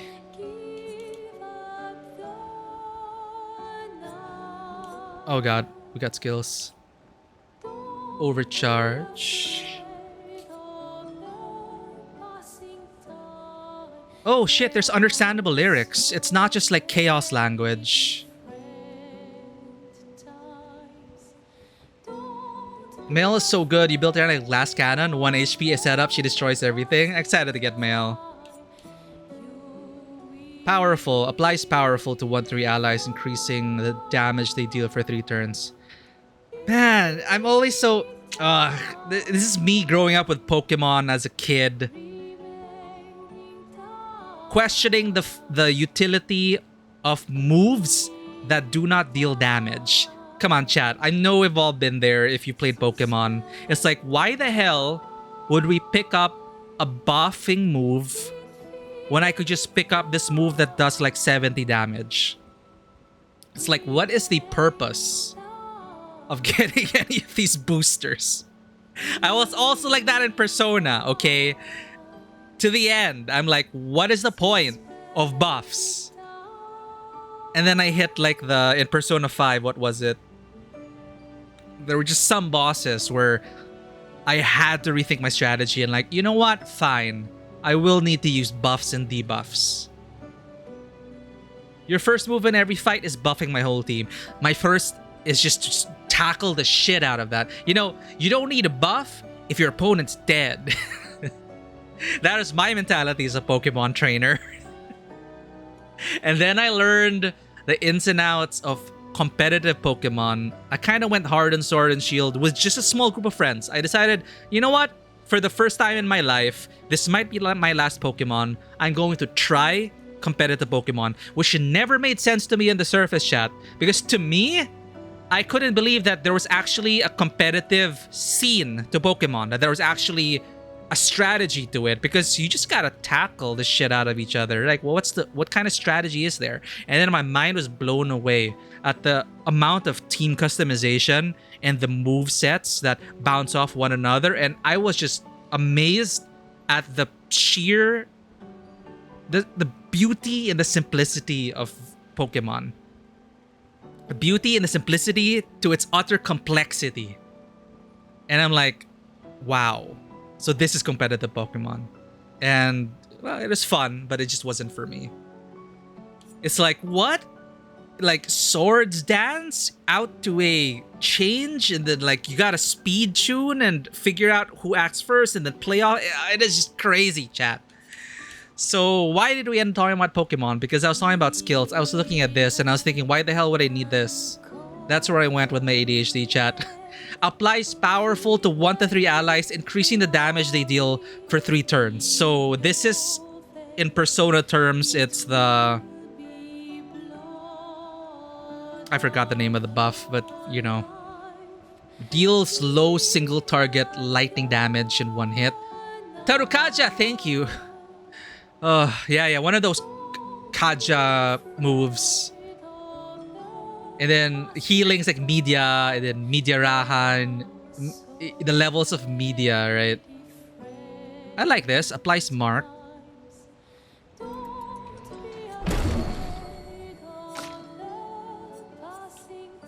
Healing. Easy, done.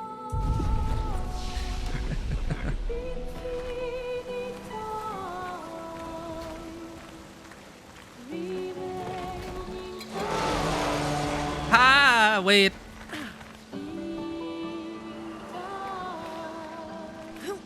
Can we?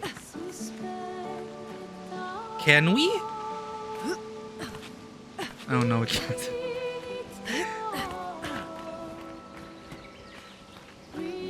Ah yeah, Persona language with a... Like, what is that buff named again? Interesting. When in doubt, when you craft your fantasy world through concept art, when in doubt, add floaty rocks. Overdone, overused, but I'm still not tired of it. You know, oh, fantastical, floating islands, floating rocks. I should get tired of it by now, but it's beautiful here. What? What did I say? I was saying that the floating rocks are still effective if used properly. Your first foray into SMT, Digital Devil Saga, early 2000 was rough. It was rough. Learning it, Persona 5 being my first thing, like... That's why I'm glad I played Persona 5 Royal before Persona 3 Reload.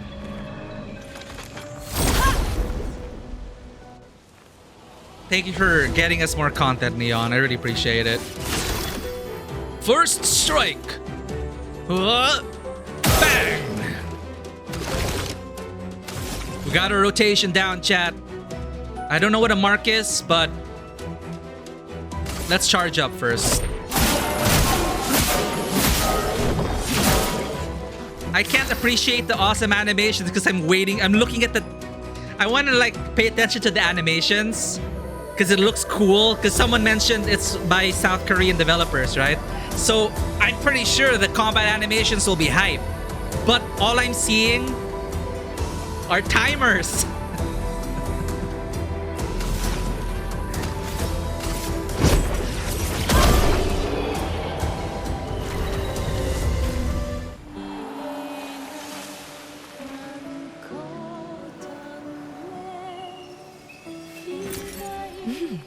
Interesting.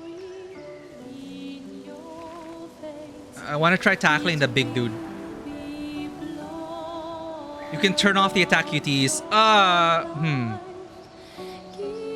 For now, I still think it's a fun mechanic. It's just, I was just like knee-jerk reacting to the fact that I want to watch the pretty animations, but I also gotta optimize. It's like reading subtitles. Like, I mean, I've watched entire animes reading subtitles, but there is still something to be said about being able to like look and focus on the action that's happening.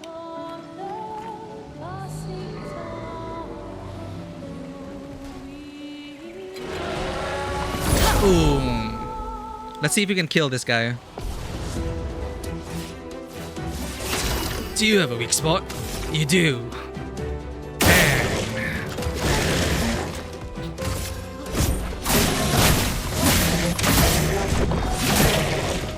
I tried to pay attention while doing the timing. It didn't work.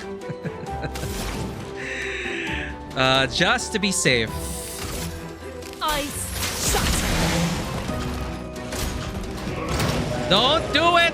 Don't you do it! I don't know if that is parryable.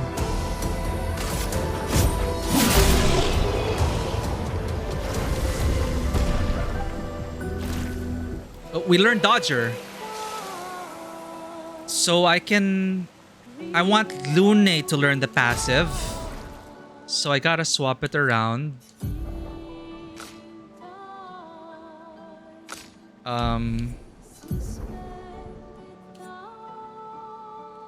I haven't learned critical burn yet. So is it right? I can use Dodger. I can equip Dodger on her. And then Lumina. You did the perfect dodge too. 95% you can parry. Okay. Yeah, because I'm still... My muscle memory is still...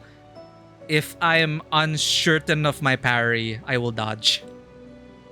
Blame the Souls games for that. Ugh. You know how freaking hard it is for me. I find it impossible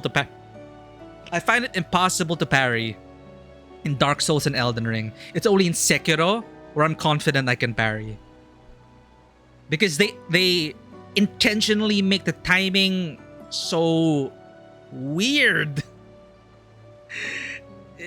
Because if you could parry so easily in Dark Souls and Elden Ring, I don't know, it would have been so different. But Sekiro proves that it's fine if you can like parry so easily. I don't know, it's just like I would have loved to parry more in Elden Ring and Dark Souls. I just could never learn it. Because I can get like people who mastered it, the parry gods. I'm impressed by that. It just wasn't for me. So for me, it's like, I can't parry, dodge. I'm scared. Like my finger is like shaking on top of the parry, but my thumb is on dodge as a, you know, get out of jail free card. Perfect dodge timing is the same as parry, so if you find yourself consistently getting perfect dodges, you can afford to parry. I'll try. I will try to be more confident in my parrying abilities. Having to parry multiple times in Elden Ring before I get to repose is rough. Oh, fuck. That too. It's like you work so hard for the one parry. Well, guess what? You need to parry the boss 3 more times. It just wasn't the game's play for me. Lumina are passive effects that you can activate once you have mastered the corresponding Pictos. A Pictos is mastered after winning 4 battles with it equipped. Wait, didn't we read this already? Luminas are learned for all characters. Okay, never mind, chat. I thought we would have to like learn per character. Never mind. So we can master it with 1. Then we get the passive Lumina effect that anyone can equip it. Okay, that is such a great quality of life. I was worried I'd have to like micromanage this. Like, okay, who has to learn the dodge Lumina again? So at least that takes that out of the equation. Available Luminas can be seen here. You can activate or deactivate Luminas freely at any time. So now we can all equip the dodge Lumina. The amount of available Lumina points is shown here. Each Lumina costs a specific amount of points. The more points the character has, the more Lumina they can activate at the same time. Each character gains 1 Lumina point per level, and more can be found by exploring. Filtering and sorting Lumina will make it easier to find the right ones. That means we're gonna get like a lot of traits. Dodge. Gain 1 AP on perfect dodge. Once per turn.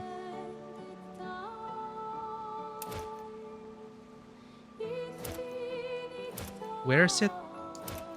Equipping.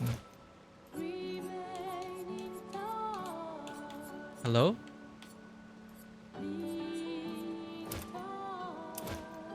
I'm seeing my Lumina points go down, but I'm not seeing... It just turns kind of purple. Okay, so kind of purple is equipped.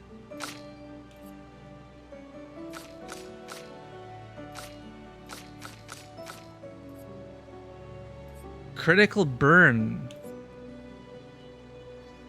Wait. Lumina granted by equip. Ah, sorry, I equipped it by accident. I'll give this back to Gustav. Okay. Dodger. Because I want the stats. Speed and critical rate. Let's just keep it there. Don't want to think about it too much. Then I go to Luminous. Oh god. I'll get used to the menu.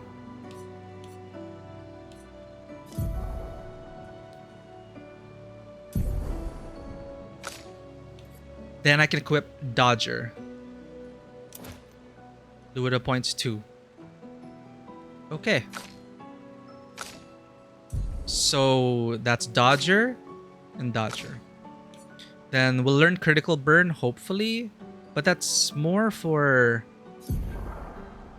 burning enemies. 20% chance against critical. Oh, okay, so it'll work for a whole party. It's like a burn build. Everyone gets a 25% increase if we want to build it that way. Okay, okay. Oh my god. Sorry, chat. It's a bit overwhelming. Let's go. Having fun, though. It's not like overwhelming in a bad way. It's just, ooh, shiny mechanics that I don't know yet. Well, that will help. Indeed, Lune. We can use that. Yo, we got rewarded for defeating that big boss. Hell yeah.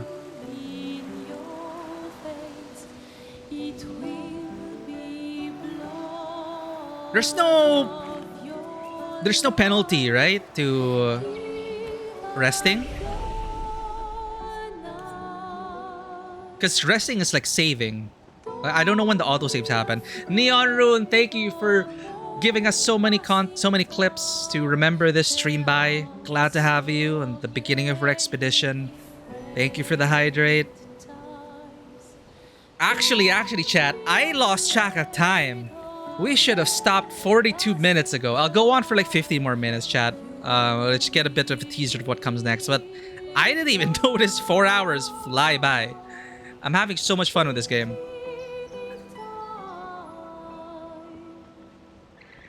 Oh, thank you for the hydrate. And have a good night, Neon. And once again, happy birthday week. Penalty is enemy spawn. Okay, so it is a bonfire. It is a bonfire then. It saves when you open close the fag menu. Okay, I just wanted to save. Save. Thank you for that. Hey, JPR, welcome in. Hello, hello. Oh, shoot. I just remembered, chat. I mean, I love this game and having so much fun. But you know what else is coming out next week? Next month. Next month is Doom Dark Ages, and the next month is Death Stranding 2. I was just reminded of it because JPR takes amazing in-game photos. So you should check out JPR's socials. He's been uploading a lot of awesome in-game photography, in-game screenshots. So much so that even Hideo Kojima retweeted one of his screenshots from Death Stranding. So JPR is going to be on that shit, and I'll always associate great Death Stranding photography to JPR, and that also reminded me in a roundabout way. I need to finish Death Stranding 1, chat, before Death Stranding 2. That's something I'll be playing off stream. I won't be streaming Death Stranding 1. I just feel like Death Stranding feels like an experience that ought to be... I already played like several hours of it during the pandemic, and it was something, you know, playing it cooped up in my own room and alone. It kind of added to the experience for me. But yeah, welcome in.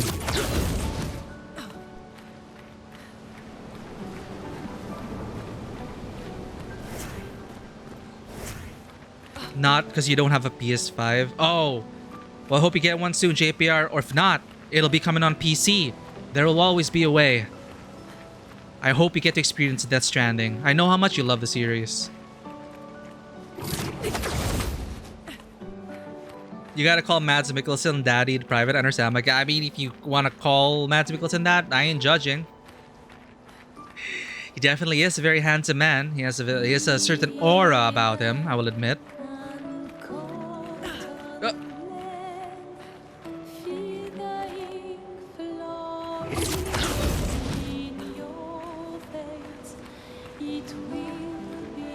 No way. Is this gonna be the final boss of our stream? What the shit is a mime doing there? Okay, I think narratively, Luna led us out of the cave. And in my head canon, after the rest, it's like, okay, you got this, and now Gustav will take charge for now.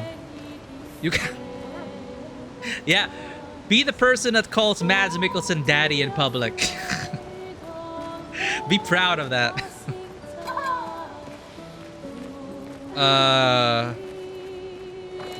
No, stay away. What? I blasted you!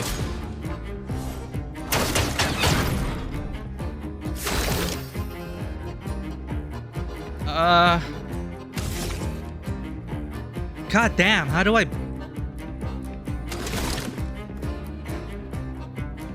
Brute force?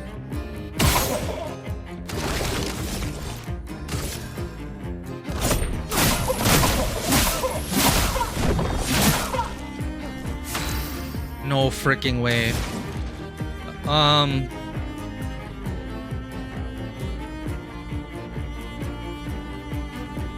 Slows the target. Okay.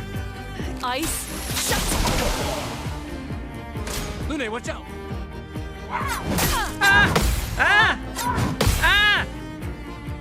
You bastard.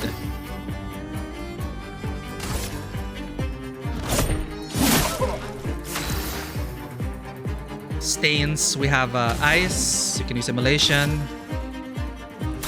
Feel the burn. Burn. Lune, watch out. Strange combo.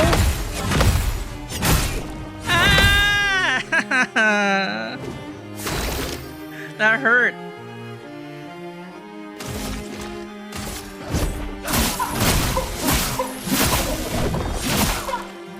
A storm is coming. A skill is coming? What is that supposed to... Healing Light.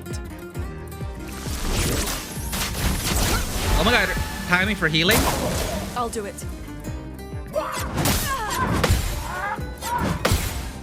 I can't get perfect. It's okay.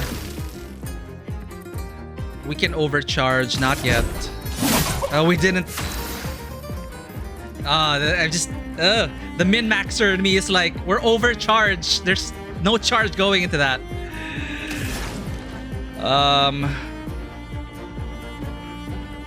We have light, so we can execute a stronger for increased damage.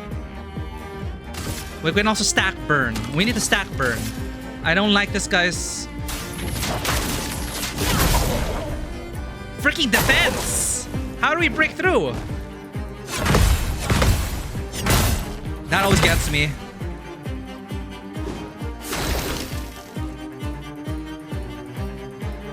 She said a storm is coming. Oh. It sounded like skill to me. I thought it was a warning because in Persona, they tell you that. They say when a big boss is about to drop their big hit, your party members will say that. Like, we got a big hit coming! You gotta, like, defend. That's your cue to defend. Overcharge. For those who come after.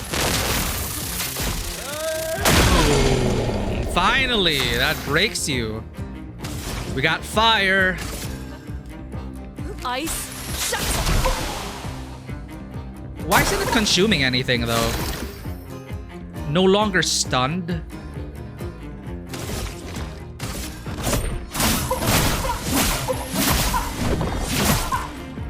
Chroma is flowing.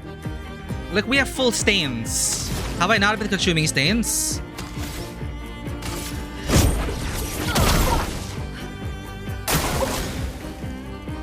Good call on the burn. Ah!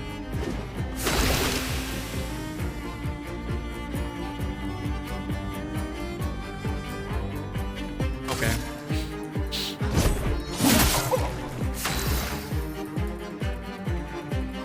I think a full health is needed at this point. Small energy tip. Oh! Gives 3 AP to the targeted ally.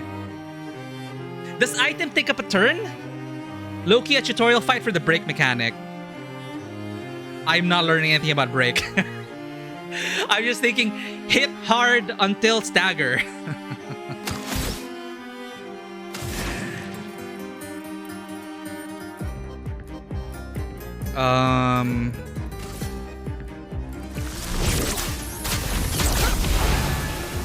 Oh, that barely did any healing. Let's try marking shot. Take him down. Mark is a status effect that increases the next damage received by the character by 50%. Brace yourselves.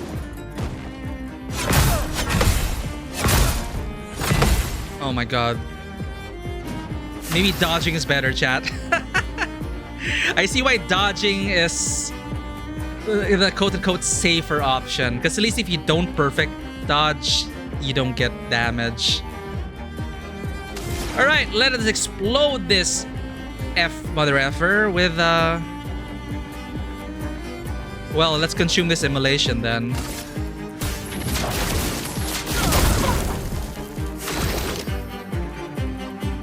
Can we finish him in one go? I think we can.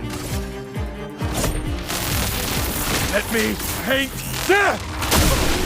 Oh god. We missed it, but at least Baguette! It's not insulting because this is made by French people. They did this to themselves.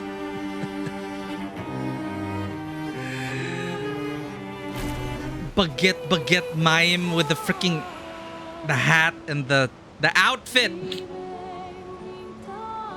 I swear it's like the French people saying, yes, feel free to stereotype these people. We're doing okay. We're gonna stop at the next flag we get to, chat, but I will actually use my chroma. That hurt. How do I... Right.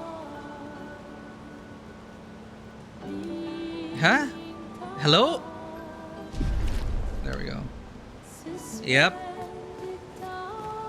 Dodging is a safer option, but also doesn't give you the counter damage. Oh! So, I didn't notice because I was so focused on parrying. So, even one instance of parry already damages the opponent? I didn't notice the opponent getting hurt by our parries, so... Damn, I'm gonna try to go for the parries then.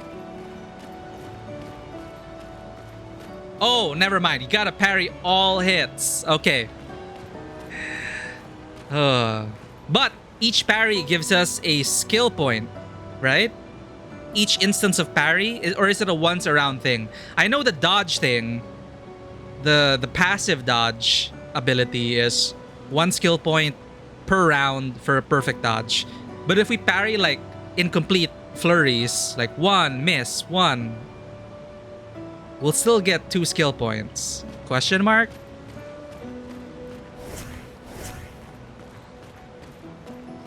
I'll check. Where do we go?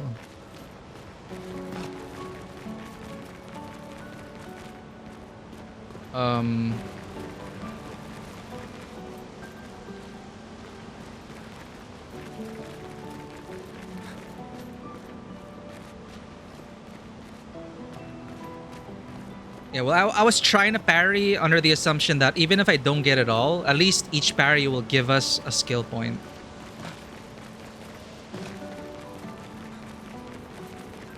It's like a little reward for the player taking a riskier option. And which is why they would limit the perfect dodges to once per round. And with the Lumina too. They don't want dodging to be like too safe. So it's interesting that they balance it that way in terms of like, why would I parry if I can like get skill points from dodging an entire flurry easily? Well, relatively easier.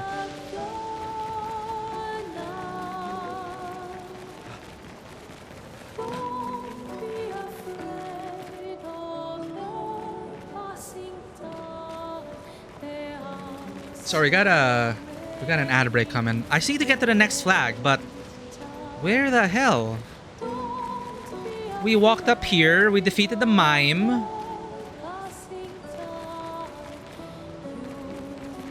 There doesn't seem to be any other way out, so that baguette was entirely optional.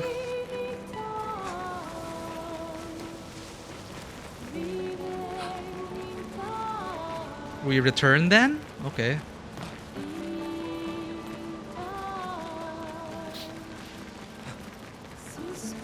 Ah, I see now. We grappled up here, and we were supposed to turn around and then grapple behind us. Got it.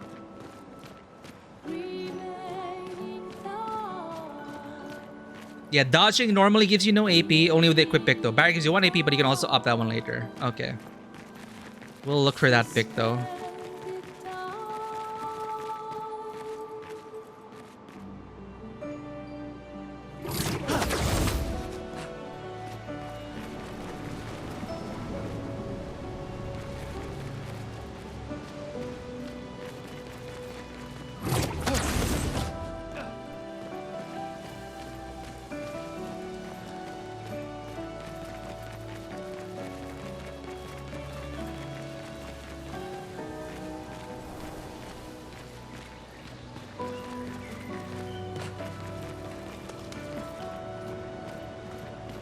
So people have even reached here. Let's see all the crates and the remnants. It's kind of reassuring in a way. Like seeing marks of previous expeditions.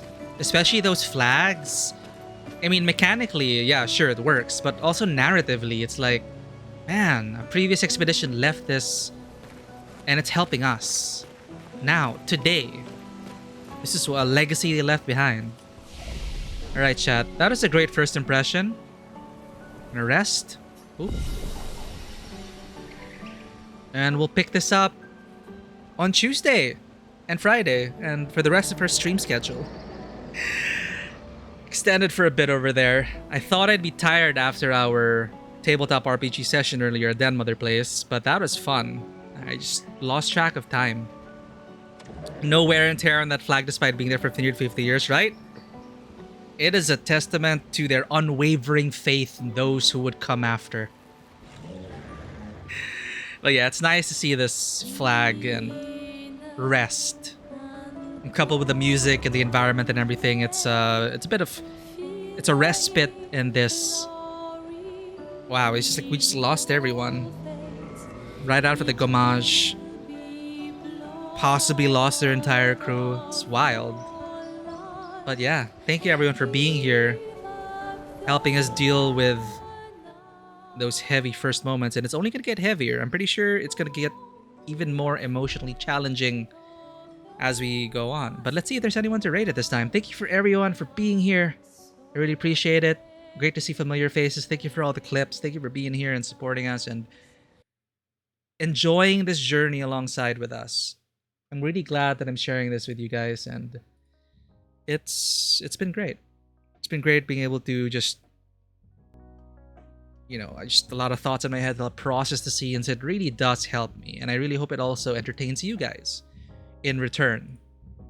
But this journey is all the more enriching thanks to you all and your presence being here, and I'm looking forward to playing more Expedition 33. Glad to finally begin, and I'll see you on Tuesday as scheduled. I'll do my best to get on stream. I do have family visiting, so the schedule prioritizes them.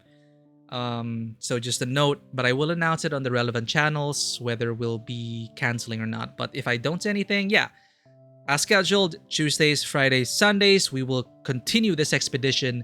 We will find out what the mystery is behind that old man and the paintress and the cycle of death and why this is all happening. And we will see you all on the other side, and for those to come after.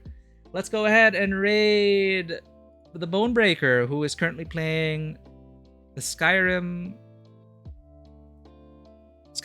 It's also Bonebreaker's first time playing Skyrim. Unless anyone else would like to guide the raid.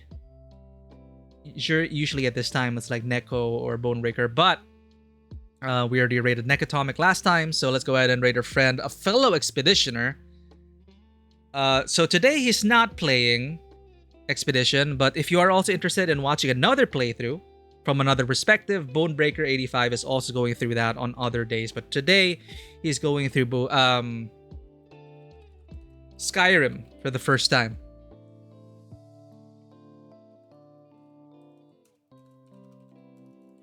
You'll go level yourself up now. Happy gaming.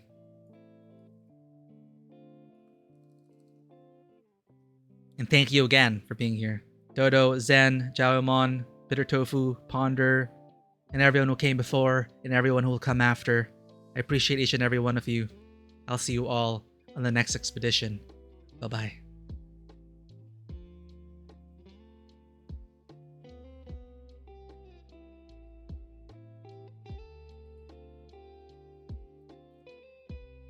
Thank you.